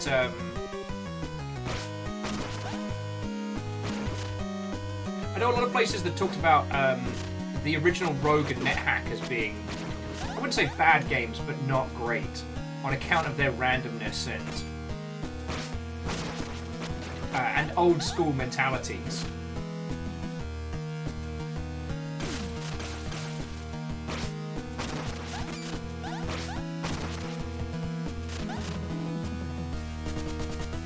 Ooh, fancy treasure!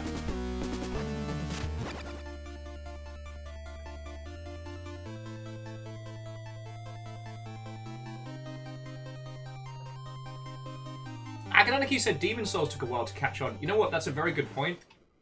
It was definitely the unloved child. Wait, am I down a potion? I am. Piss! It was definitely the unloved child of the PS3.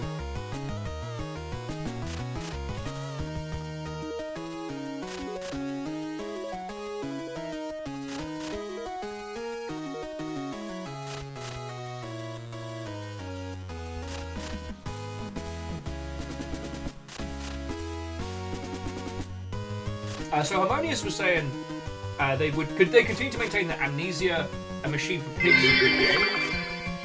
Have you considered another serving of wall chicken? You know what, Vanderbeest? I haven't had any more wall chicken. Let's see if we can get some. Get some wall chicken fries. Oh, also we can now cast. We can now cast lightning. Lord Wiggles is saying knack.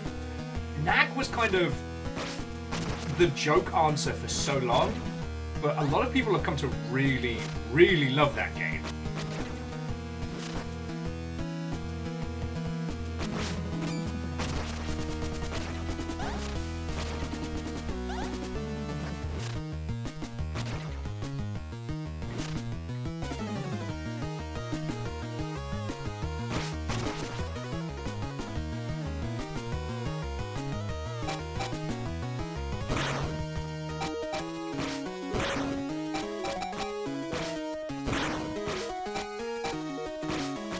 Ow, piss.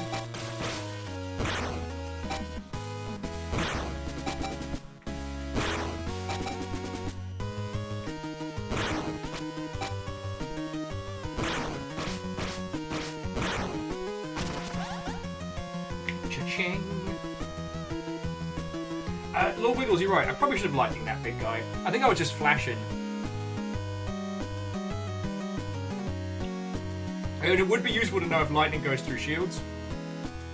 Maybe they'll throw another bastard tier monster at us and we can learn together.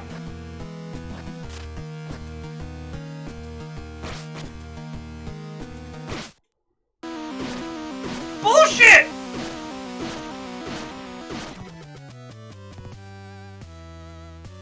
Bollocks. Our choices being a classic restart or a casual restart. We can't give up now.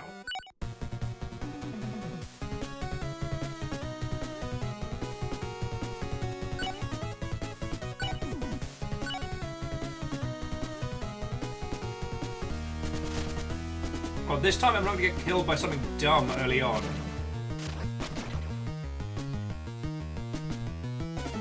Academic says, overall, I don't know a lot of games that people gave a second chance to. In most cases, games are building on each other enough than anything good in the past. But then again, like Dustin is saying, like, Stubbs the Zombie was not regarded as a great masterpiece by any means. And ow, kept me running. I don't know how Stubbs did sales-wise, but it was not gangbusters. Because things like Destroy All Humans, that sold good, and was discussed quite a lot.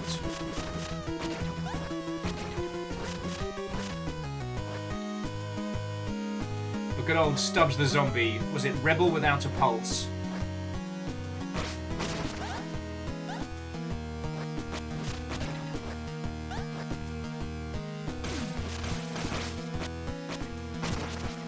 Okay, how many soldiers have we got in this place?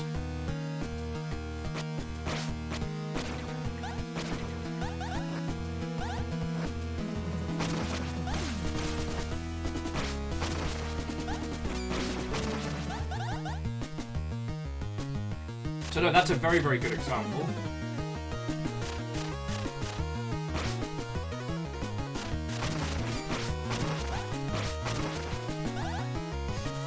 God, I'm trying to think of others.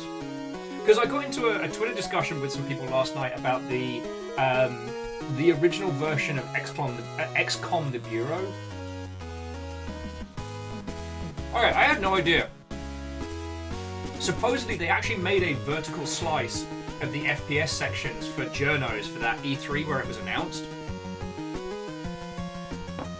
So there's still a somewhere out there, there's still a playable build of the first-person XCOM game.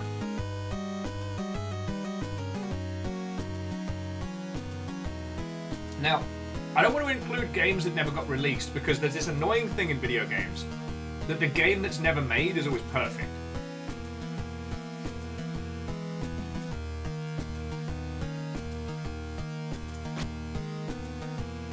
You know, a cancelled game never has to hit launch dates. It never has bugs. It is free from sin. Point.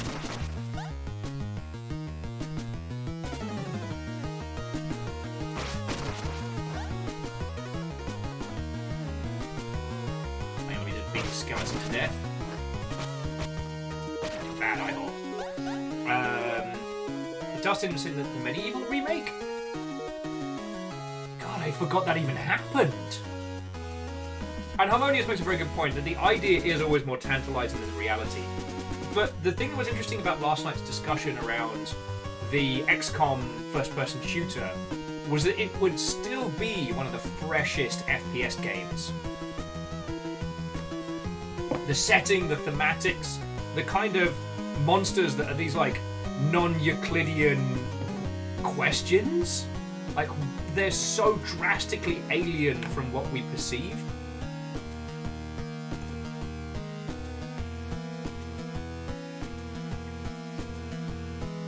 Like,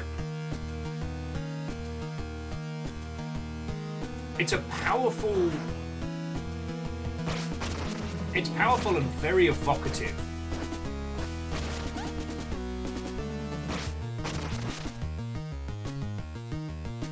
And again, especially when it comes to FPS games, we don't get that many fresh, original creations.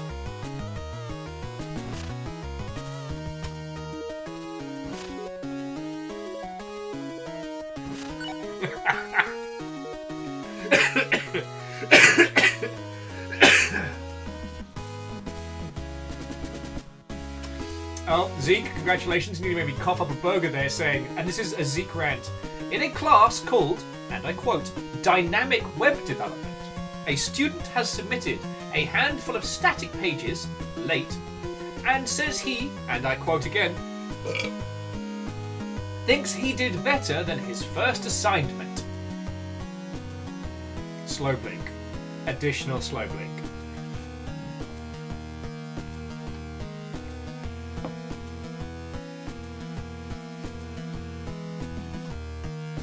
And Aganagi, are you talking about the game of the movie?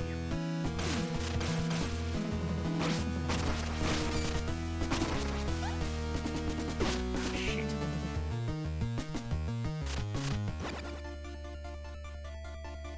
Oh, the original Street Fighter game.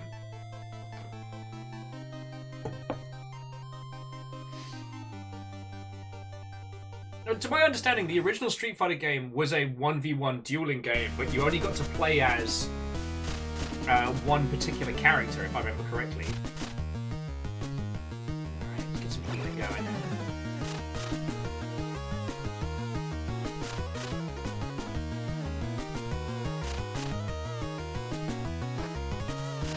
Well, is that why we can keep our extra life for later?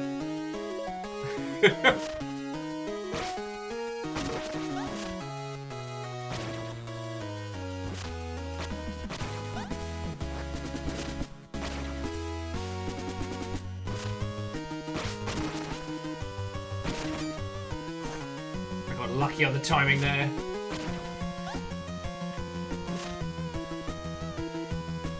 Okay. Sorry, just Aganaki was referring to the original Street Fighter. The gameplay was terrible but fascinating. Used to play in an arcade theatre as a kid. Has no one come back to that? I feel that might be an oversight, like industry-wise.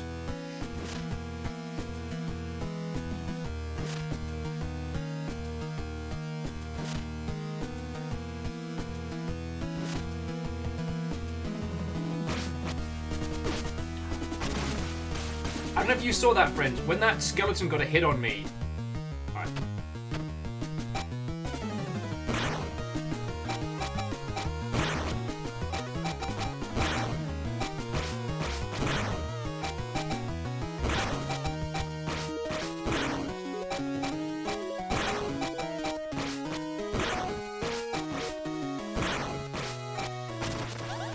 You have to duck.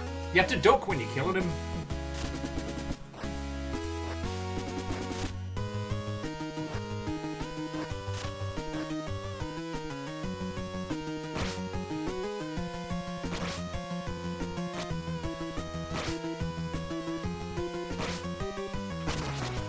Haha! Skeletal bastard! Oh, this is a boss room and a half. Alright, here we go. I've got an extra life.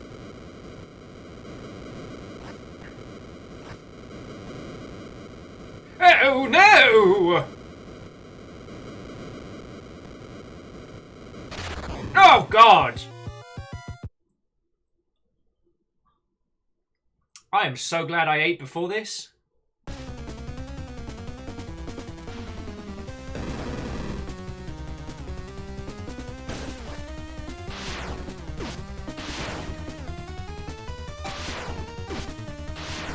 Ah, I see.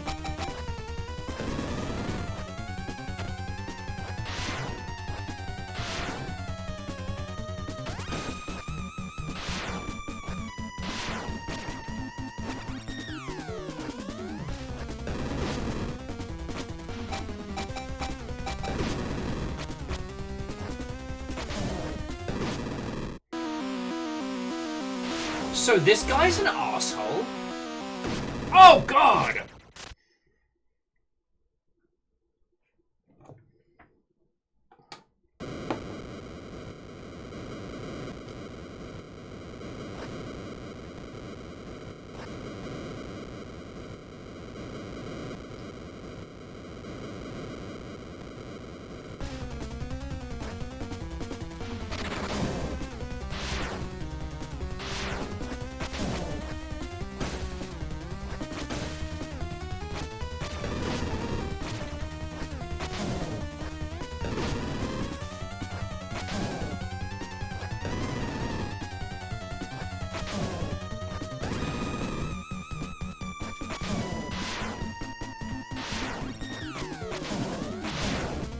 Oh, shit.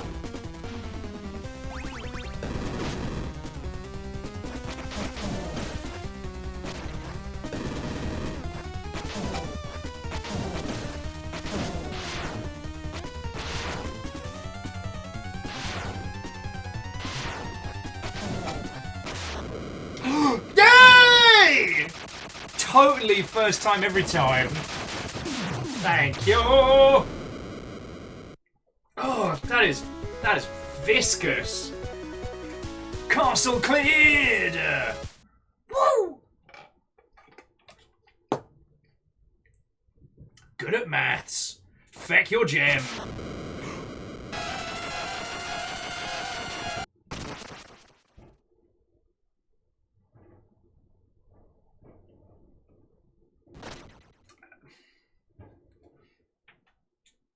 Definitely first time every time.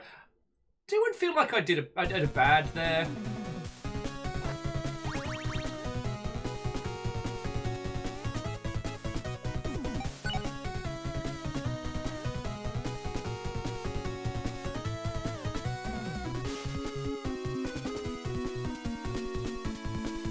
We'll save the game for now.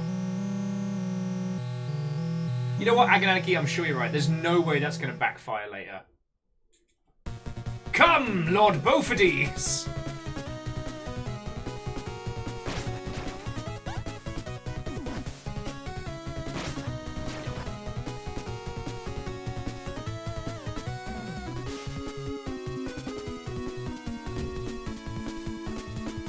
Yeah, look at these people working diligently to repair the landscape, to restore order and shit.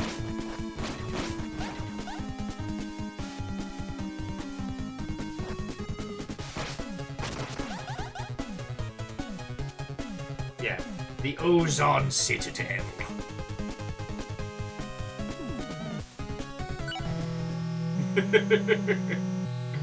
The seal weakens, the great old one awakens.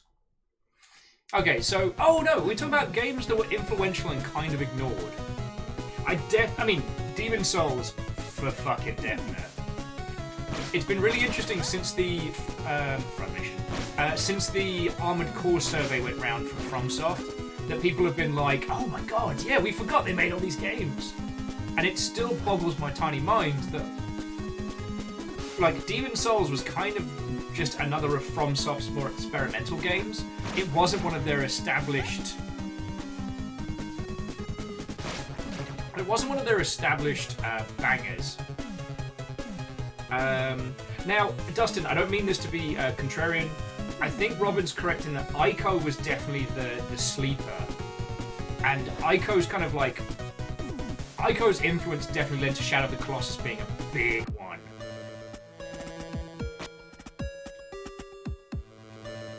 Fine, don't send me any more spells, you jerk!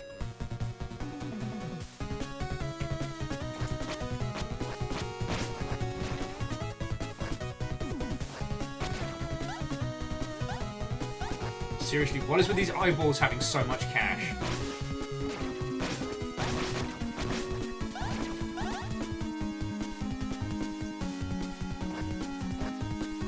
Because you get games like Okami. Okami was widely praised, widely acknowledged, sold terribly. So they sit in a strange kind of everyone talked about it and nobody bought it kind of space.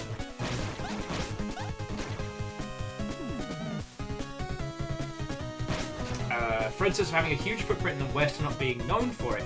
Kunio-kun. That doesn't ring a bell. Oh, Aperios is pointing out that it's very confused. I'm not keeping my my change in my eye membrane. Yeah, you're right. All right. Deal with the man in the basement. Oh, Fred, thank you. So Kunio-kun ultimately resulted in Double Dragon and River City Ransom. Interesting.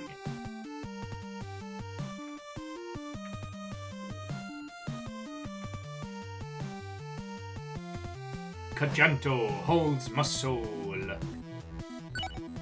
Alright, so where can we go next?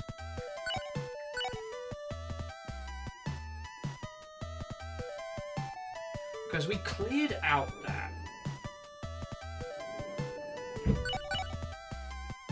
So break the 5 seals.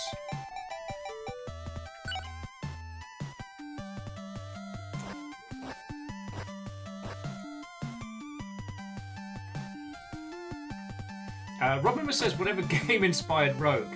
That would possibly be Dungeons and or Dragons. God. Sorry. With both what Fred's discussing and what Secretly Robin's discussing is a topic I love talking about because there was this time in video games where everything was so limited technologically, and so teams were doing the best they could to represent ideas with as little processing power as possible. Like Rogue has no graphics; it is purely command line, and so someone worked out how to create randomly generated dungeons using ASCII characters. That still blows my tiny mind.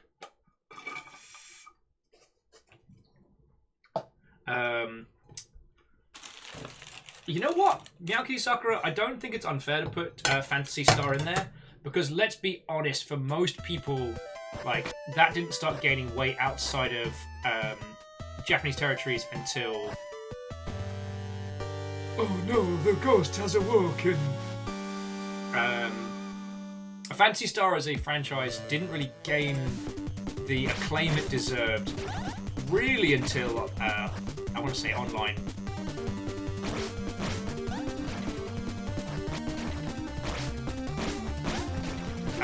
Captain Stephanie Barnes' NetHack came after Rogue and was kind of same but more. Oh, Dustin, that's a very good one. LSD Dream Simulator is definitely an influential niche title. The other one I'd put in that category is Moon. The Moon RPG.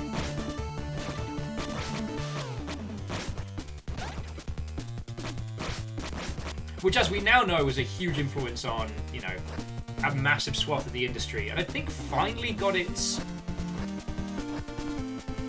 finally got a re-release on Steam? I'd have to check.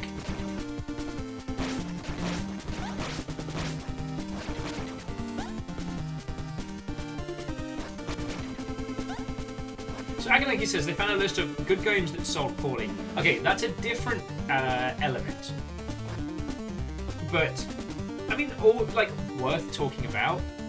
Often the gravitational footprint of a video game doesn't result in it selling well. So, for example, Grim Fandango, Beyond Good and Evil, and Earthbound. When you think about how much influence Earthbound has had on the whole industry, and it's sold all right. Panzer Dragoon Saga, but that did have a problem with being on a console that sold poorly. Like, I can't. There's a lot of reasons why. And now, Vampire the Masquerade Bloodlines, that was. I'm glad that game has become as beloved as it has after the time, and that it's survived, at least culturally, because 1, it had a very, very shaky launch with lots of issues. 2, it shared a launch window with a little indie game called Half-Life 2. Someone thought, let's release the same time as Half-Life. That'll be right good. Spoiler, it was not right good.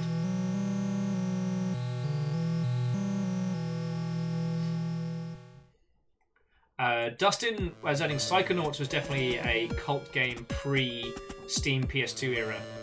I think that's entirely fair. It being an early OG Xbox launch title did make it difficult for it to gain a lot of foot.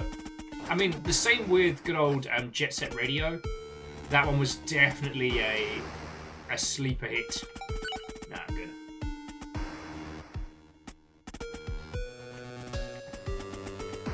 And Fred makes a very good point as well, that like, in terms of huge footprint but not widely remembered, System Shock, the original. No, Fred, you're spot on there.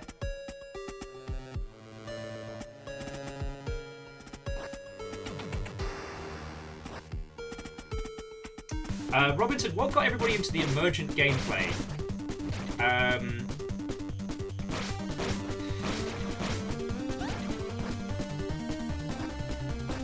We didn't start talking about the idea of it being emergent gameplay or anything like that until really the conversations around DayZ started popping off. Like, they were always there, but no one sat down and thought, this seems like an emergent game!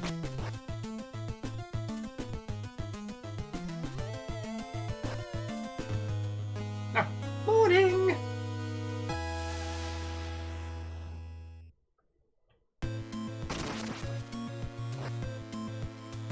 Somehow we're gonna get up there.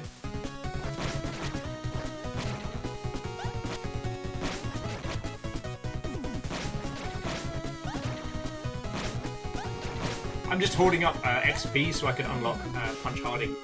Okay, no worry, Fred, we'll see you in a bit.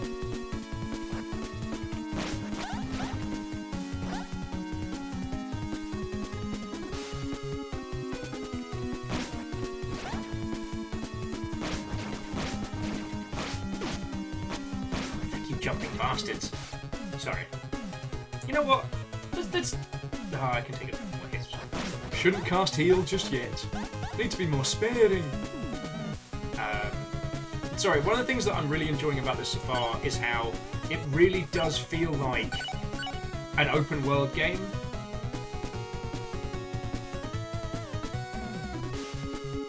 Let's go see if we can find where that wizard was at. Like, in the truest sense.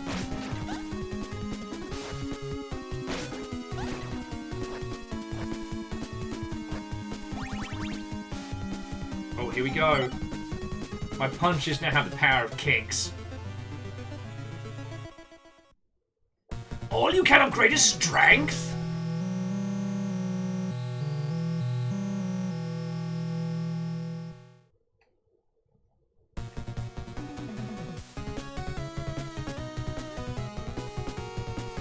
No, well, see, Secret Robin, I don't think that's...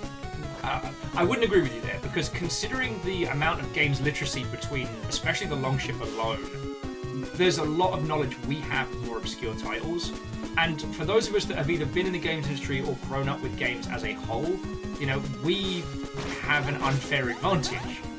You know, we have a classical training in talking about video games that most people aren't aware of.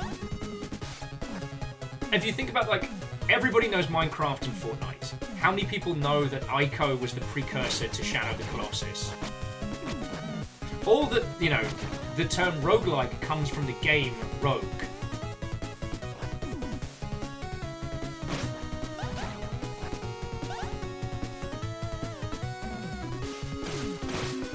And it's not, I'm not trying to be, again, I'm not trying to be contrarian. It's more that... Ow! Stuck through a wall, you bastard. It's more that I feel that we don't always take our own strengths into consideration.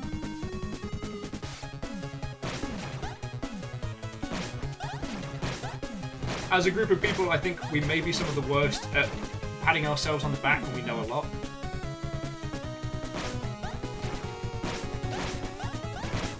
Miyaki Sakura says, would Cave Story fall into this topic? I wouldn't add it in this topic.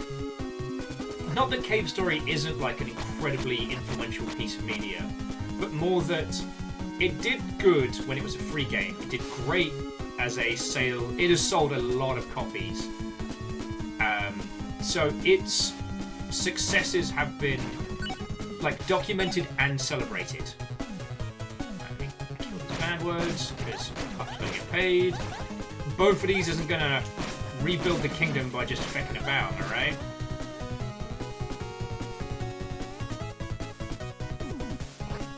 Agadaniki says there's always Infiniminer. That's a very good point.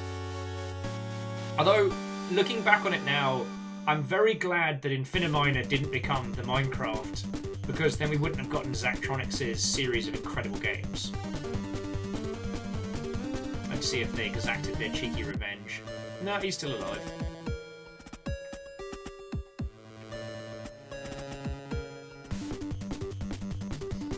Robin was asking if Infiniminer existed because of Dwarf Fortress. I don't rightly know.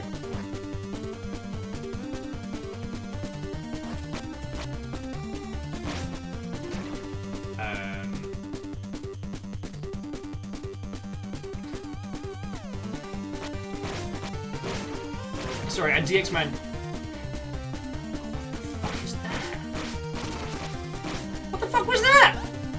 Sorry, I was about to say, you're right, like the messenger is incredible. But on the subject of games that need a certain amount of games literacy, like holy crud.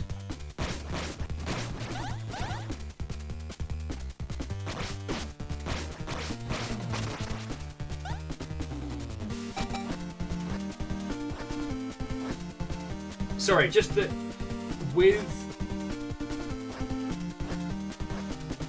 the messenger, so much of its style is based around a knowledge and an understanding of both retro games and games in general.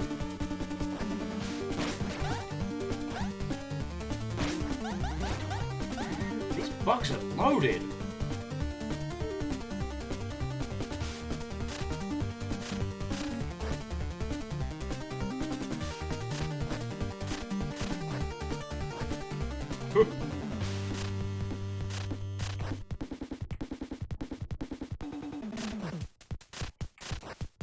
Haha! First time every time! I can't wait to cock that up royally later.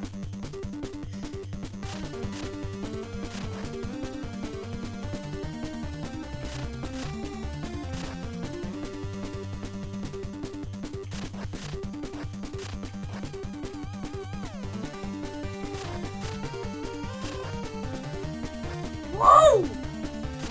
Yeah!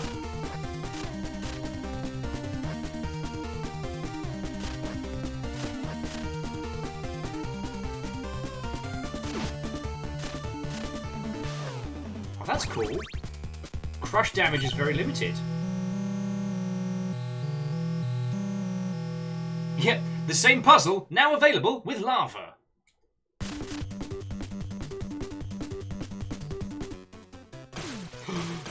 My kingdom! My subjects! No!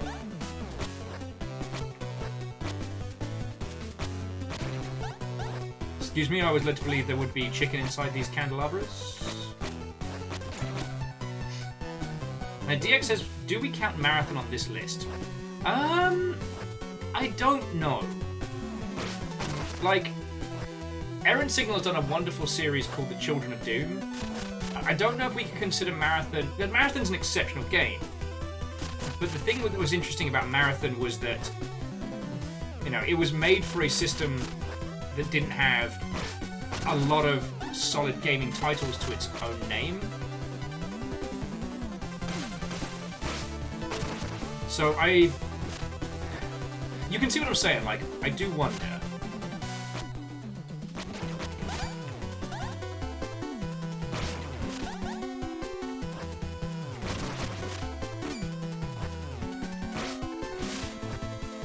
Ah! Bastard! Stab me in the feeties! I need those feeties.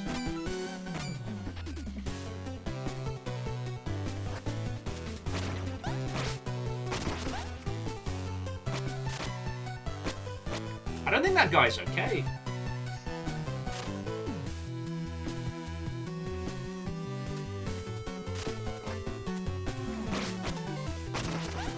But no, you can see what I'm saying. Like, it's not that I don't think Marathon is an unimportant game or that I think we should avoid it. It's more that it was an evolution on themes that would end up launching a company. Like how Warcraft isn't one of those great bangers. It just went, like, what if the Command and Conquer formula, but fantasy? And then it worked. And then Blizzard continued to build on that success.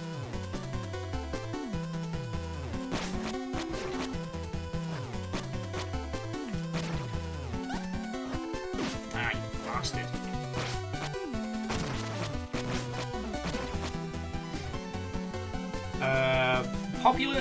Populous sold good and was, at least at the time, very well known.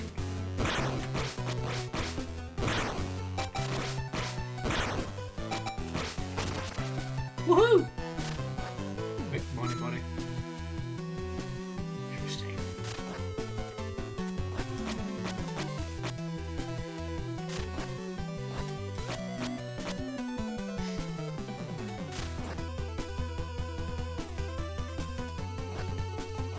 Okay, I feel that we're just naming titles now, which I'm happy to talk about.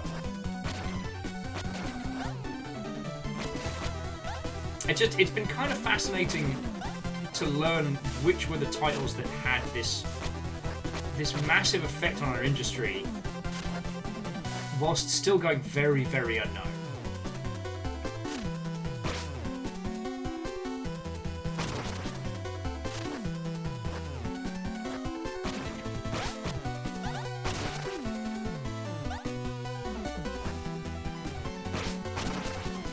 You know what I mean?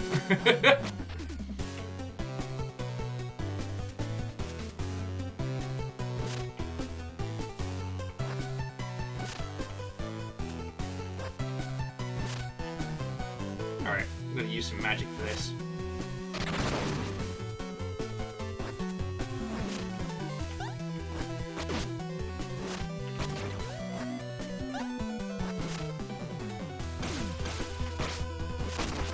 And I don't know why I keep sending guards to these fortresses, because they keep getting wrecked.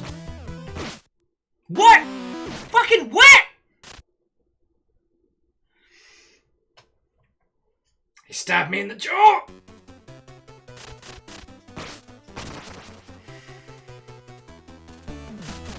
Ah, see, Iron Imp? Feck yes, I would absolutely rate Jurassic Park Trespasser. The bizarre, I don't even want to call it like a standard, but an absolute disaster of a game that inspired so much. I really wish I could stream that. Hey! Okay, how goes it, friend? Feels like it has been 1,000 years. How are you doing? The conversation topic was games that were either unknown or did not sell well, that... More magic! That ended up being very influential in our industry.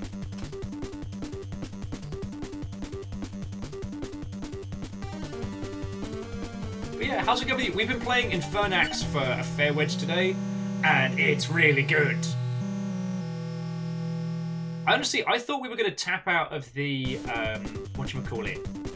I thought we were going to tap out of the classic mode much sooner, but honestly, I'm really loving it. Just, it gives all of it so much weight.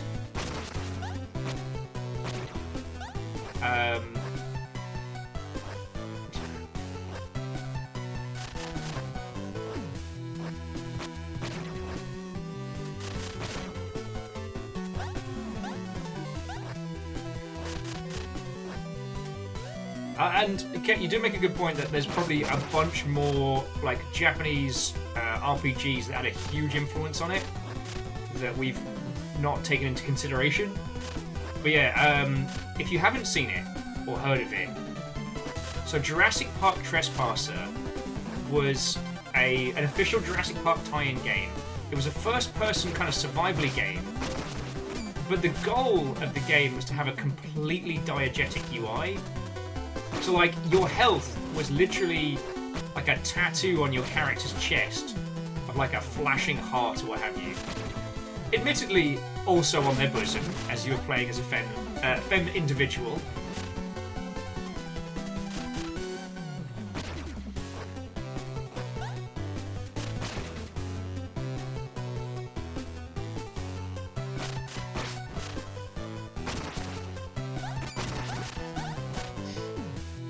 And Trespasser was a disaster of a launch, and I know it did not do well.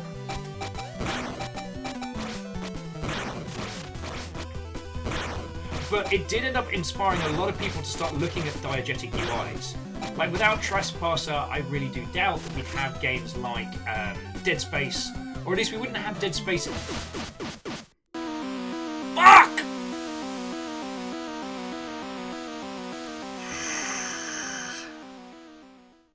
And Numbers, how are you doing this evening, friend? Alright, but I've got 2 keys.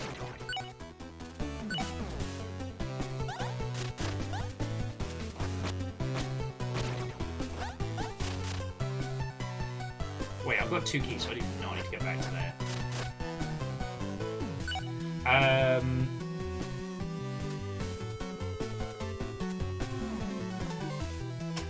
Oh, DX was mentioning Sweet Home.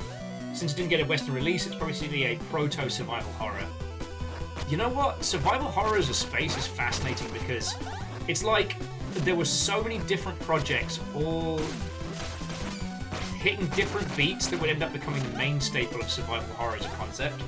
A lot of people tend to point to Alone in the Dark and Clock Tower as the kind of like the what gave us the Resi Evils of this world, you know? But it is kind of fascinating. Or at least I find it fascinating. I don't know if it truly is. I want me extra life!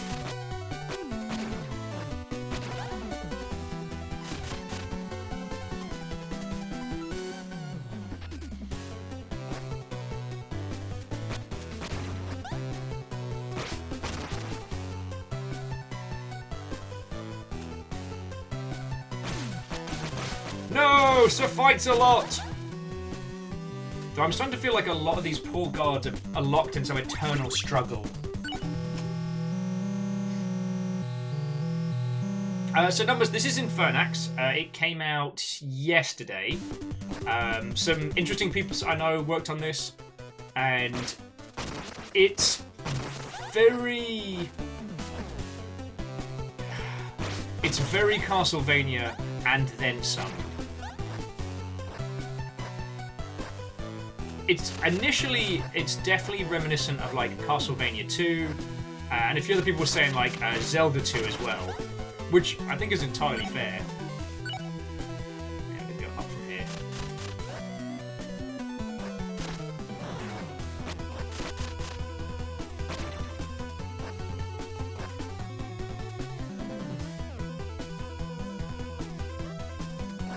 Oh, might as well use these keys now.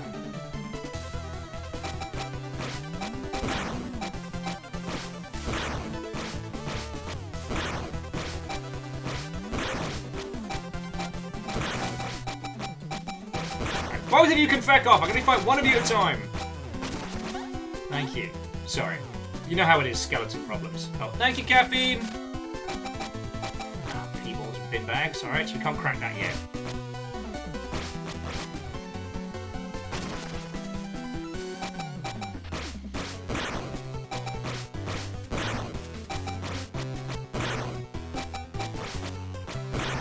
But the things that this has that sets it apart, aside from the ultra violence, a little bit of humor and some open kind of questing systems. I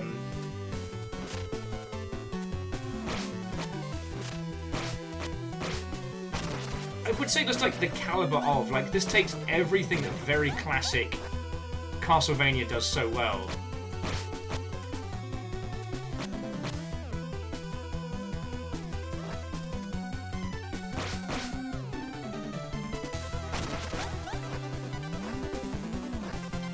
Oh, excuse me.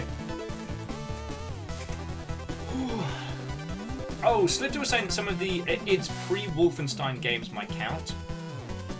I was having a ponder. I mean, Commander Keen was very well known. And I guess Duke Nukem leading into Duke Nukem 3D, maybe?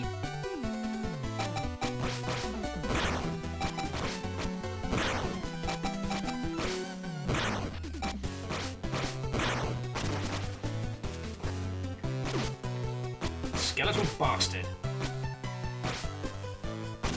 Break your bony knees. Ooh. Oh, grant me a magic spell.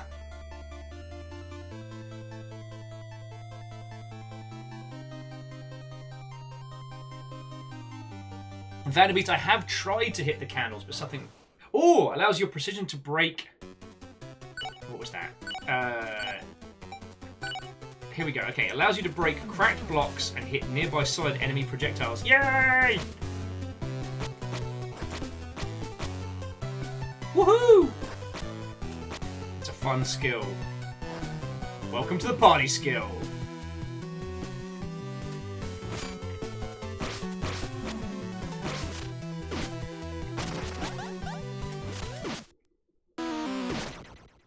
Piss. See, Rikami, Mega Man Battle Network is kind of fascinating in that it was almost entirely ignored by everyone, Capcom included, until very recently. Like, we got a handful of games that were all going for that. That were going for that Mega Man Battle Network style. You know, One Step from Eden. Shit, what's the other one? There's another very good one. Alright, you're a bastard. And yes, I am going to be heading to...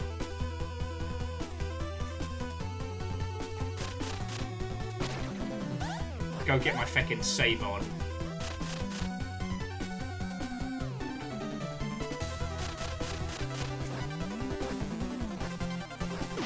No! Piss every bin. Alright. Okay.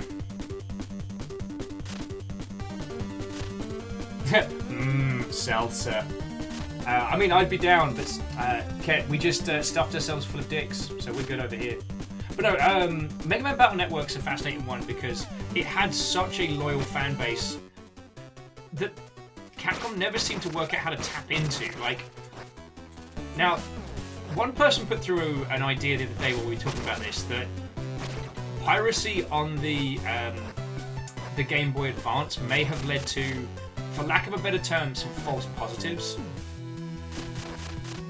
That is to say that games which were incredibly influential and good, that dev teams or publishers were like, oh shit, this isn't selling.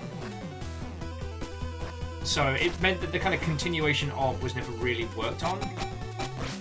Oh shit, that was me.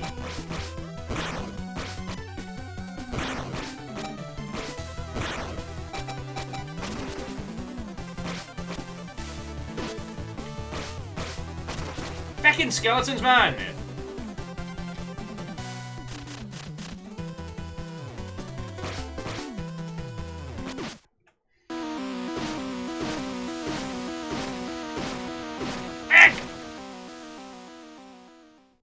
Yay! Oh, this is not going well! Give Fire Guy the kill. Oh! Decap attack. Alright.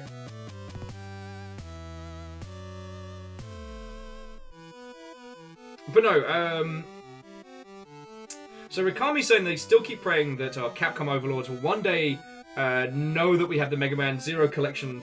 We might get like a Mega Man Battle Network collection as well. Quite possibly. But I wonder if the reason why they haven't gone back to it is because there is like link cable functionality that they'd have to emulate. It's not just as simple as, you know, pop the ROM on Steam, you know?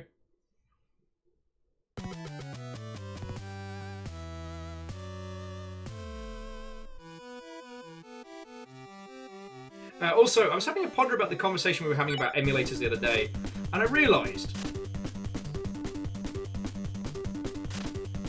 platform holders, that is to say, like, you know, publishers that have produced consoles, so long as those teams still exist, could absolutely sell a dev emulator, allowing old companies to sell, like, emulated versions on digital distributions. Like, if you have to pay a company, like, you know, a few grand to be able to re-release your old title, and be able to just release it right the hot heck now, that would be very powerful.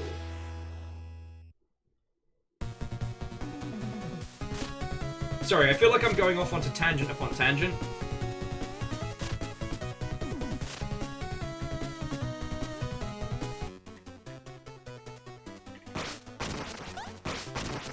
Oh, and Robin, the reason why I'm being stingy with health potions is that if I have to go back and save at any point, I only have 2 health potions. The only way to get more is to go back to the village, like, and trek across the map. So, if I'm using health potions, I need to make those count.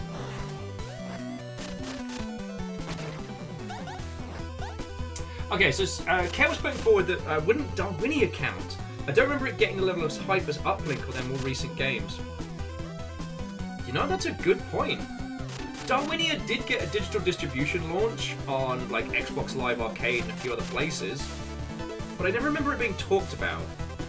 Darwinia, by the way, is exceptional, and I don't think there's an RTS that's made me care about the faction I'm a part of more. Yeah, now I think about it, like, I remember, especially towards the end of Darwinia, rooting for those little guys. Oh, so good.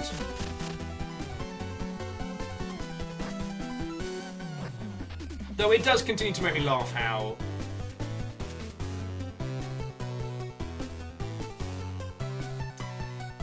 like Uplink was such an influential game. And the team behind it end up getting distracted trying to create a proc-gen city. Trying to create a proc-gen city for a project. Oh, I keep making this mistake, don't I?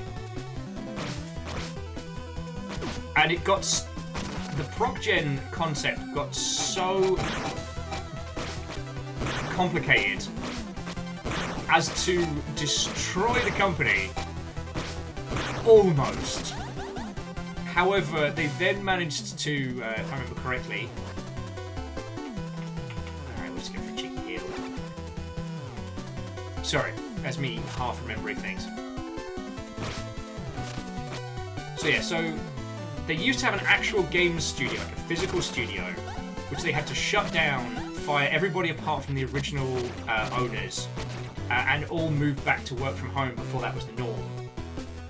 Because of son of a skeletal bad word. You know what? Feck you. I've got the skeletons to deal with. This one.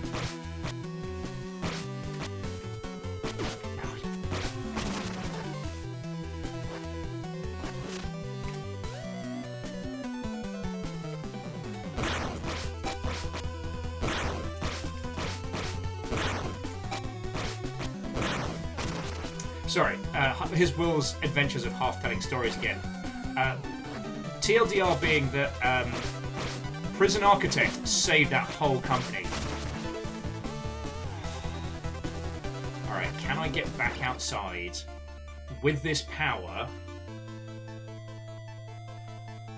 so that I can then save it and then return? Decisions.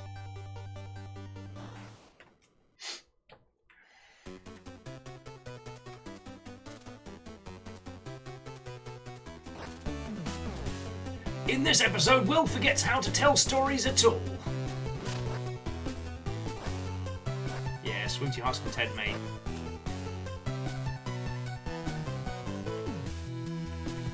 In the words of Abraham Lincoln, I don't give a fuck.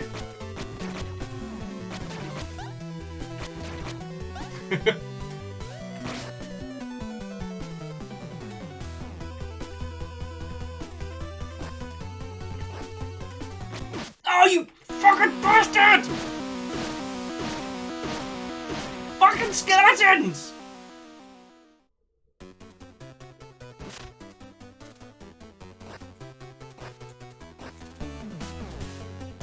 Alright, I'm just gonna get this power outside.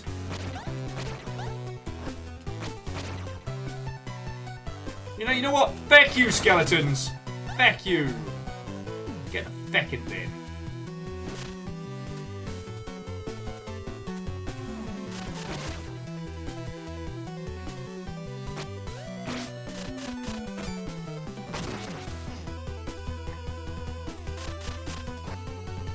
Ricardo, remember King of Fighters 13 how SNK almost went bankrupt? I do not remember that story. No!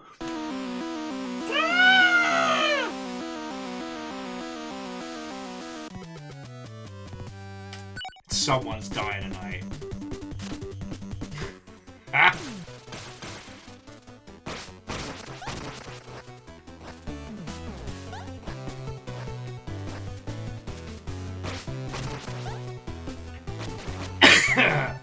Yeah, Agonaniki, I keep forgetting that this follows old school game rules.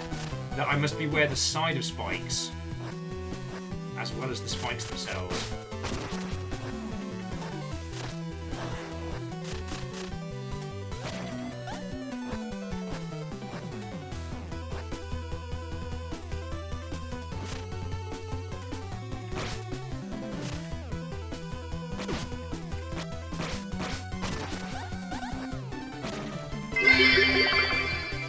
Someone is dying tonight. You mean besides yourself? Smile. Ideally! Bacon, thank you for the 200, friend. How you doing? I mean, as I spoke to you 5 hours ago. You know what? Feck you. You're not worth 50 XP.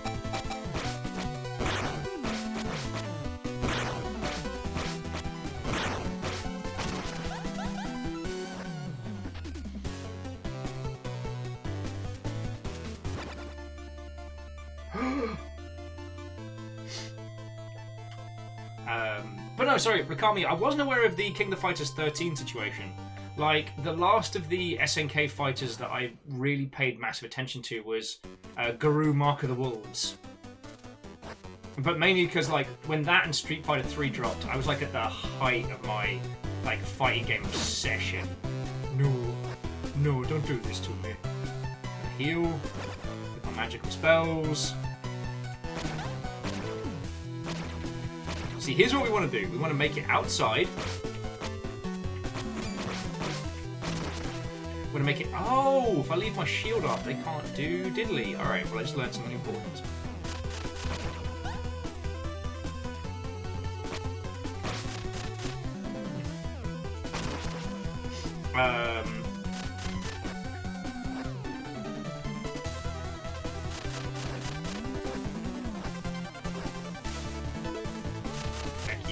Your bullshit!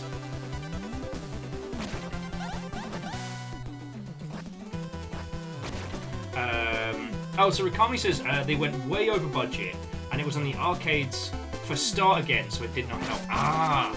In that period where people were still kind of trying to understand what to do with the death of arcades. Street Fighter 3 definitely suffered from that. Like, thankfully they were able to get Third Strike into home consoles, but the combination of different versions and trying to go for an arcade focus as the arcades were dying. Now, see, Kat, I'm trying to think, like, because I played Bushido Blade and know that game inside and out, but I don't know how much influence that had on the fighting game space. Because I don't think it was before, what was the What was the Proto Soul Calibur? I'm trying to remember now. The one that was basically, yeah, the one that was Soul Calibur before Soul Calibur. Soul Edge, was it? I'm not saying I doubt you, I'm just saying I do not remember the naming conventions.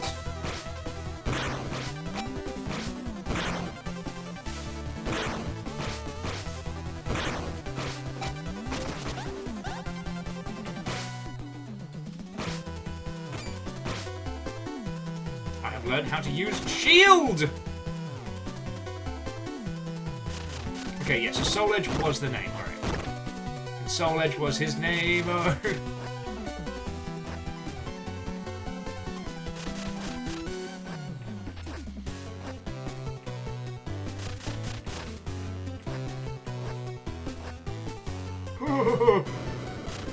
That was definitely squeaky bum time. Oh, shite. Speaking of squeaky bum time, what horror must we face next? Oh, look, it's just a guy sitting. Oh, God! Well, that's horrifying.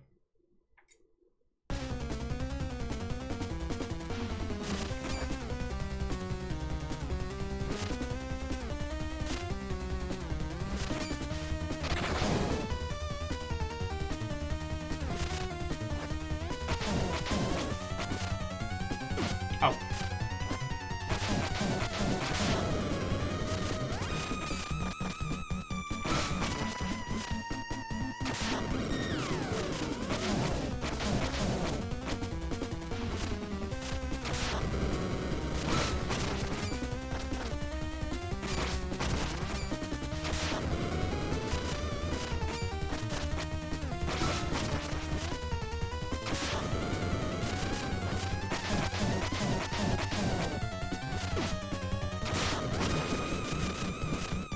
Oh, piss!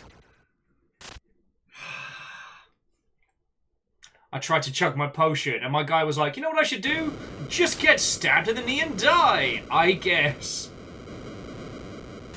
Like the mother brain of gore. Yep. You know, I'm going to save my magic for some healing. Agonaniki's like, well, he's trying to get control of the spice.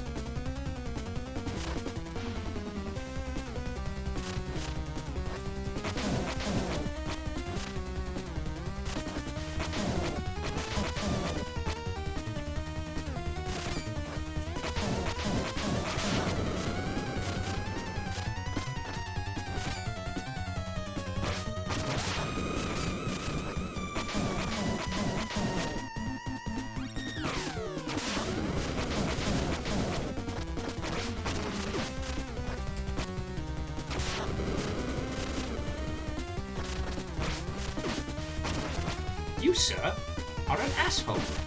Are you fucking shitting me?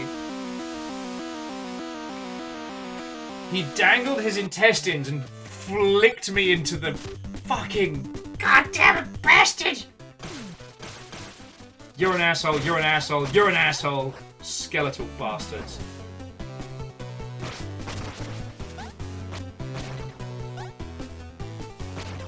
The urge to just like beefcake train until I can get my my punch skills even stronger. And Rikami, sorry, you do make a very good point that if you ever want to look at like so for sprite art, especially sprites in fighting games, King of Fighters 13, now this I do know because being a Mugen fan back in the day, I know those sprites very well. They're a great example about what to do and what not to do. Like, there's a discussion to have about, like, economy of art. Don't feckin' kill yourself trying to make something like 13.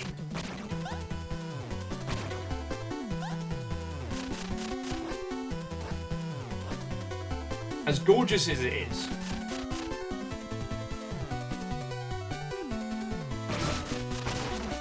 you know, as Rikami says, they are beautiful, but if you focus on them too much, you will run out of money. And that, twinned with the decline and the death of arcades, was definitely not something they were ready for.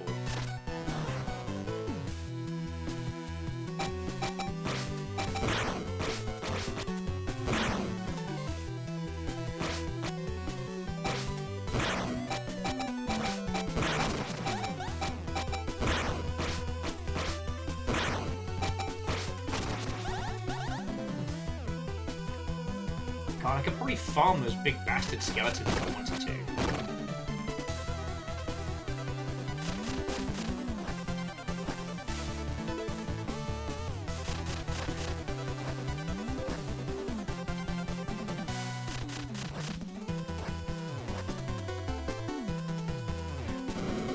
Academic says they wonder what kind of impact the Princess Maker series had on other games. And now I think about it, probably quite a lot. But let me kill this big bad word.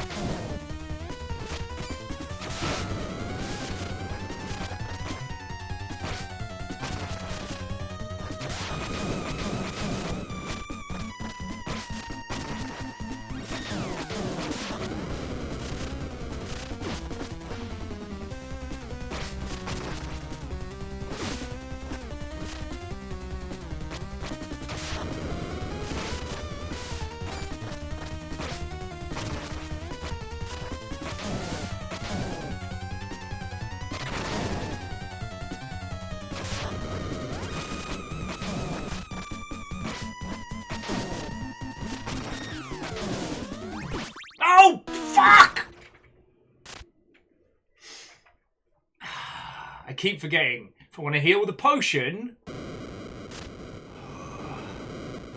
I want to heal with a potion, it means I've got to take the pain.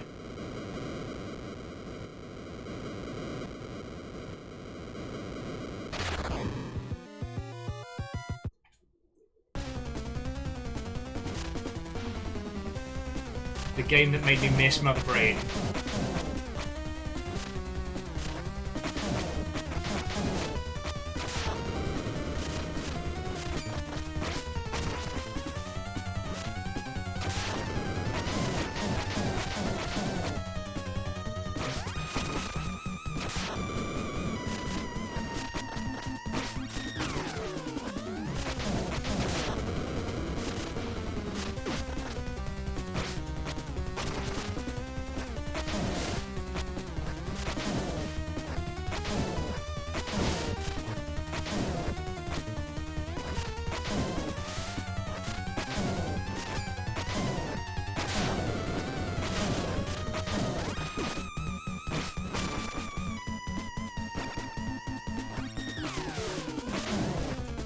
Yes! Get in your face! Your incredibly hideous, ugly, gory, bloody face. Yes! First time every time. Castle clear! Totally the first time! Breaking the gem, breaking the gem. Breaking the gem, breaking the gem. Bump! Take that, Satan! As I break your incredibly precious gem with my fist. Yeah.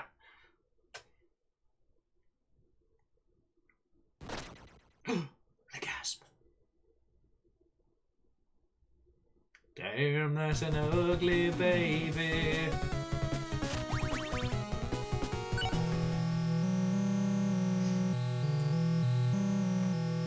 God, I think it's like 5k to do our next upgrade. Yeah, 5k. Because we need to upgrade strength!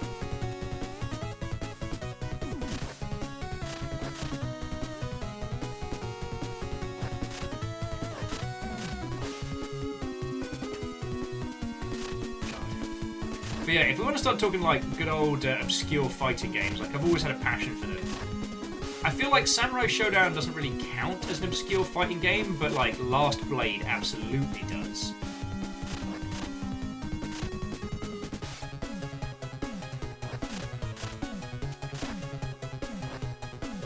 Like, there was that wonderful time when, with both the success of arcades fiscally and, like, the hunger for fighting games, before they'd really kind of solidified, there was so much fresh variety you could see in any arcade. It was a great time.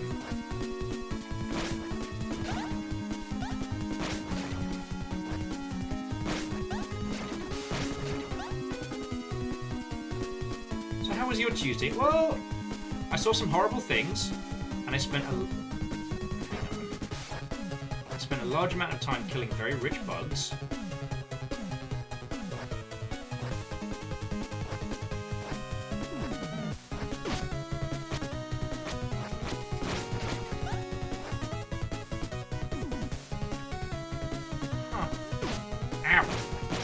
Sorry, I was too busy looking them out there. Like a dingleberry!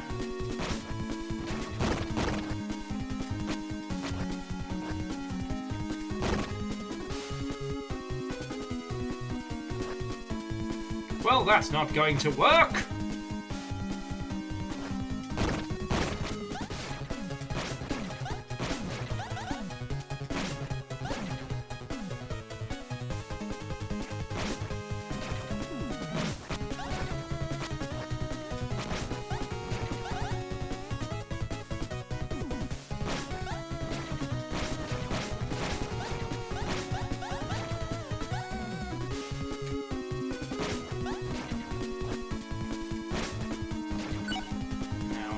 This way was the wizardy bloke. Let's see if he's got any extra shit for us.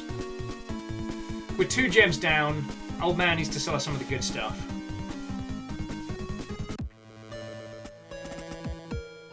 Nope. Your wares are spent, as are you, old man. Maybe we should have worked with those brigands.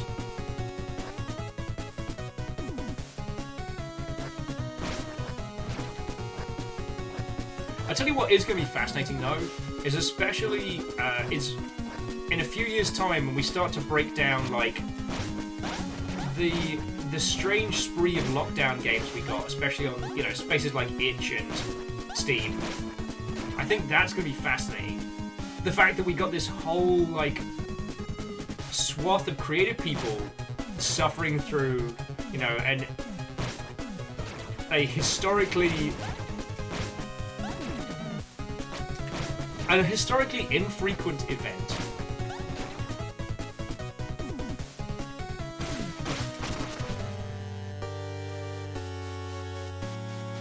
But with access to the ability to like release their games at their heart's content, and then kind of like riffing off and on each other. I mean, kind of like the one I keep thinking of is the no, Chickens no. The one I keep thinking of is like the Haunted PS2 collection.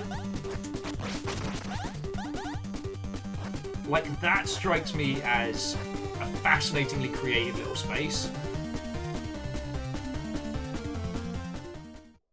Hello there, sir. I'm the brewmaster of Arrakos. I could use your help, my lord. I was bringing my goods to the inn, and my cart's axle's broke. Care to lend me a hand? Sure. Oh! He got lent an axe in the back of his face! There he is. Oh, let's fucking go. How dare you cast us out? We'll make you regret returning to Upple. Raytail, how are you going to do that? Because I'm just going to crouch down and break your fucking knees.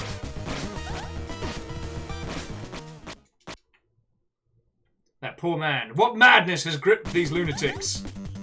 Also, cheers for the free potions.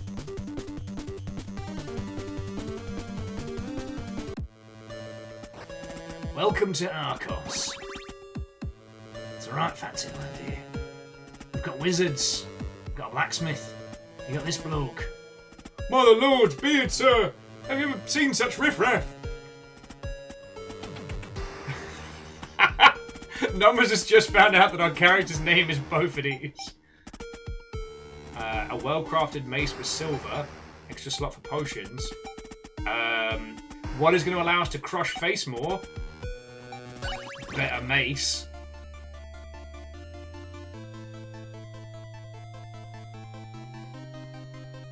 Oh, it's alright. So, Bacon, we're okay. The local brewmaster is dead, but the brewmaster in our original hometown is fine.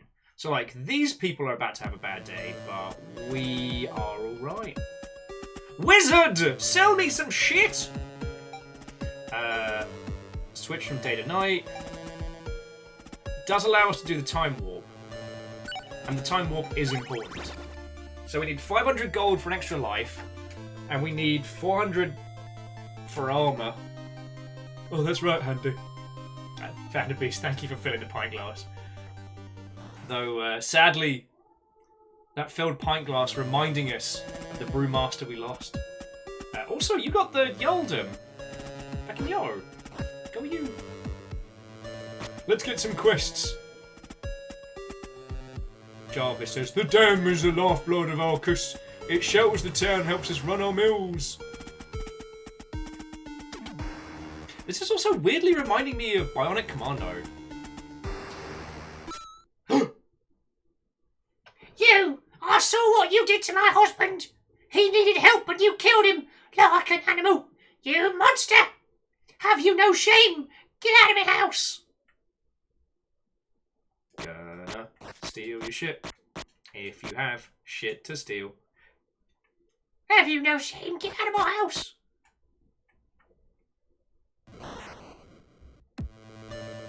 Well, that did not go as planned. Any news from the east, my lord?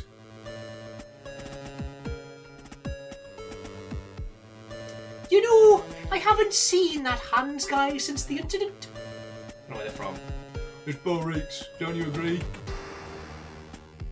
My songs are the best. As you... No, I'm good. Sleep is for the weak and unchaste.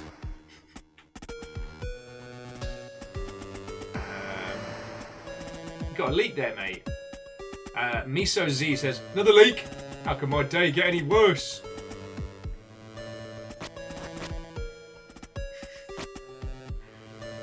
In a world filled with zombies and monsters and bad times, saying how could this get any worse? I mean, that's right up there. Ah, Sabulcut! There's a dam east of Arcus. Go destroy it now!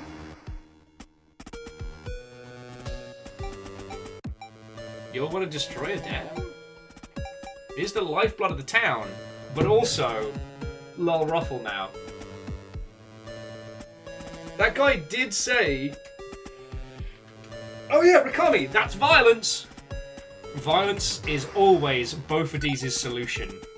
Great, come back when it's done. Give you rewards. New quest, destroy the dam.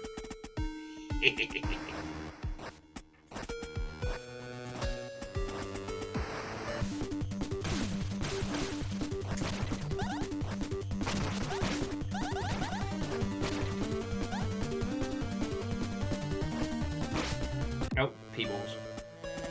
Alright, well, we've got a space where we can level up real fast and make some cash. So that's kind of cool. This abomination tried to kill us in our sleep. This thing, it's not human anymore, it's pure evil. Please save us, Lord.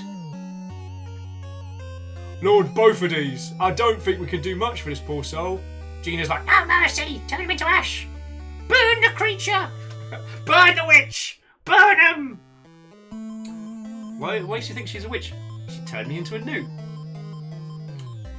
Got better. Kill him with fire.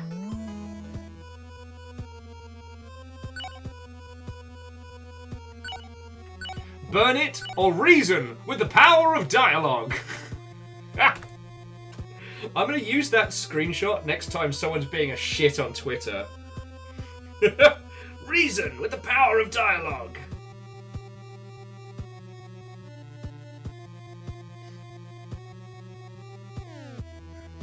I say let's reason with it, because that might lead to more violence.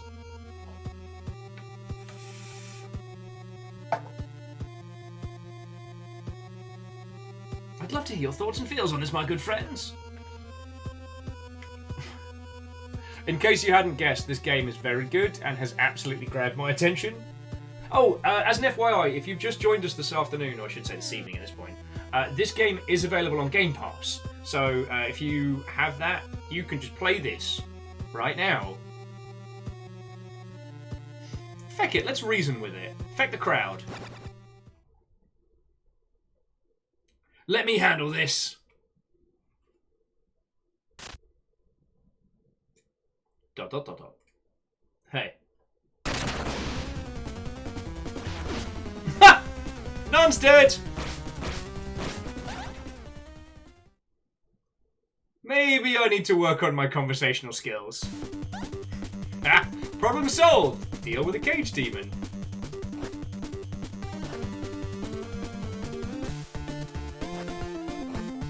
Storm Sheen Shore. Alright.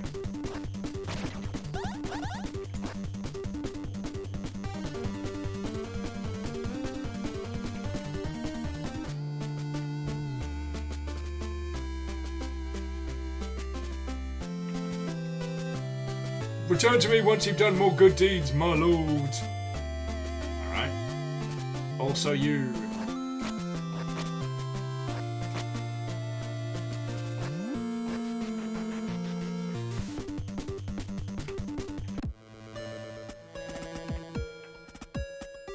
Oh yeah, that was a person who's like, blow up the damn forest. I'm like, alright, why not?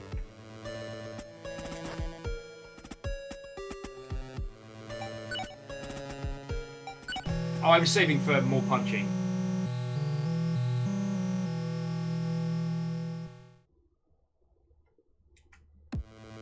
Because we only need like 400 more XP to be able to punch even harder.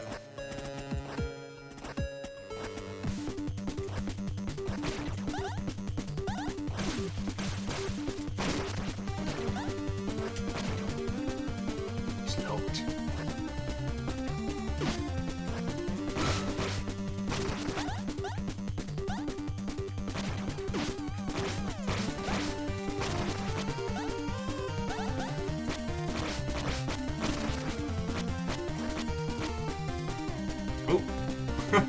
We should definitely heal.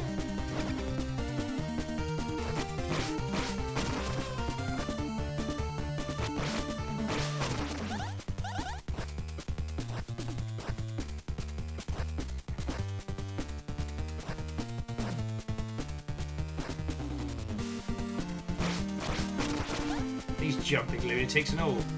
No password, no entry, no exceptions. When it comes to your stupid club anyway. Nerd. It's fine. I'm not hurt at all. Everything's okay. Bophades the Magnificent continues. But no, we are going to be able to upgrade Punch very soon. And then we can go cause mischief at the dam.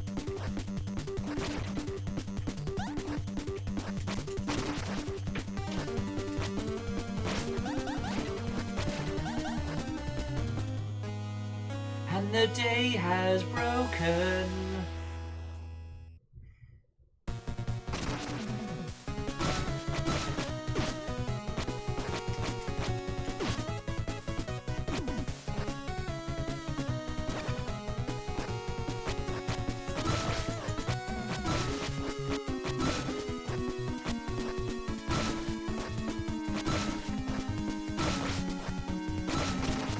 Okay, that's metal as fuck.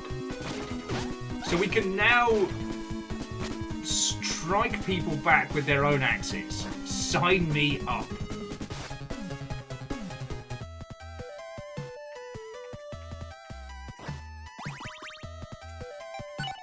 More punching!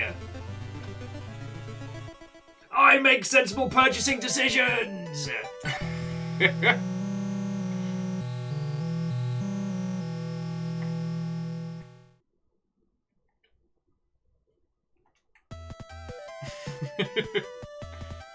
We haven't quite got enough for like, because we need 500 for.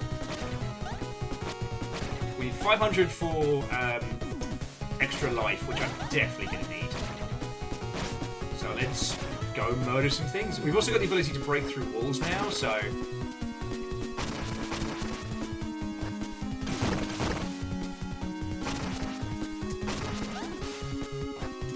be able to reflect projectiles back to jerks. Ah, wonderful.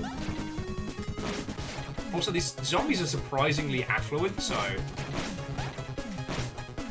kind of feel less like a hero of the Great Realm and more like a mugger these days.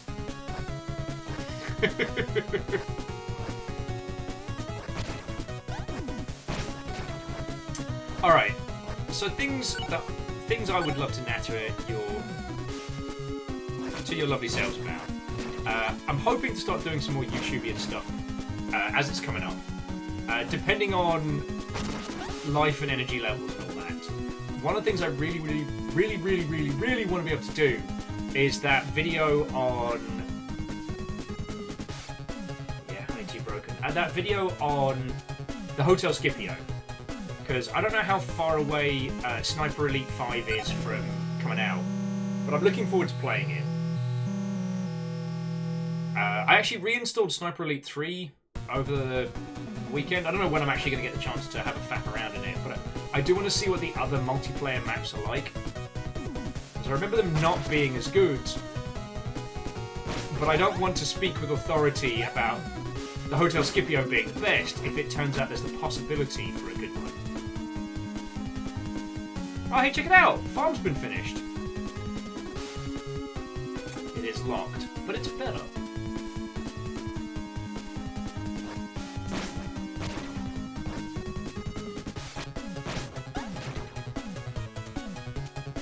I don't know if there's any places inside the castles we've been. Sorry. Where was my nattering going? Alright, they're still working on that. Worth a check. So yeah, that's something I'm hoping to create, because I do genuinely think that how good the Hotel Scipio is a big part of why we keep coming back to it, you know what I mean?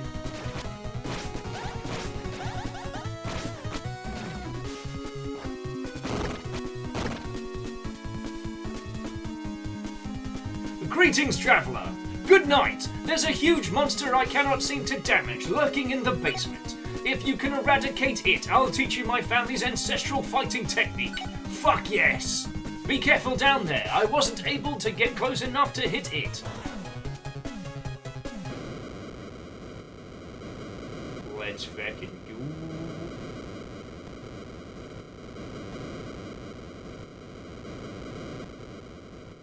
Oh god! That's too many bumholes.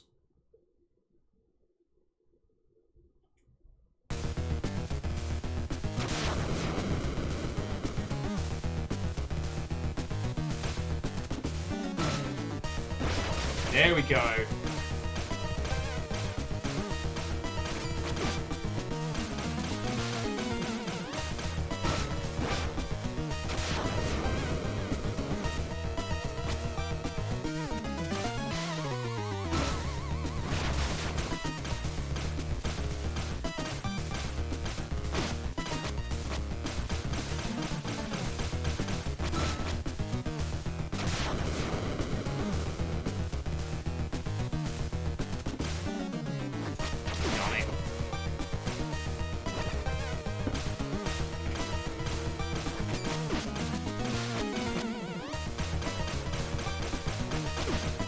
This is much harder than it looks.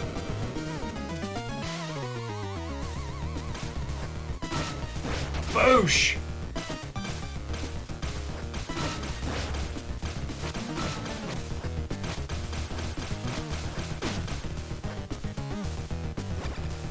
Just in case I get one-shotted by a falling stone or something. Here we go. Piss!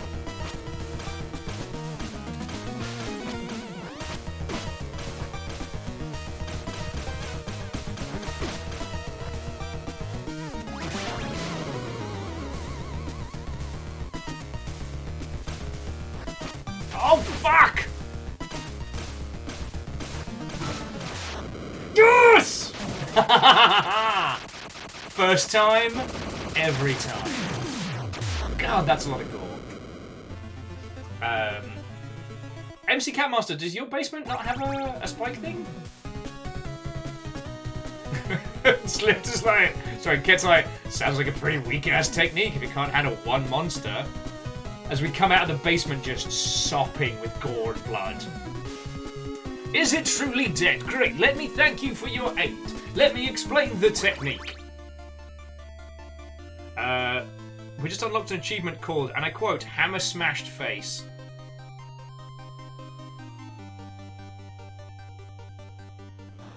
Down, down, midair. Secret technique.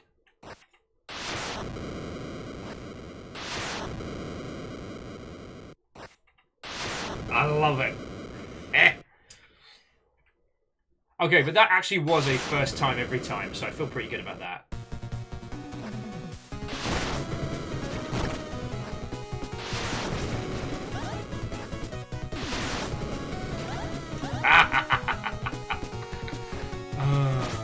Hadouken.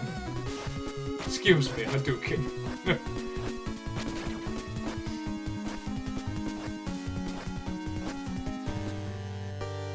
Oh no, the spooky ghosts have come out tonight. However, will we defeat them? With my bloody great big hammer. Just one-shot ghosts.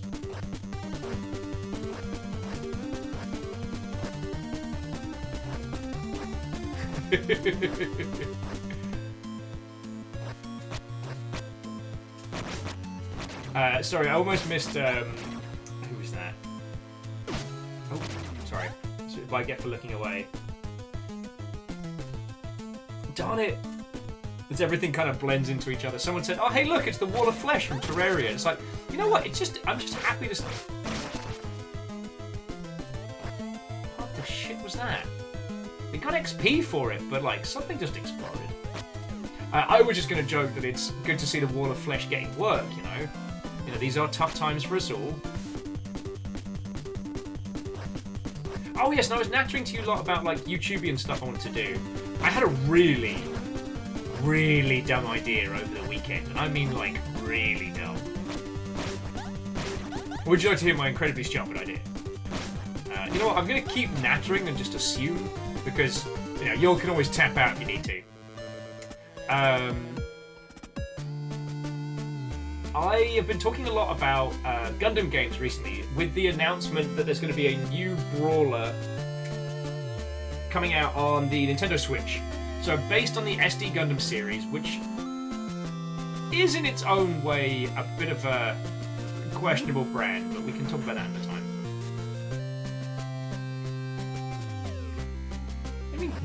I've done so many good deeds. I'm so good. Anyway, so I've been talking a lot about the different Gundam games, and a lot of people messaged me, were like, yo, are you excited for this? And I was kind of like, Not because I don't like the concept, but because, like, Gundam video games as a franchise have a questionable history. Some are brilliant, most are stinkers. And that's just kind of on the it is what it is phase. That time. Like, we had a look into it, and the first Gundam video game came out in 1983. Can't believe you've done this. And it was for the... I can't remember if it was for the PC Engine or if it was for a specific brand of PCs. But it is an interesting and surprisingly detailed, like, vector graphic setup. You'll eat your Pubbington.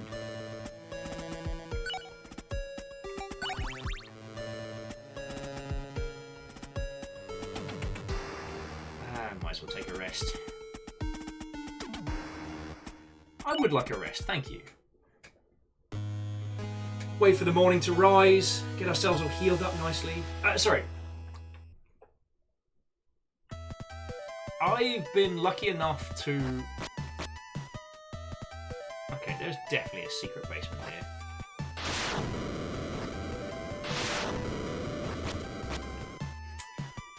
I've been lucky enough to play quite a few of these games over the years through varying means, and I realise it's given me a really unique perspective on a lot of the Gundam stuff, comparable to, like, other people in my field. So, I had a contemplation of how could I help how can I help share this with others? And then I had the thought of like, well, oh, Souls in Kajano. Where's that? Oh, Kajano Peak. I gotta learn how to jump. Okay, keep running. I thought we'd help that guy. Sorry, that's one of the reasons I came back this way. But no, so Alan. The Gundam series of Gundam games have grown up as video games have, and all too often they've kind of been left behind. Like, what people have wanted out of video games involving Gundams and what they've gotten have been very different. Now, this is probably due to like the mess of licensing that is Gundams, or it could be that as one of the the biggest earning anime IPs worldwide, it could be that, you know, Bandai Namco, or is it Sunrise? I forget who holds the rights to Gundam these days, but it could be that they're just keeping very close reins on it because they don't want it to, you know, end up getting trashed and nicked. So Slither says that Gundam needs their equivalent of Dragon Ball FighterZ Z. Whoa! Alright, sound the QI noise. Because, Kev, I had this grand idea. I had this grand idea that I was going to invite you and a bunch of people over, and we were going to do a blind tournament of this game.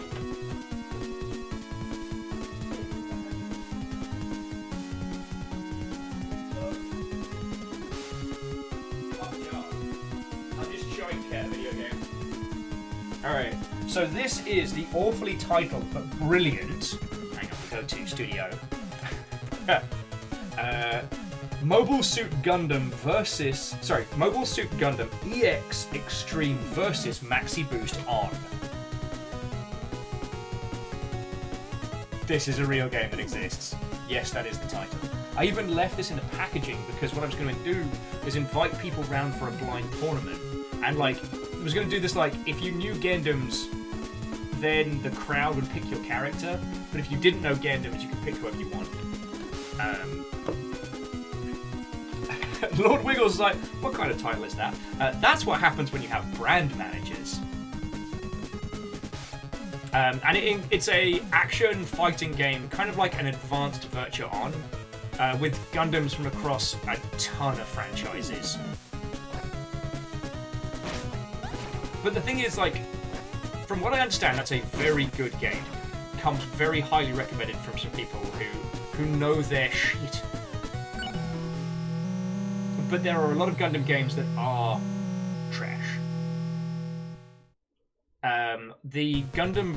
Is it Gundam New Breaker? The one on Steam is awful. And it's heartbreaking. It's a bad game. And yes, it does contain a lot of different Gundams, but it's this weird, nonsensical MOBA brawler hybrid that, like, frankly just makes me feel...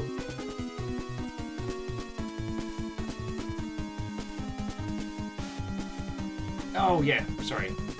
Can't make the jump there, that's why we can't get forward.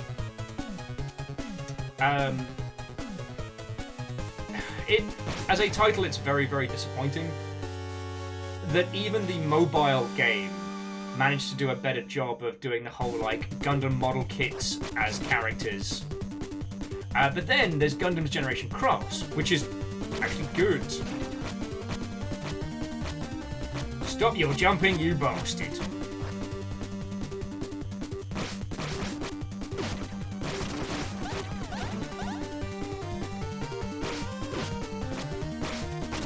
Oh shit, the bed. I nearly died!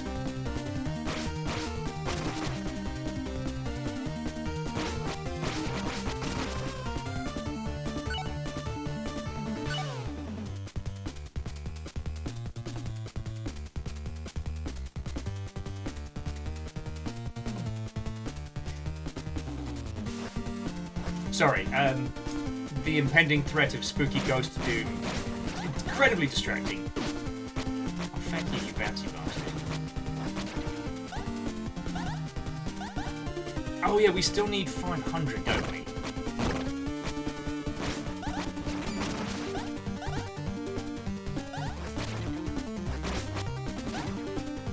not quite the point yet where I can buy the thing I want to buy.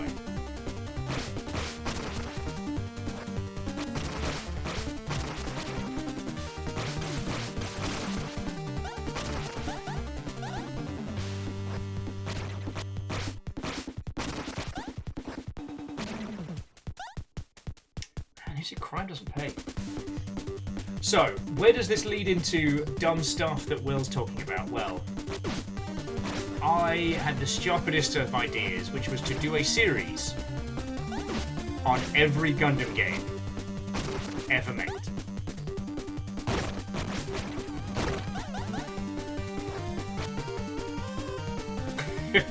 So the idea is to I was thinking either doing 2 games an episode or 1 game an episode, depending on time. Because some of them, there's not a lot to look at.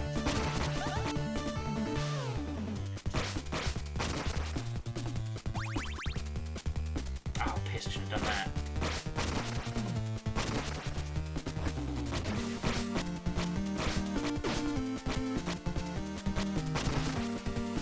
Accidentally used up one of my potions. Those are hard to get back, I'll tell thee. Agonaki says it sounds like a long series. It does. But I think there's some value in it, you know? Lord Bophides, your presence brings me courage! Wizard, teach me some shit! Alright. So now we've got 2 lives each time we try and do a dungeon. Lovely!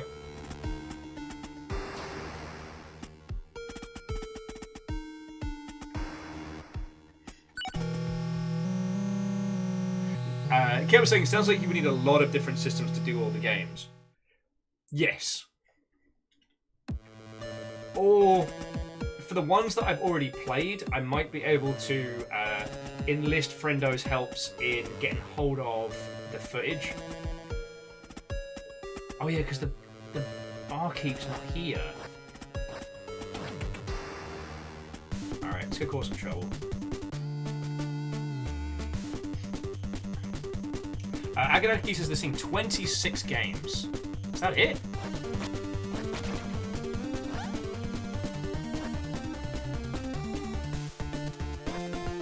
I weirdly thought it was more. It wouldn't be a Castlevania game without the spinning wheels of doom.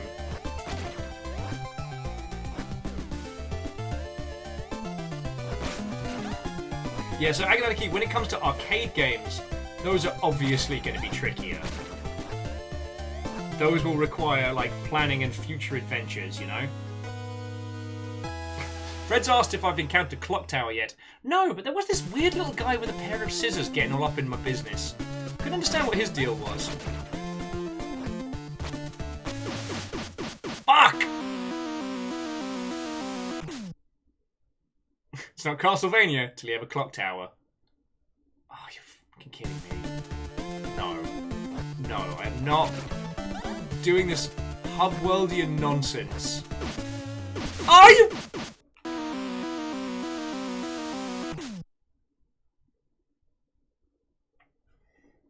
Hello, my name's Will Overguard, and today I'll be playing the part of Big Mad.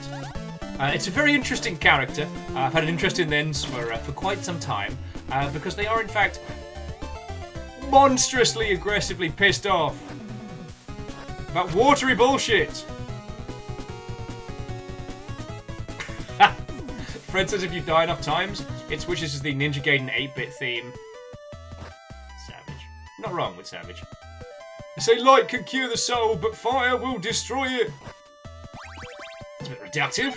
I think fire solves a lot of problems. It's good for you.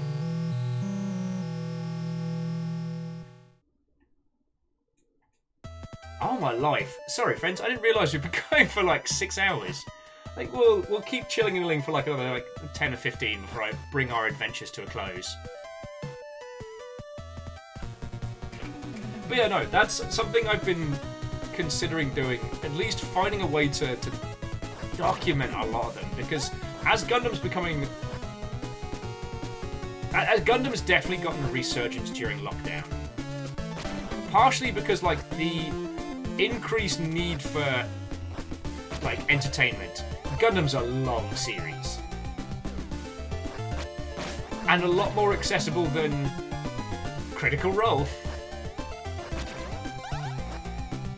Sorry, joking aside, that plus the spike in interests in English language territories with model kits as well.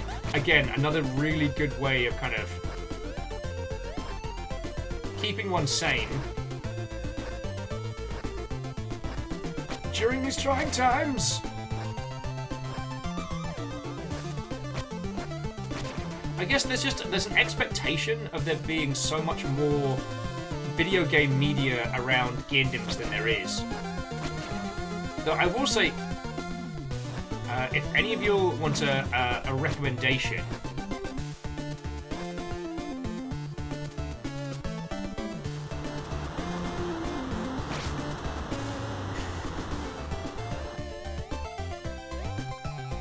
it's on the barkeep. Health potion or a mana potion? A mana potion is 2 full heals. So, shit, yes.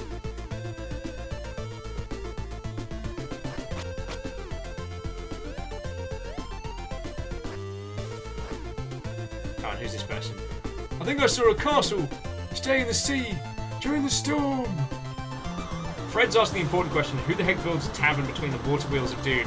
Some fecking idiot. That is who.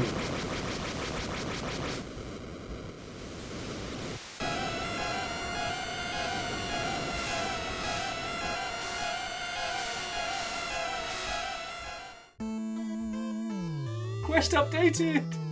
Yay!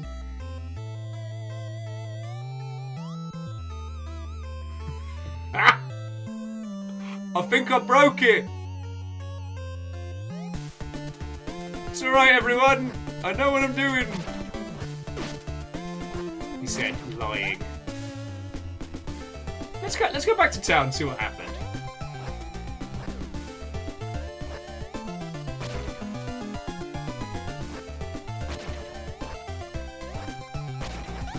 Well, so Numbers, we decided earlier on that Lord Beaufordes is not an evil man per se, but he thinks that, you know, violence solves problems. Even if it wasn't entirely clear what the problem was to start with. Sorry, jumping back into DX Man, just adding they've been hot and cold over various Gundam series over the years. I mean, that's fair. Some of them are not good. And it has that Final Fantasy thing of there are certain Gundam series that people love because of like an emotional attachment, and some of them are just hot. Some of them are just hot trash, and that's okay. Some of them are slightly unfinished, like Gundam Double Zeta. Others are these weird little creations.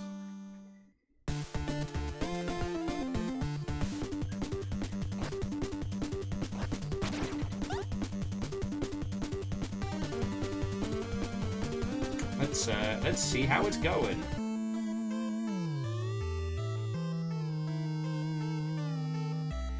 Who's this? This bar reeks, don't you agree, sir? What bar? Turns out my day got worse. Please leave me to my drink.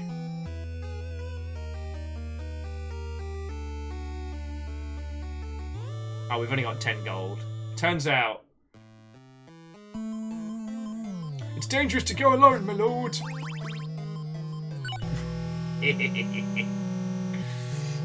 Sorry. So no, DX Man, like, it's one of those series that's been going for so long. So much of it is disconnected and related, half related.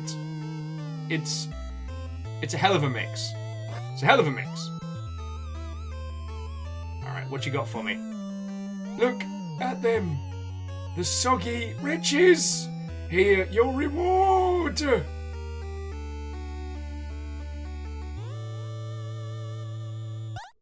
Oh, 300 gold. Money! With a couple more quid, we could get ourselves some extra armour. Not even worry about it. Darn it, what was I nattering about? God, not that speed.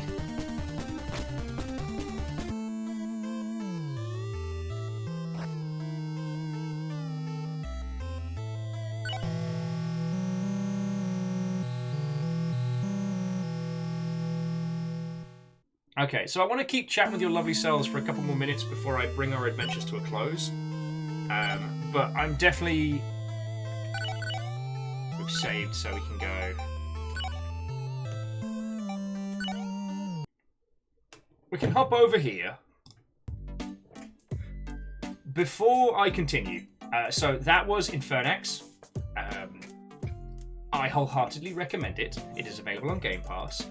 But if you would like to get stuck in and play some yourself, of a direct Steam variety, it is available there. So, what were we talking about? It was Gundams, wasn't it? Oh, just that there's an expectation that Gundam has this huge...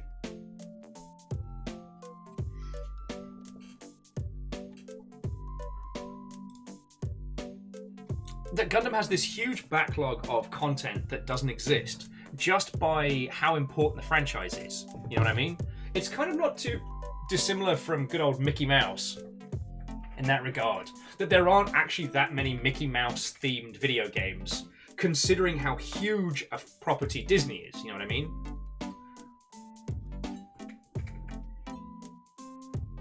And so I wonder if we'll start seeing more interest and more love in these things, and then possibly seeing an interesting shift, because as has been demonstrated, like, English language territories spend a lot of money on games, and by the virtue of being a larger market that's now very engaged, you know, a lot of companies that were creating products that were just for Japan have had a really hard time over the last few years, and a lot have started to look at like international launches.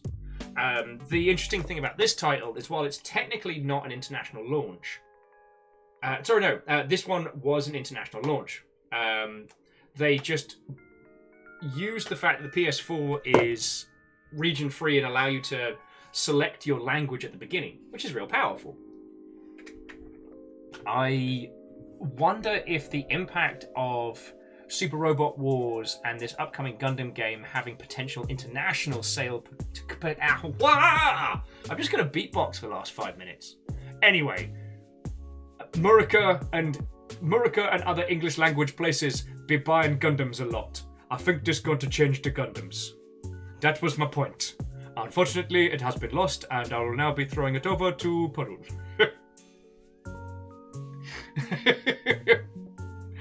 Oh...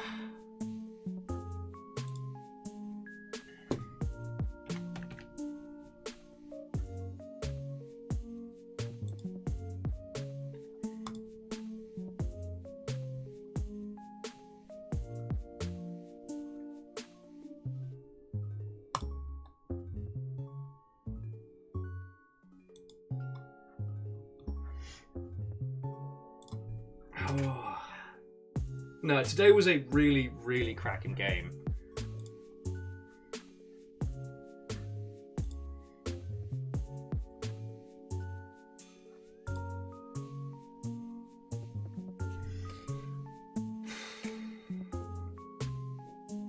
I didn't think that Infernax was going to be bad by any means, but I didn't expect the open worldness of it to really grab me in the manner that it did.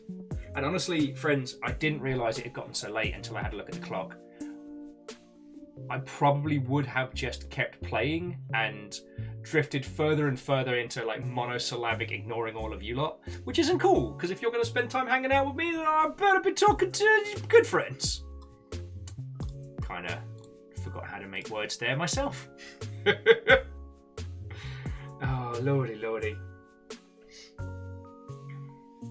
Yeah, Agonanarchy, I really do. And again, please take my, opinions with a pinch of salt. This was given to us by an industry friendo who worked on this, and this is a title that I want to see supported.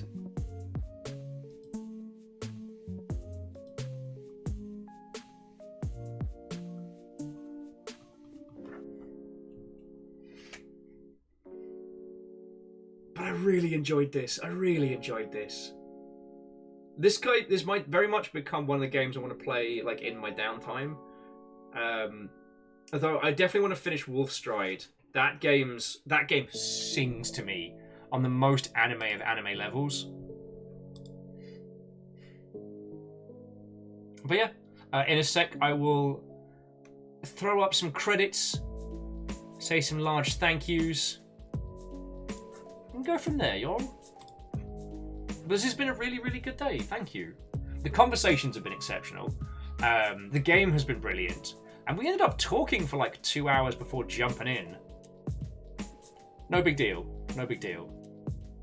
In terms of friendos to pass you to as well, I got an interesting choice. A very interesting choice. But we will...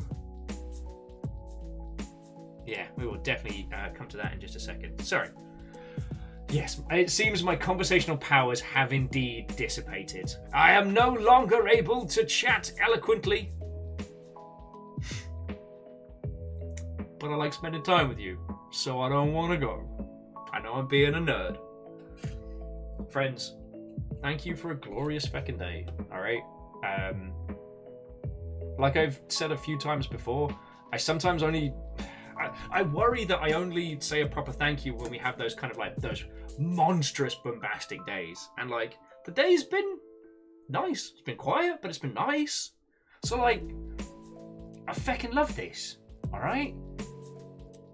And I hope none of you think that I speak with, you know, final grand authority on the subject of the video games. And I do love hearing all of your thoughts and feels.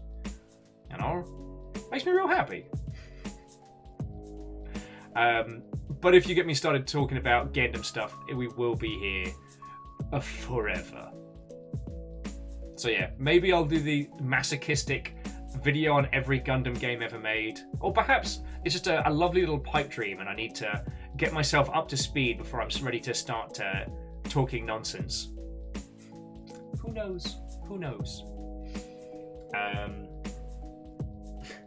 I hear the shifting of pups.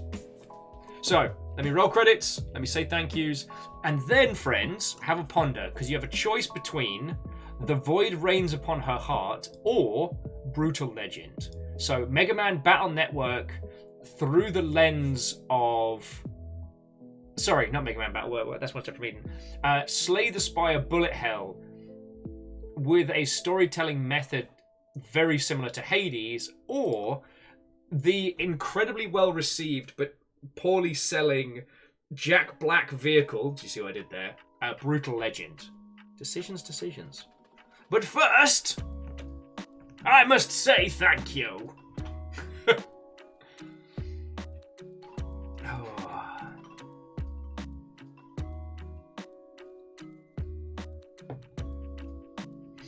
So, to those of you that have thrown bits in today, like, that and donations are still the biggest thing that keeps this operation going. So I cannot say enough thank yous. So to Vanderbeest, Bacon Avenger, Crux and Wolfcrad today, all of you, feckin' thank you, alright? Caffeine Moose, thank you for being some of the most exceptional moderators I could hope to have, but also to Lizzie 2 Power and Tull. To City's Voice, Mr. Cray Zay, and Thulinx, thank you for following, and I hope we get to chat some more.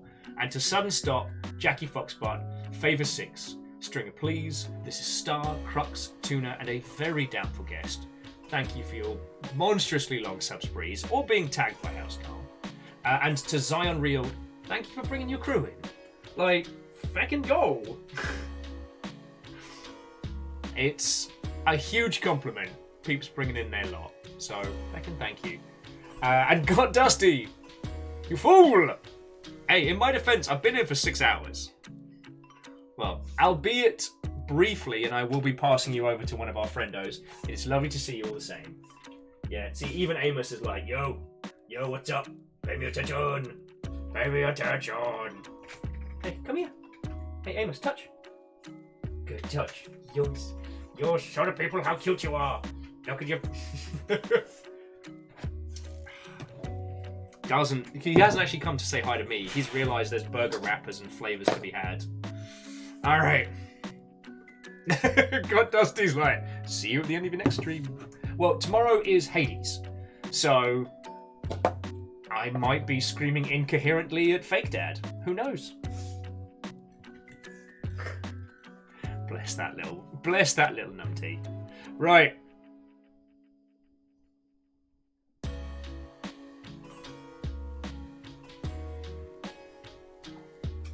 Okay. No one has said otherwise. Fearless has voted for Brutal Legend. So let's go have a look at that. Sage Bell's currently having a crack at it. I can't tell how far in they are. I think still very early on, because I think they're just finding the head bashers. The headbangers. Oh my god. No, I've officially lost it all. I've officially forgotten how to speak people words. Alright. I'll throw you all at Sage Bell.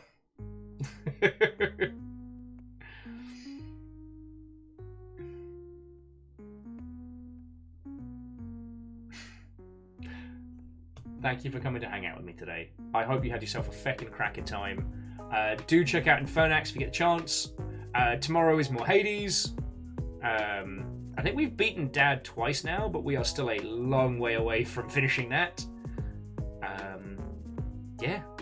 I'm going to go do a bunch of boring things. And if I'm lucky, then I'll maybe get to work on some Gundams later. If I'm lucky.